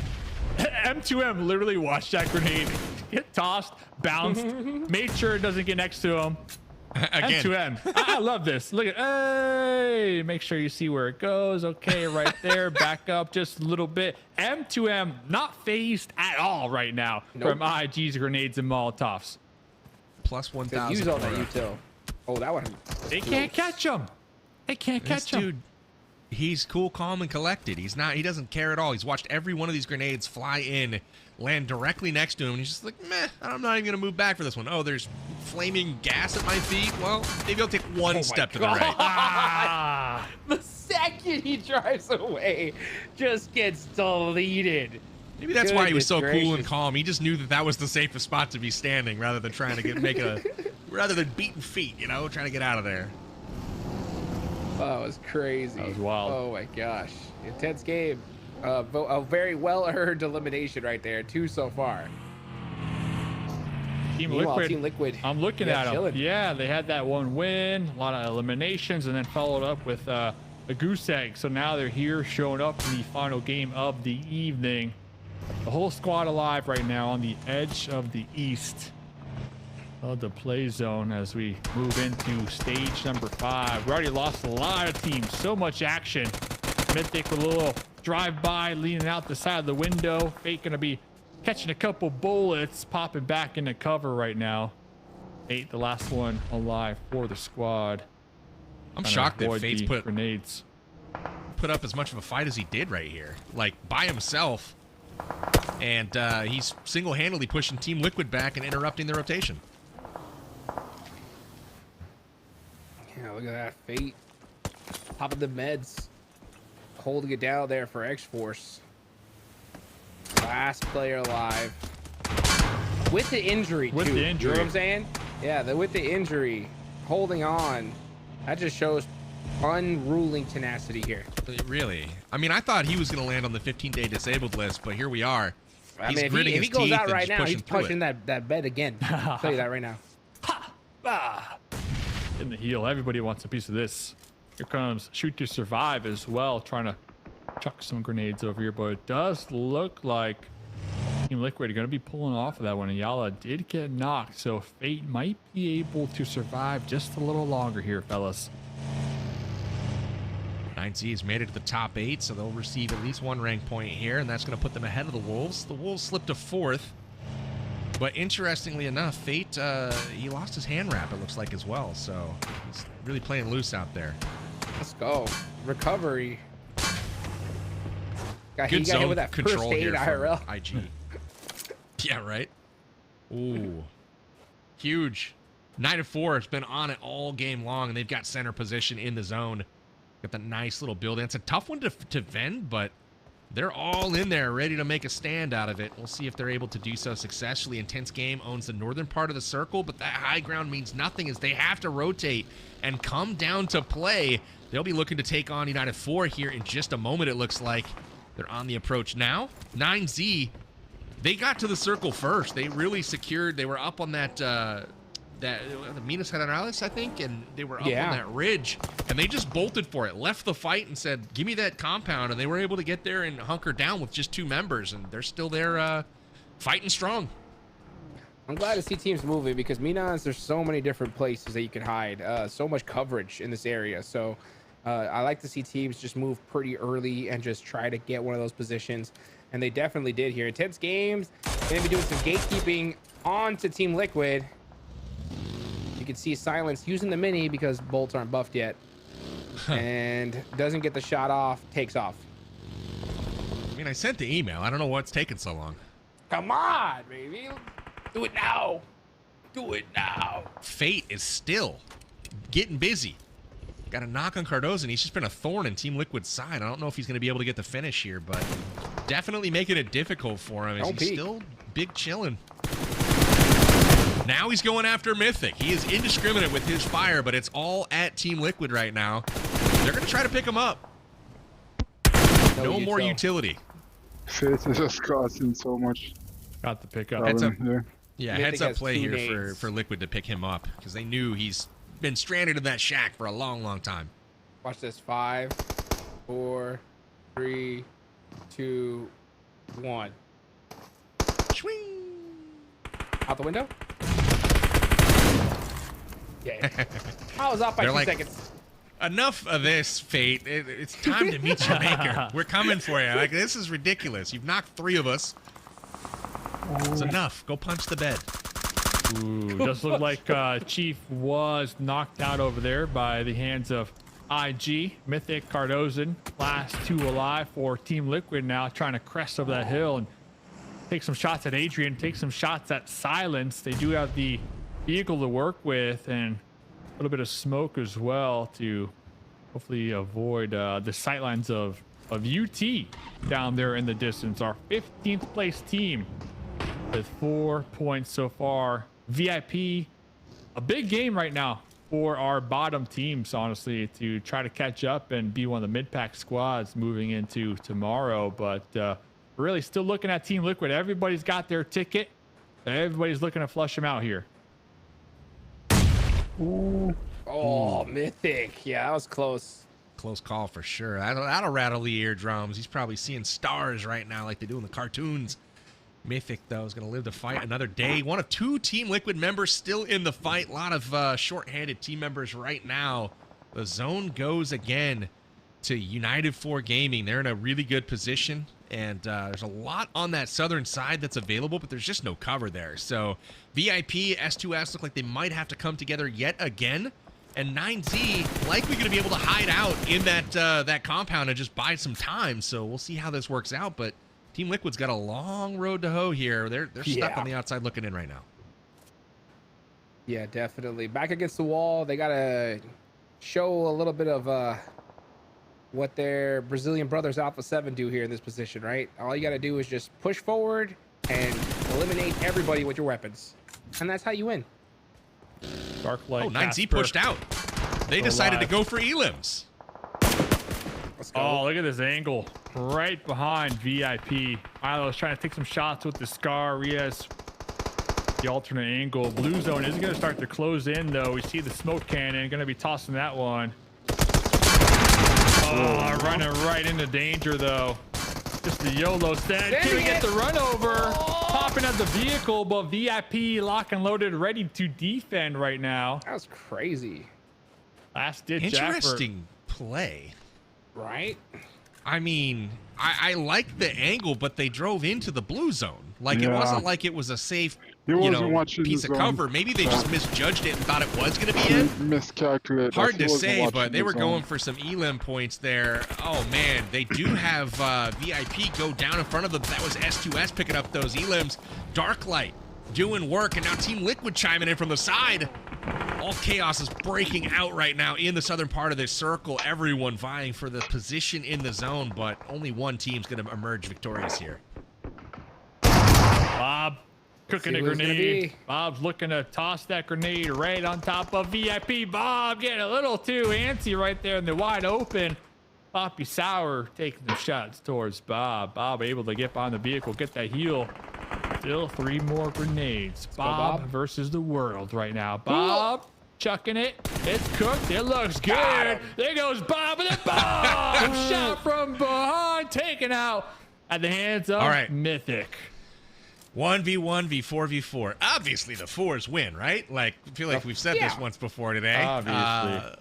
Last time it was the 2 solos that were head-to-head at the end, so I don't think that's going to happen again here, but far be it from me to predict the future here.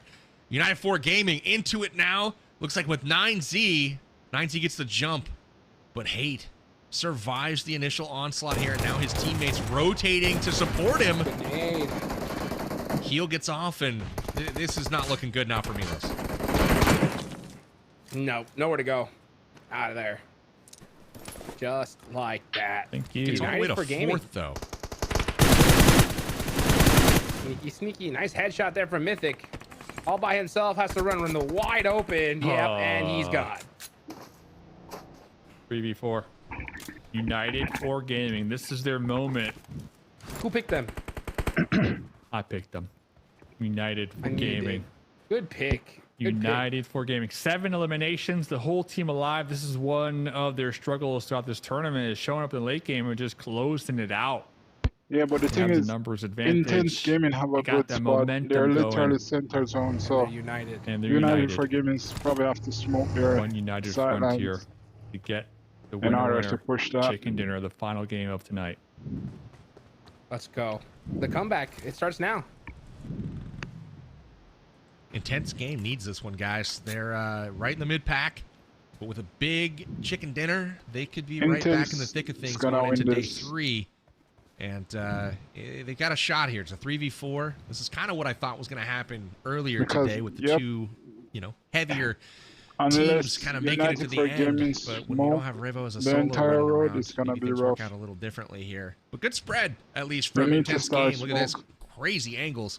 And now I'm curious to see where this circle's closing. It looks like they have the zone. So United 4's got to push out into them. Come on, United. They can collapse to the center. Not like this. Intense game, got all the angles on United, but United have a vehicle, Hot Jukes, and they're sending it, man. They are sending it. Oh, overshooting the mark right there in the blue zone, losing one of their squad mates in the process. Hate with no HP popping in the vehicle, trying to get the first aid off. Mystic trying to make sure they don't look at Hate, but Mystic locked it in right there. And United with the numbers advantage. Everybody thought they would get the win there, but intense game coming out on top with 9 eliminations. PB, United Gaming. What happened, man? What was that? It's a bold strategy, Cotton. I gotta say, that was an interesting move to just send it with the vehicle. I don't know. They probably just figured, you know what? They're gonna have circle. We're not. Let's just send it.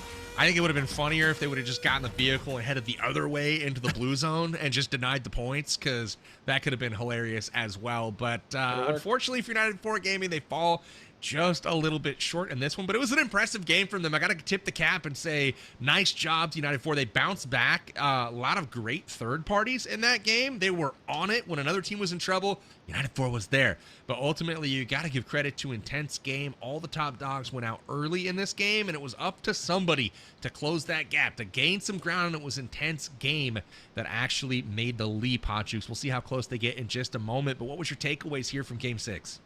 Crazy game. I think this was a game of where just teams decided, you know what? Let's go hit the buffet, baby. Let's just start sending it on to absolutely everybody. We saw the top teams go out early, third parties like crazy. Honestly, very entertaining to watch at the start. And, you know, towards the end, we got to see some teams in that mid-pack, even down lower on the leaderboards, be able to put out a good, solid performance. I mean, Mustache Dave, he picked United. I did not see that coming, and he was this close to being right. So close, man. I thought United would definitely take this winner chicken dinner, and they thought that too. I mean, they all pop in the vehicle, and they're like, let's just straight up send it. United, they did such a great job though at staying alive. We see them, they got involved a lot of times, like you said, PB, and they were able to constantly get the pickup on their teammates to allow them to show up into the late game. This was an interesting one. I get the play, trying to go for the run over, but even if you get the run over, like you're just running over one player, you still got to deal with the other ones. Not sure what that was about, but like not you said, if you run over all three, Dave. You got to run over all three. That's the clip he was going for there, for sure. Good point. That's it. I mean, that's the only thing I can think of. But yeah, you're right, I think you're right, dude. It was a little ill-advised, I think. And I'm literally wondering, it's like, did they think that rock was in out there and they had another circle, like, time to work with? But maybe, yeah, it was just a little bit out, and I think that little angle they were trying to work just didn't work out for him. But ultimately here, Silence picks up 5 in this one, almost 1,000 damage to his name. Pedrinho dropping 69 damage in 1 elim. Shout-outs, dude. Nice. And Rafa taking home another couple of elims as well. So IG, they've been a bit quiet for my liking, honestly, this tournament so far. This is a team that you expect a lot from, coming in from Brazil and with the name that they have, and nice to see them rebound here and you know, kind of put their whole boot through the door when they see the crack just a little bit open, Hutchins. Yeah, I mean, it's good to see intense game be able to put down some good eliminations. Hopefully they can kind of carry that into tomorrow. As we take a look here at the match standings, we saw United 4 Gaming, 13 points. Team Liquid got something on the board once again. I would just want to see Team Liquid to be able to have a performance like this when we see some of the top squads there towards the end. I think they need another good game in order to finally get that momentum going. Absolutely. The interesting thing to me is the fight for second right now. We're going to see the overalls here in just a moment, but we see 9Z snuck all the way up to 4th place there, and that was able to secure them some additional rank points that I'm sure are going to matter. Alpha 7 goes out in 10th. They don't get any rank points, but they did get 7 eliminations, and that was enough to jump over Wolves, who only got 1 elim. So again, Wolves started the game in 2nd, but how did they finish? In 4th. So they drop a couple of spots. 9Z leaps over both of them back to 2nd place, and Alpha 7 finishes the day in third, but we've got a 4-team race right now for the lead, and it is Loops on top with 123, still sitting on only one chicken dinner, so they've been very consistent, very active in the eliminations. 9Z finishes second in eliminations and also second on our leaderboard. Alpha 7 in third, Wolves in fourth, Team Liquid in fifth. They picked up their first chicken dinner today, and now every team in the top 8 has at least one chicken dinner, Dave.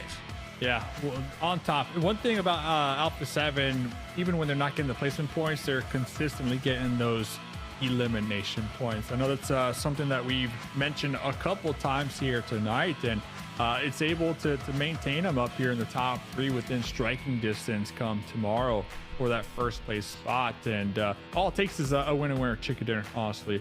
But looking at that second side, though, Shoot to Survive really taking advantage of these last 2 Miramar games and really, putting in the work here, getting some points on the board. And we see them moving up the overall leaderboards. Yeah, we were kind of questioning their plays through the first half of today, but definitely a late bloomer when it comes to teams cranking up the volume, cranking up the heat towards the end of the evening here, Hot Jukes. Hey, USA, not last place. Let's go, baby. Let's go. I love to see that there. I want to see some more from X-Force and Shoot to Survive. I mean, I think it's only a matter of time before Klaus finally starts heating things up here, PB, and I want to see it happen sooner rather than later. I've been a bit surprised by Shoot to Survive. Maybe it's the new name. They came in previously as Dauntless, and now rocking the Shoot to Survive. I don't know what's going on with them, but good to see the turnaround here in the last couple of matches. I'm hoping that continues, obviously, in day 3. Tomorrow, round 2, day 3 will continue.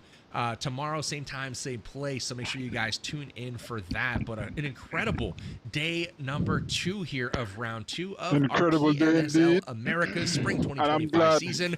The last day of league play will wrap up tomorrow, and all of these teams battling, trying to get those advantage points. So with that, I hope you guys enjoyed today's show. My name's Power Bang, been your host. Thank you to Mustache Dave, Hot Juice for joining me. We'll be back tomorrow once again, same time, same place. We'll see you guys then. Take care. See ya, BB. Look at this, Shoot to Survive. Shoot to Survive. All right, chat. That was a good day. Really, really good day.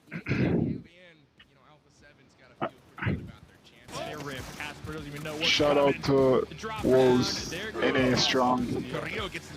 We always cheer for Alpha 7, but we have to cheer for North America players because we are from North America as well. And I've played against a couple of them in some tournaments. If not, probably all the NA teams. We have fought multiple times in mini tourneys, but hey, thanks for hanging out, Queen. Shout out to you for always chilling, stopping by, Shout out to everyone else. Shout out to chat. And for everyone who's on the stream or doesn't really talk, shout out to you as well. Hit that like button on your way out, subscribe if you haven't already and you're new. That's it for now. Have a good day, good morning, good evening, wherever you are, and a good night, because we're on our way. That's it for now. Thanks for hanging out, and I'll catch y'all in the next one. Peace. We'll catch you tomorrow, Queen. I'm out.